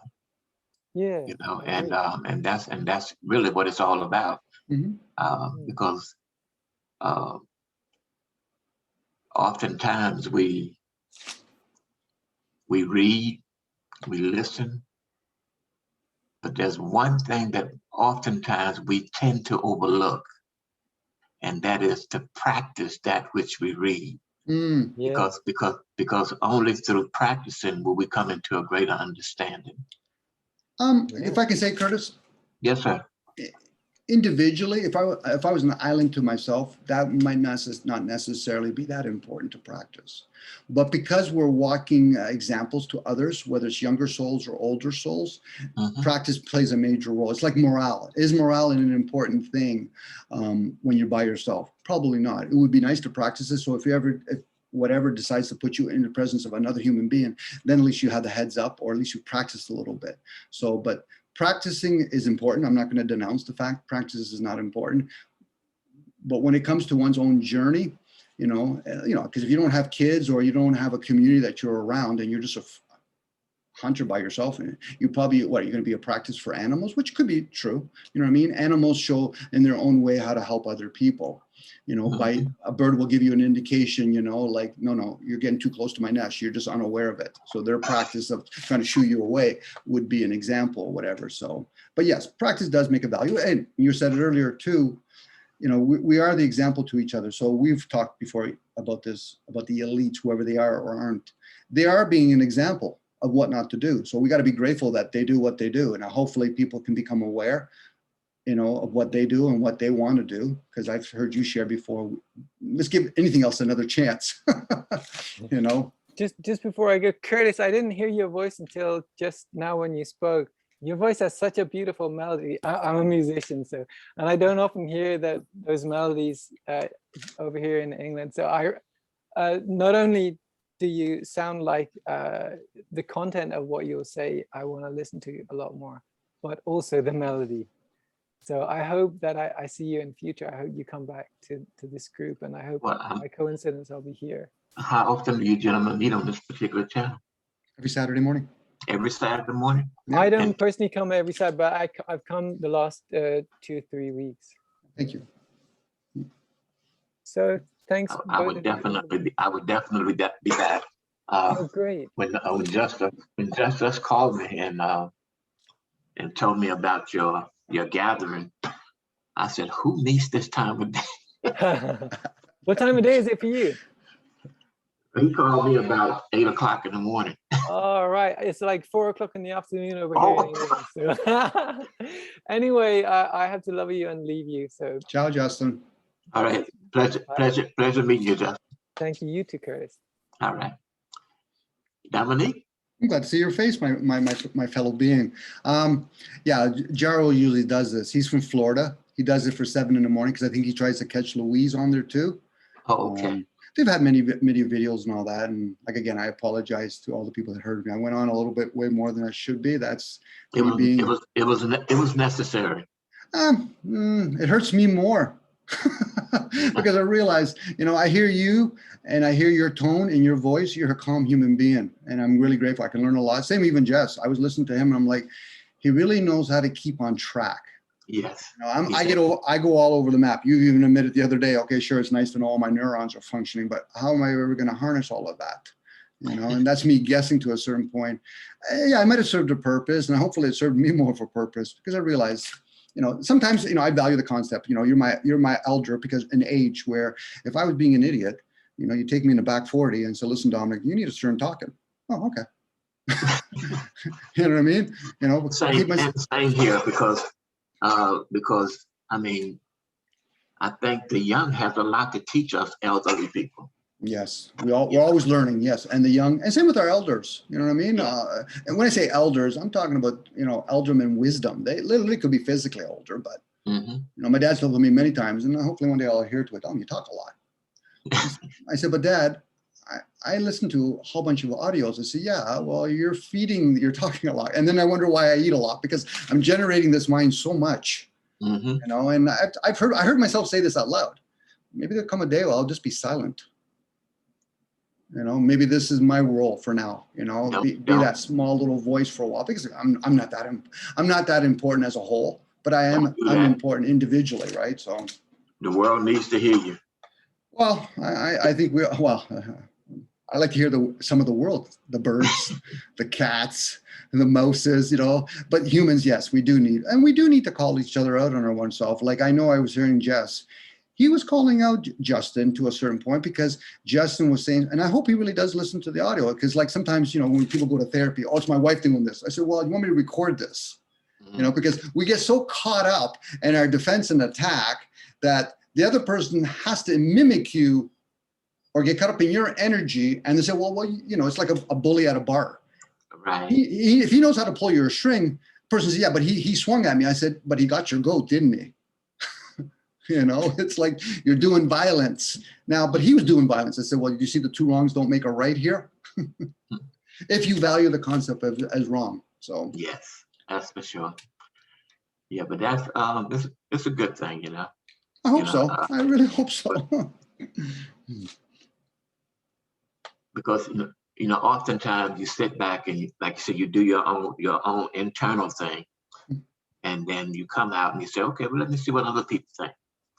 And then you listen to what they say, and then you marry if it is worth marrying. I mean, you just don't marry everything, but you put them together and you come up with a pretty interesting outlook. Yeah. We're data gatherers, aren't we, to a certain point? The other day, I listened to it twice already. The audio that me, you, and Jes did. Oh yeah. I'm like, okay. Curtis was sharing a whole bunch of stuff. You got excited, you yip-yapped on, but you could have easily have kept quiet and ask, or at least ask him more questions because you were sharing a lot of things. I'm like, okay, it's easy for me to have my own opinion. Okay, I've never seen a collective. I'm like, but he's sharing that he's trying to give something a chance. That's where sometimes we have to replay it over and over again. The fact that we have recording devices, I think that's why we have things that are written down because we know that we're not always going to catch things orally.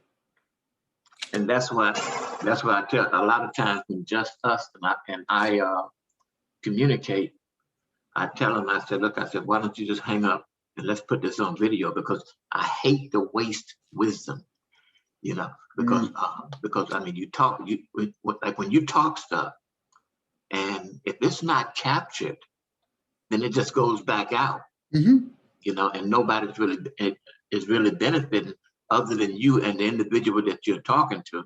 And oftentimes we only are able capture maybe 10–20% of what is being said. Mm-hmm. You know, we miss a lot of it. You know, Mm-hmm. That's one of the great things about putting stuff on tape, is that you can go back and listen over and over and over again, so that you're able to capture more of what is being said. Like I wish that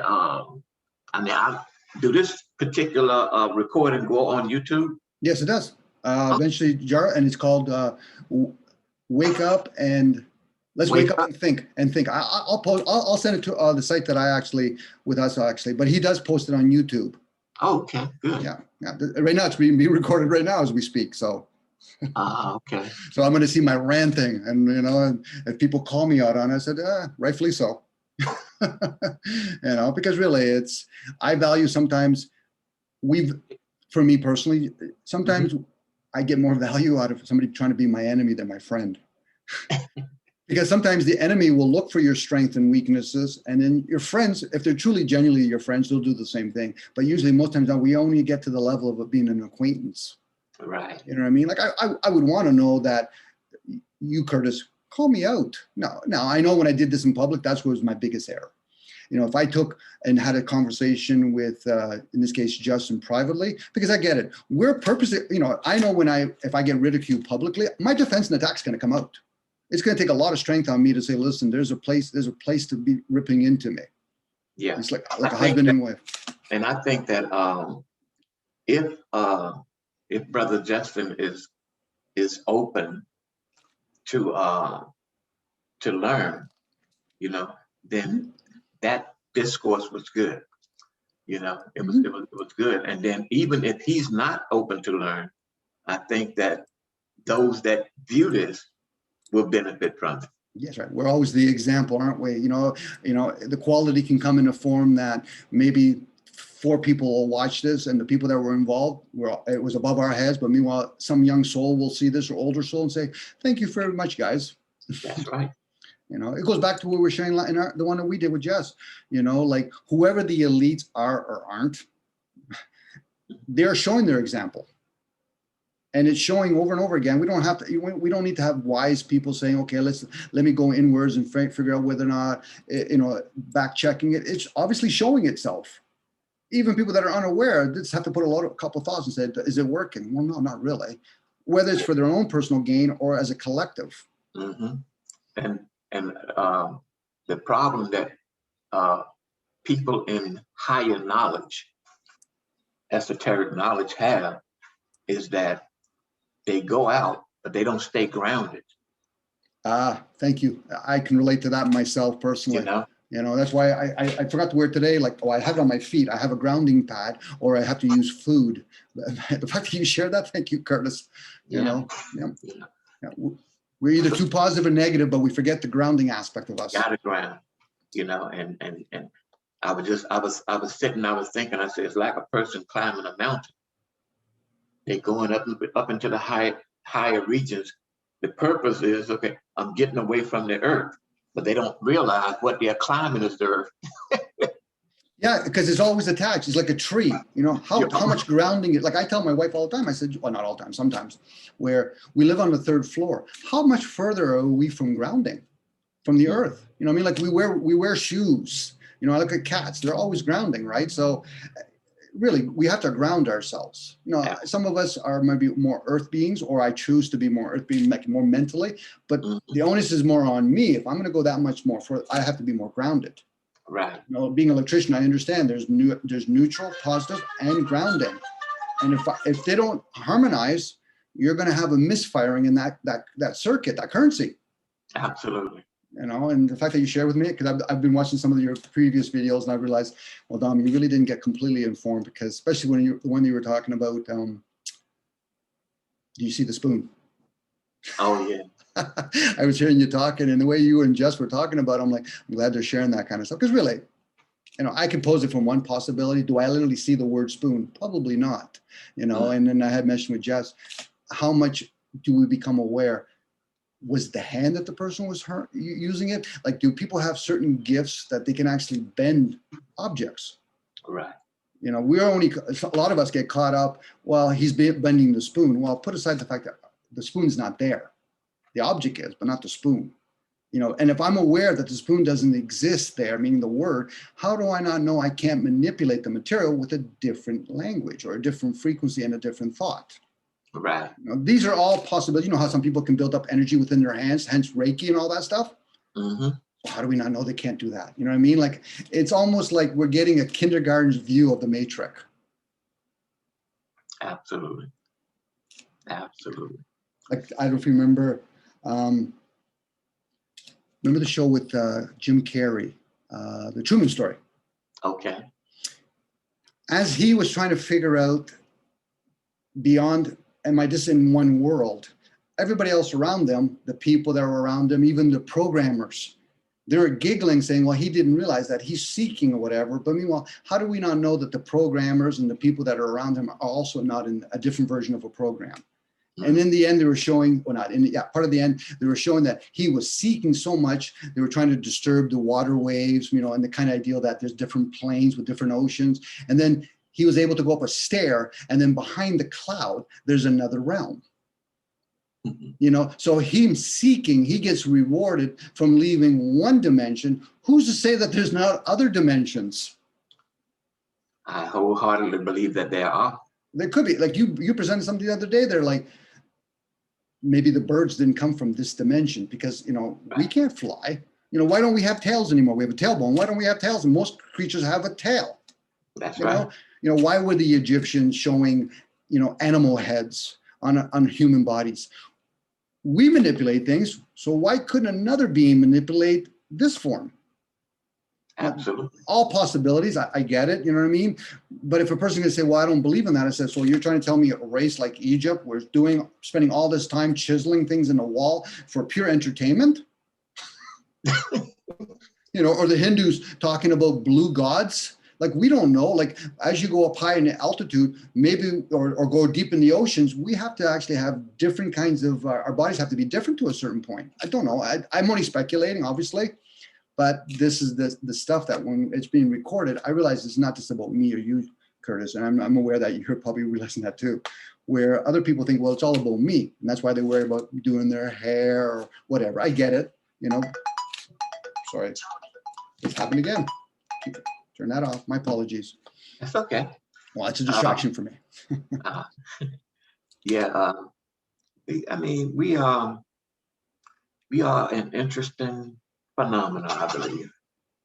You know, I do believe that, and I believe also that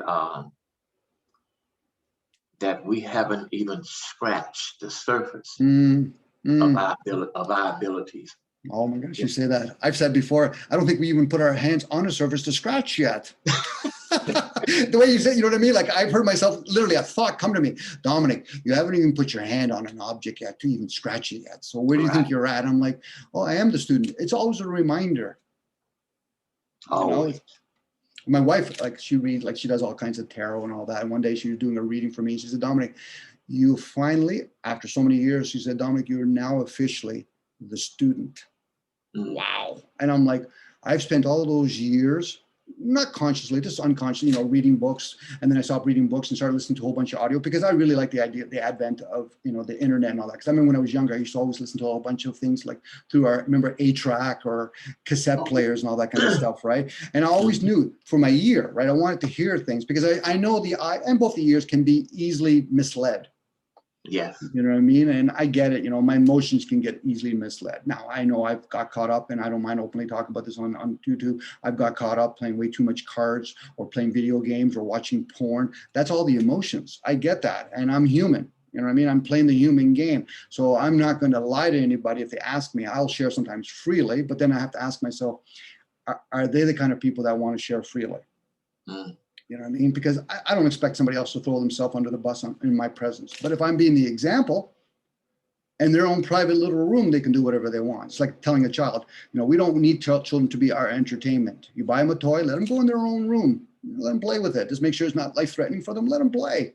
Right. You know, and same with thoughts. Thoughts are the same way, you know, let's share with each other, go in our own little room, meditate on it, ponder it. It's like reading a scripture. I don't care what scripture it is. Go inwards. So it sounds easy for me to say that, and it always does, you know. And again, it doesn't necessarily mean I practice all of that, because I've done meditations. I've gone to these places like a 10-day retreat. Here's one. I went to a 10-day retreat. It was an overkill for me because I've never really practiced, you know, all the different postures you have to do when you meditate, you know, and of course that indicates a lot of my emotions are trapped. So I'm watching it, and I'm watching, because I'm an observer too. So I'm watching all these people, and I'm watching their posture, and I'm hearing certain people, you know, making noises like farting and all that. At the time I was a vegetarian, so the diet that they gave us was vegetarian, so it was okay for me. But people that are meat eaters, it's gonna be a change for them. Absolutely. So in the evening, the guy that did it was Goenka. He would have like a 2-hour Discord at the end of the night. So I'm hearing him, and then he would say some jokes. People started to laugh. So then after the 10-day retreat, I'm hearing some people say, oh, that was amazing. I'm like, you guys really didn't get it and didn't understand the attachment part, did you then? And then hearing other people, oh, I can't believe all those other people, they were farting this and that. And I asked a couple of them, I said, did you not laugh at a couple of the jokes? Oh yeah, I laughed all the time at nighttime. I said, so let me ask you something. It was a silent retreat. You can't control your farts, but can you control your laughter? They said, well, yeah. I said, so how many times did you break your silence?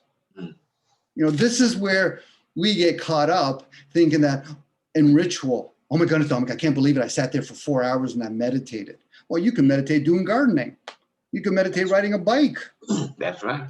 You know, like, do people really have, go ahead. Even driving a car. Yes, very much so. You know, like, I get it. We designate certain times to meditate, which is an honorable. You meditate 5 times a day towards East or whatever in Muslim. But for a lot of them, you can meditate. How much more do we meditate when people do Ramadan?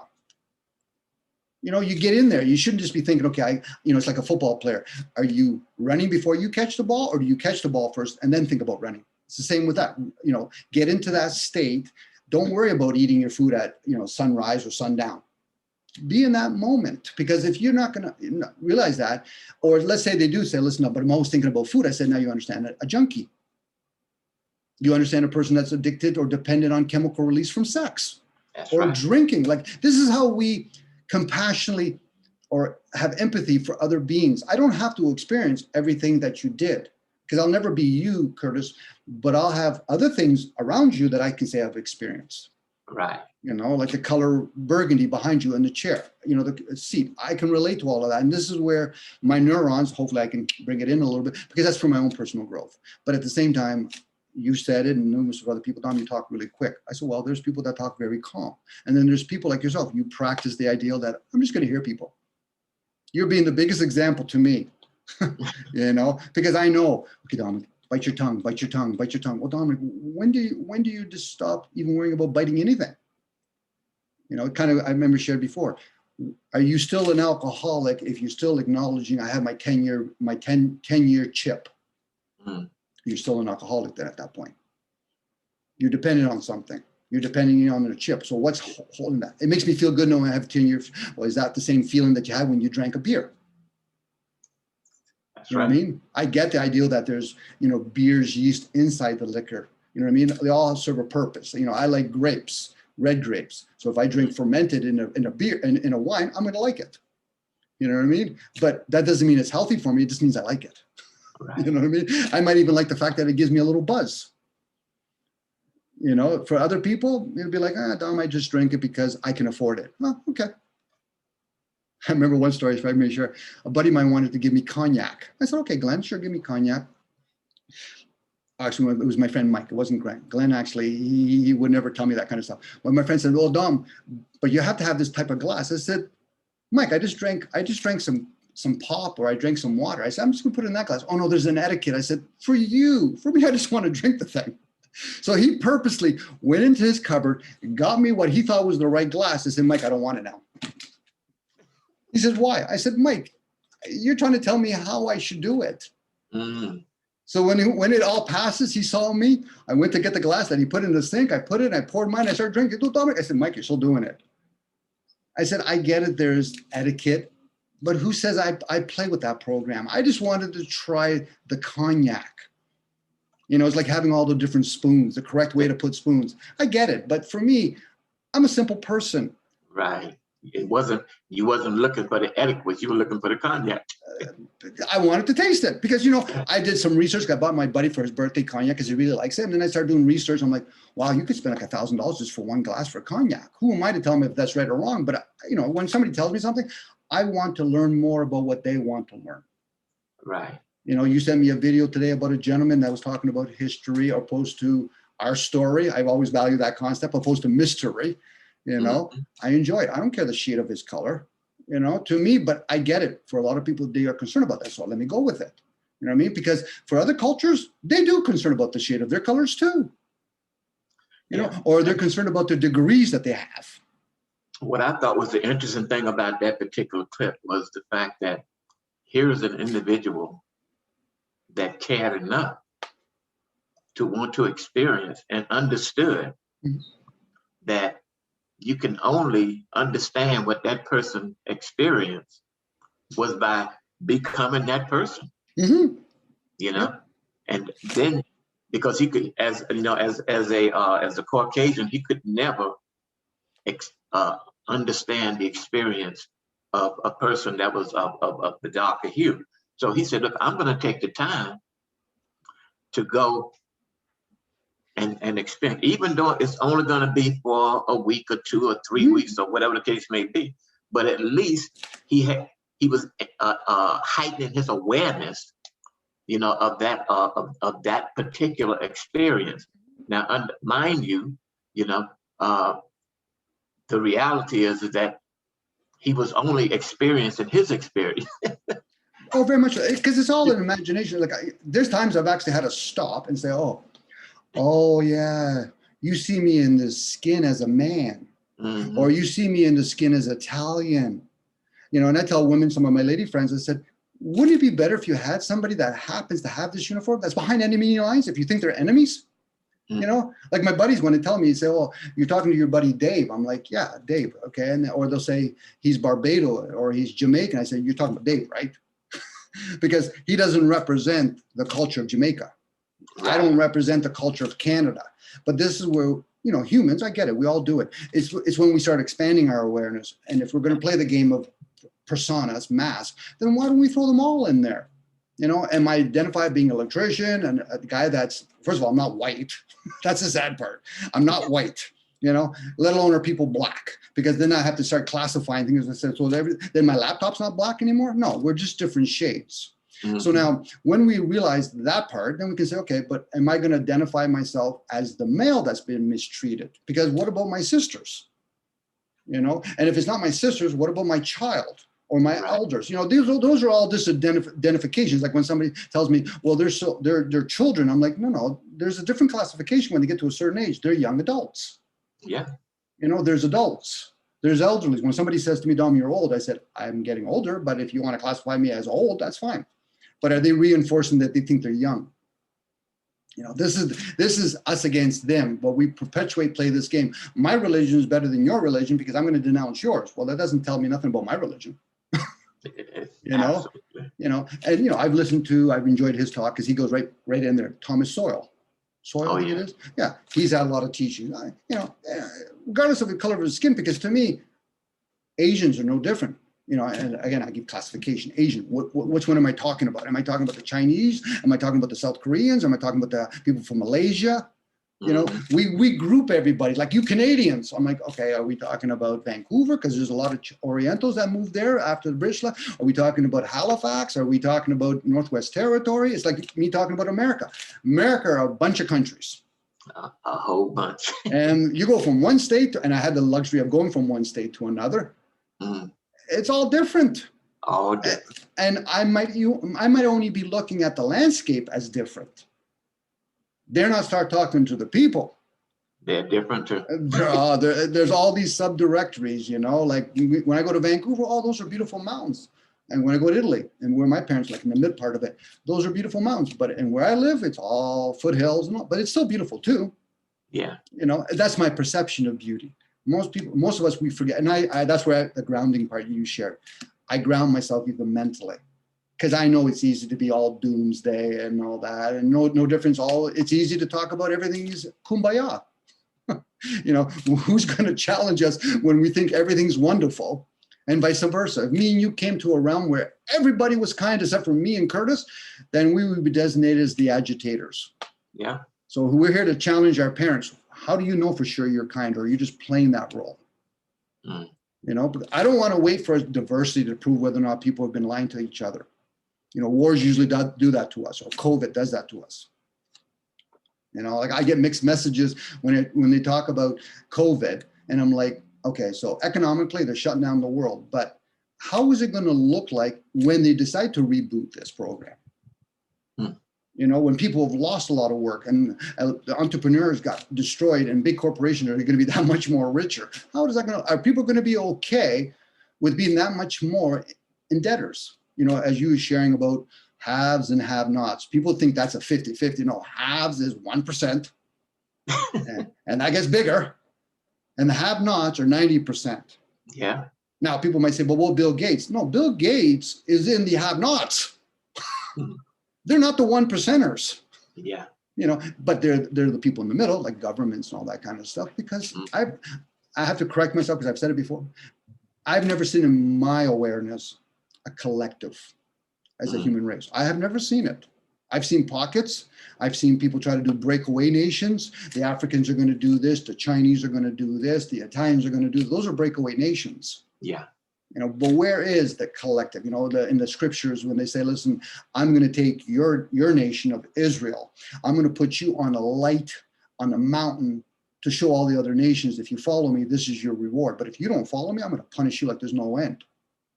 You know, so that's basically the responsibility of anybody that joins any club. Right. You don't get punished by the masses. You get punished by the people that are in your club. And at the same time, you get rewarded from your club members. You know, so if all of a sudden Africa wanted to be the nation that's going to rule, well, let's look at our template. What's human behavior? You get the wrong people in those positions that aren't developed, we're back to square one again. You know, it doesn't matter what shade it is, what gender. Now, should we let the women lead? Maybe, because, you know, they're more intuitive because they lead more that way. Let the men think of the ideal and let the women lead. But then again, we should always keep each other in check. But how do we do that? You know, and I like what Jes says. You just don't say it in words. We got to be honest with ourselves. And then once we're honest with ourselves, then we can be honest with others. Hence, know thyself, not know others. Know thyself. Once we understand ourselves, then we can learn about empathy and compassion because we're just projecting ourselves outside. Absolutely. And that's what it boils down to. It boils down to, you know, being you. You know, well, before you be you, you got to learn who you are. Or who you're not, or who you're not.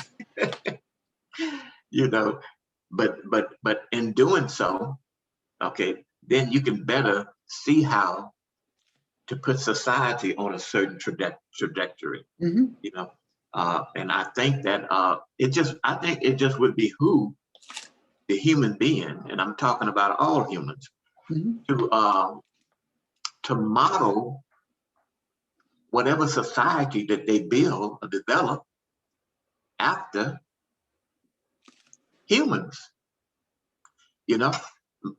And when I say human, I'm talking about the human nature, you know? And when you look at the human nature, then you look up, you say, okay, all right, I have a body that I'm in. And even though that body has many, many parts, they all work for one. You know, and if we can structure society that way, you know, I think we would be better off by doing so. Or hey, go to they were speaking earlier about I think it was Justin talking about the past, the present, and the future. You know, and I think Just Us asked him, well, which is which? And I was sitting and I was thinking, I said, well, present, future, and past are the present. You're always in the moment. That past, the future never comes if you're in the moment. Right, you know, and if one thinks and goes into the future, The future becomes the present. You know, and if you go in the past becomes the present, you know. So in actuality, there is only just the present. That's all we ever had. Awareness is in the moment. Anything that's in the past, if it's in the future, it's imagination. If it's in the past, you're remembering, but that's not awareness. Now, awareness encompasses those things where you can be aware that you're going to say, okay, well, I'm going to use the remembering part of myself or the imagination part. So it's one of those, you said something about humans kind of like, that's the animal part of us, human, where nature, the way I value it, and I've heard other people talk about it, so there's similarities with the way they share it, it's untamed and wild, you know, but even nature itself, the untamed part puts boundaries on laws, land, air, water. And so even our own body, the mind, the emotions has boundaries, the boundaries within ourselves. So, but it's still untamed, wild, you know, so we've chosen to become domestic, hence why I think a lot of times we lean towards the idea of controlling, because that's what you would have to do if you put an animal in a zoo. You have to control it now. But then when it goes out again, like my cats, when I say the word my cat, hear the word my cat, when it goes outside, after so many years of being inside, because we want indoor cats, it's almost confused initially. Because it's looking at the birds and there's this program running in it. I'm guessing, obviously, it's like me, you know, imitating my cat by a voice. It might, later on, it might turn out, I don't talk that way, but, you know, it's kind of like it's confused, but now it's accustomed. And now it might even be turning around and saying, so then what have you been doing all this whole time? It'll be like me and you. Imagine if me and you, somebody takes us up, let's say some being, and they brought us to another landmass. Then I would be pondering for myself, I don't know about for you, for myself. So then were we in a zoo, in a cage? Well, Dominic, we made sure your national park was big enough in 7 continents. It's like what we do with animals. So we make it sound like as though, well, we're for your betterment. We wanted you to live longer. I say, yeah, but was I living free? If we're going to bring in the word free, probably not. Was I living trapped? Well, if I didn't know my boundaries, like the boundaries around me and my planes, how would I know? But once I'm presented to it, if I have an inquisitive mind, like my wife's asked me in past, where she says, Dominic, if there was aliens and they came down here and they wanted to take you away, what would you do? Would you leave? I said, no, Jude, I would have a crap load of questions to ask. This is not either or for me. It's about, I have questions to ask. Now, they might turn around and say, but I don't have any answers. I said, no, I'm asking questions. I never told you I'm looking for answers. Because when I ask a question, you're either going to give me something or I'm going to be in the presence of something, and then intuitively I'll pick it up. Right. Because I know it perpetuates itself. You know, the Pandora's box to me is not answers, it's questions for me. Because I don't know, you know, like if I put something out there, how do I know it doesn't come about, it comes back to me in a long-about way, you know, pass it forward. I don't know where it's going to come from. You know, you harm another human being because of the color of his skin. How do we not know that's not your gift in another lifespan? You know, because really that's showing, it's disrespecting of the human race. Forget about the individual. Right. You know, it's usually 2 people that thinks it's all about me, me, me. That's why you're presented to each other. Yeah, but you punish me. I say, yeah, because that's all about me. And you being punished, you think it's all about you. And they're both ignoring the fact that what about everybody else that's involved? That's right. You know, it's not just one human being that's being treated like crap. It's like a woman said, you know, I've been abused. I said, well, have you ever talked to men that are honest with themselves? I feel abused at work all the time myself. You know, and it's not necessarily because it's my boss. It could be the fact that I don't stretch and eat healthy. So I'm abusing myself. Like, you know, the whole concept of do no harm starts first and foremost with oneself. Absolutely. The outside world is just going to be a reflection of you. You know, if you have a whole bunch of buddies and you all eat very similar and you find out they're all dying at the age of 65, 80 years old because of diabetic, well, what do you think? You're going to be any different? There might be some similarities that might change that, your blood type, maybe your, you know, maybe if you were weaned correctly as a child. You know, a lot of people, you know, Muslims practice, the ones that do practice it, where they know the nutrients from the calcium has to come from the woman for the first 3 or 4 years or 2 or 3 years. Absolutely. If they don't get that, why would I drink milk from a cow? I know I do, but why would I drink milk from a cow? Do I want to be big like a cow? Well, Dom would drink milk from a goat. Do I look like I want to be a goat? Like, you know, they're their own species. You know, when my friends say, listen, Dominic, you know, you're going down the rabbit hole. I said, do I look like I'm a rabbit? Or water off a duck's back. Do I look like I'm a duck? Like we use the animal is like somebody saying, it was my husband's fault or my wife's fault. I said, well, you're doing the same thing by saying we're sheep. No, sheeps, if anything else, if I observe sheep, they stay true to themselves.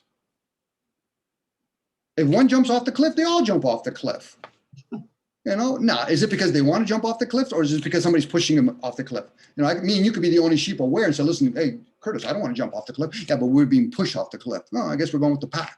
Maybe next lifespan, I'll realize then maybe I'll be more individual, you know, or maybe I won't join groups as much. Because really, the group movement in anything has its positive, but also has its negative in it. Like, you know, very much so.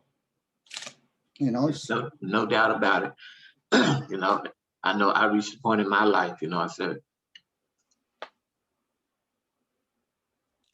I have individual responsibility. And the thing that made me think, they say, look, in this so-called judgment day, you're going to be judged on the decisions that you make, you know. So I said, we could be in it. We could literally be in the judgment day. Yeah. You know, the whole rebirth process, duality could be. We are in it. Well, you could probably say that with a surety, but for me, I have to always pose it as a possibility, whether or not I truly value that's truth for me too. But I realize in the outside world, when other people are hearing us, it could be only perceived as a possibility. It's like when I tell people, I said, if you truly see a guru from within, what you're seeing of somebody else is only their light. You know, that's my view on it. You know what I mean? Right. Where other people say, yeah, but he's my guru. I said, you're still playing the external game, aren't you? So is that your teacher? Is that your minister? Is that your pastor? You know what I mean? Is that your rapist? That's probably an extreme case, but it's still an example. You know, it's like I've shared with people, actually I've heard people and I've shared with them, and I know it's coming out of a peril on my part, where somebody said, I got molested as a child. I'm really sorry to hear that for both you and the person that did it. Now, my question is to find out whether or not they're in that moment. I mean that, what did you have for breakfast? Well, I don't remember that. What did you have for lunch? I didn't know that. So you'll remember a moment in time, but not remember all the other things. So then how we not know you're just not using your imagination? Not taking away the fact that you got violated, but it was that violation only in the physical. Because if they understand it was done also in the mental and emotional, then they can have compassion. The person that violated them, who knows, he's perpetuating or she's perpetuating it. And once we realize that, how do we not know whoever these elites are not being pulled like puppets too? You know, it's easy to look from, not easy, but it's not easy to say it anyway, where we're not being served justice. Well, how are you going to get justice in the commerce system?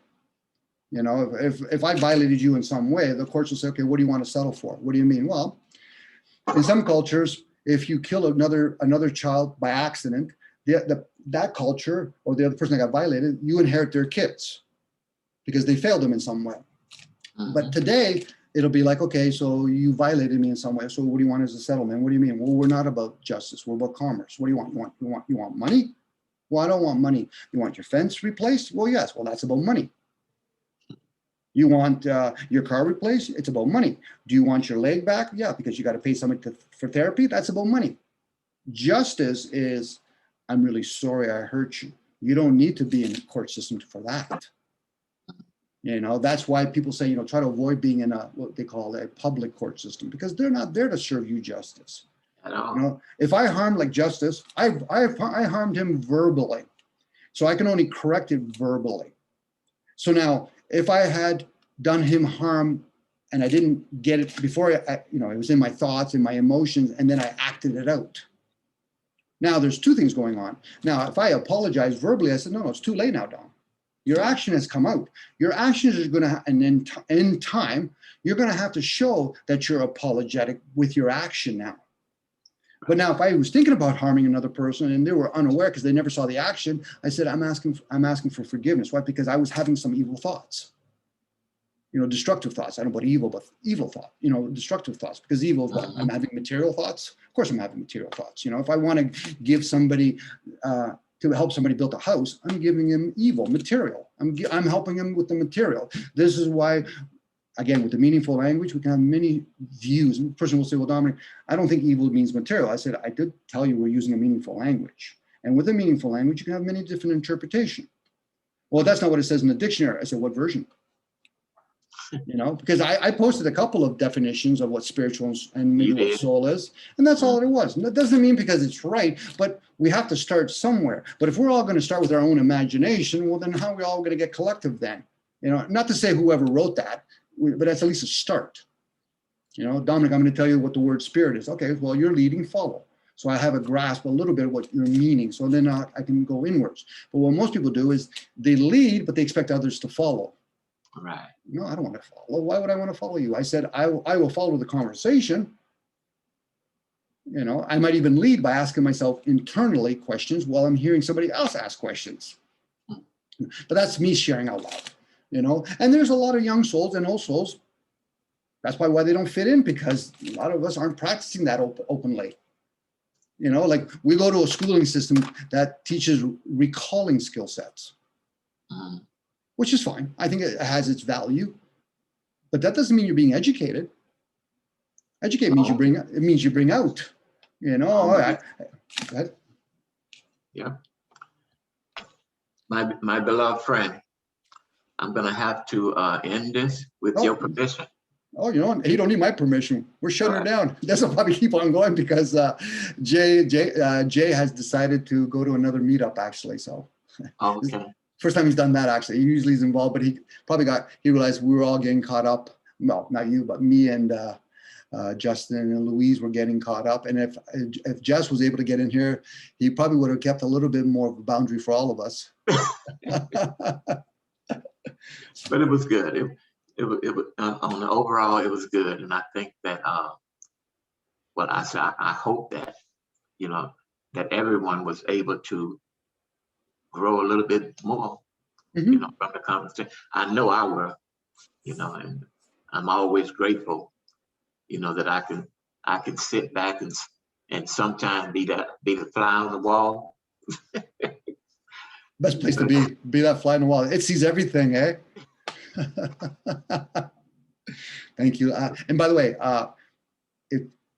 if you have any concern or whatever, you can post anything on my site, because I will, especially YouTube, I will listen to them. I have all kinds of windows open. I said, okay, I'm watching that one today. I'm watching that one later on today. So, you know, I like taking information too. So. And if you have any kind of way, give me a way that I can get a hold of this one today, I'd appreciate that. Oh, I will send you the what you call it, the Zoom ID. There's no passcode to it. I will send it to the message that we've joined up with.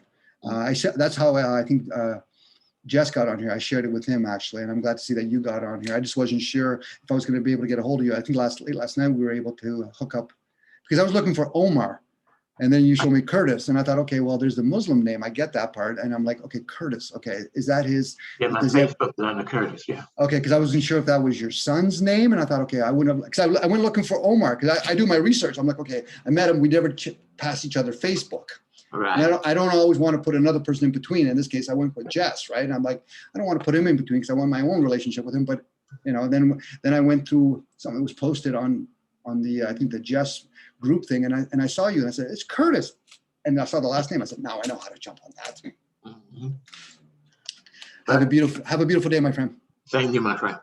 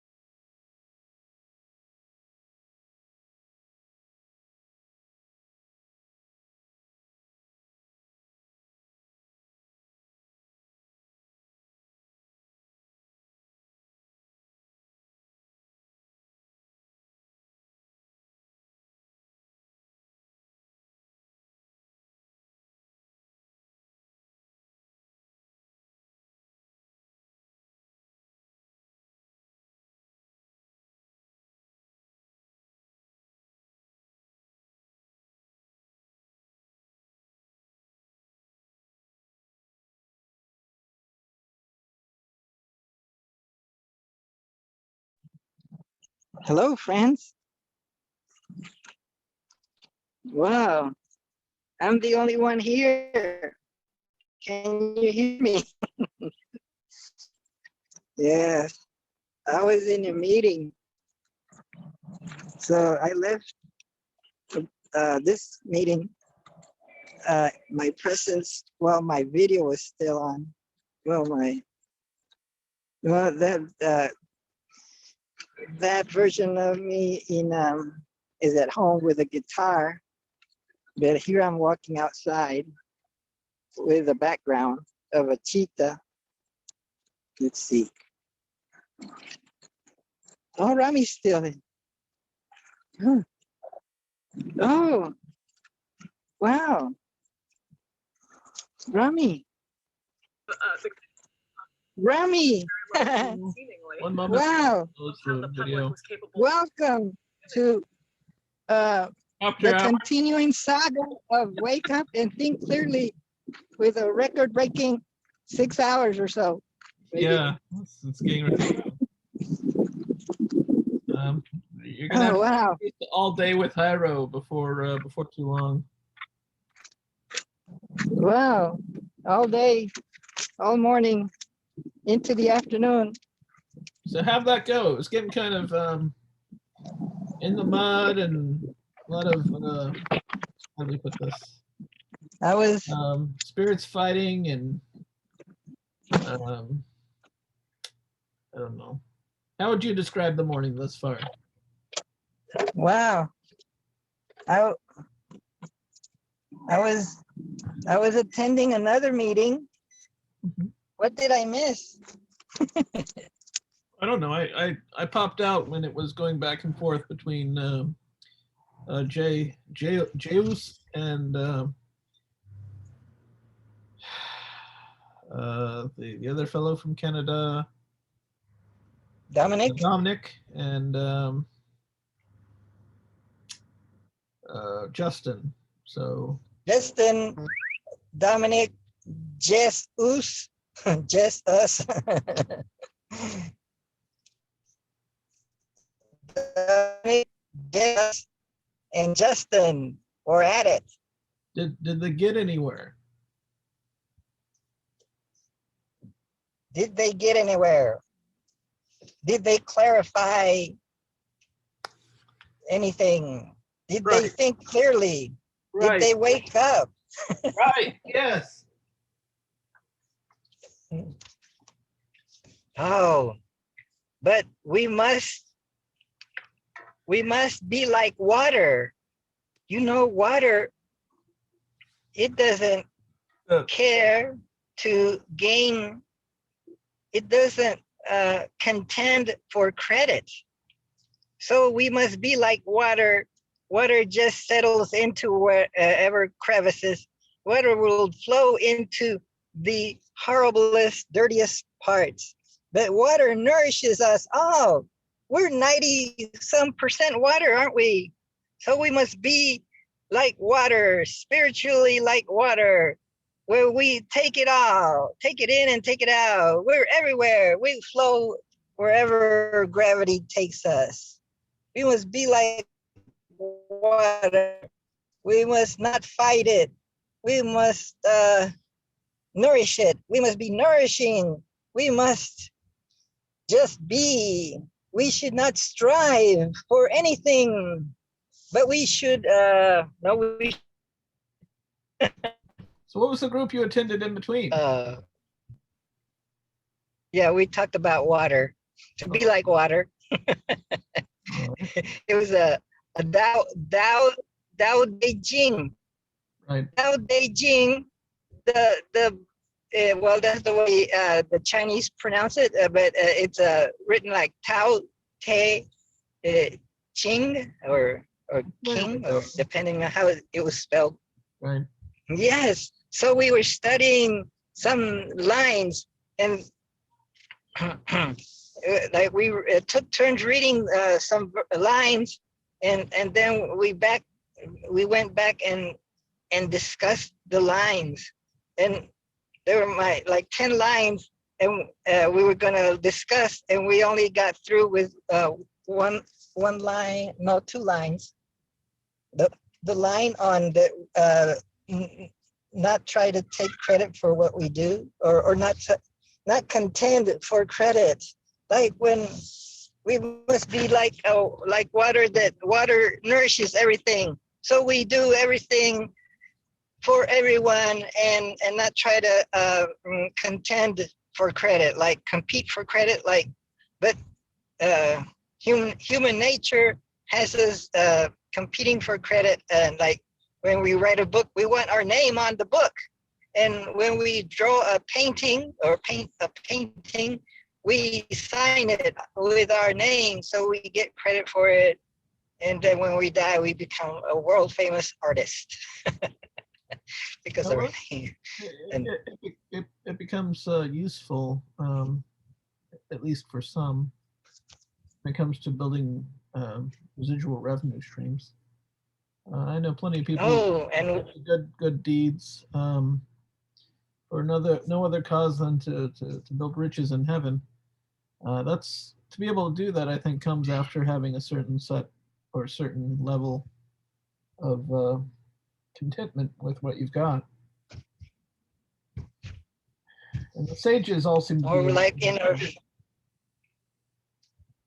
or like a family situation, we do some housework and we want to get credit for it sometimes, especially if the other person is not noticing what wonderful things we did to maintain the house, and we're going crazy and getting overworked, and we don't get any thank yous for it. Then we want credit for what we did.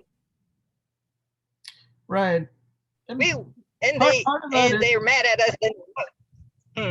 Part of that is also in Kafka's story that I think most college students have to read, The Metamorphosis, or some high school perhaps, where you've read it, you recall it, The Metamorphosis, about the guy when he turns into a big cockroach or something. Right, because he's the guy who was supporting his whole entire family, and he wakes up as a big cockroach. And I think part of the idea behind that story is you become a sort of creature that that others don't appreciate, and if you're not careful, you can just find yourself waking up as a monster one day, ridiculed.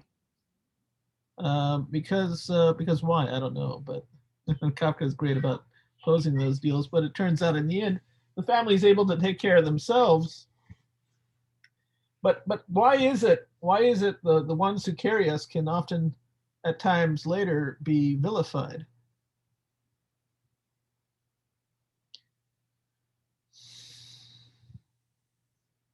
I'm watching that happen right now to Naomi Wolf. She's I don't know if you've ever watched or heard her before. She worked on Clinton's campaign in '96 and was a political advisor to that and other groups, and she's written several books and given several talks. Like during the Bush era, it was about the tax on liberty, and she's recently come out saying that some of the things that happened over the last 16 or so months have been something along the same vein. And more recently, she's been deplatformed, taken off Twitter, accounts suspended, and people are making fun of her in all sorts of ways behind her back. So she's being deplatformed, defamed, essentially for being surprised and for putting up a site to try to help various states citizens insist that their legislatures pass bills to ban things like vaccine passports, which we've already got here in Florida, thankfully. So why? Interesting. Yeah. Why do people who do the work get cut down?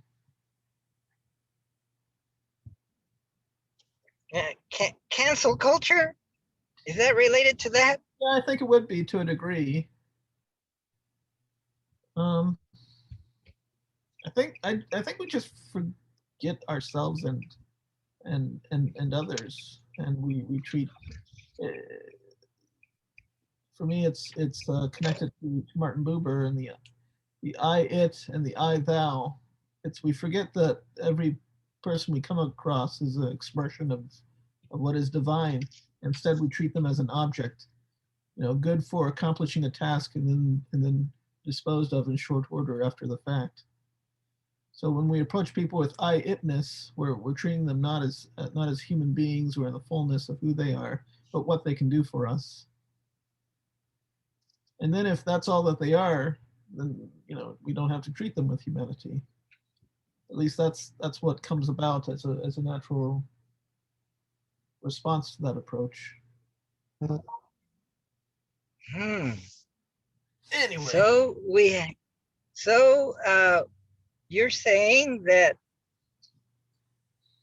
we are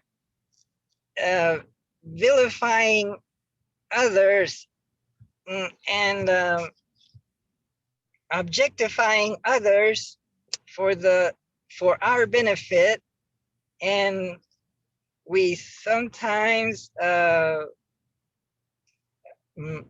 murder their ideas, and to do that we seek something that discredits them, their something personal, something to attack them with. No one's perfect. Anyway. Why do we do that? Why? Is that just part of human nature, or is that a result of part of the taking in of the knowledge of good and evil? Because if you decide that person's evil, even though they may have done you some good in the process, it's okay. They're just evil. They're not a person worthy of our reciprocal goodness. That's the attitude.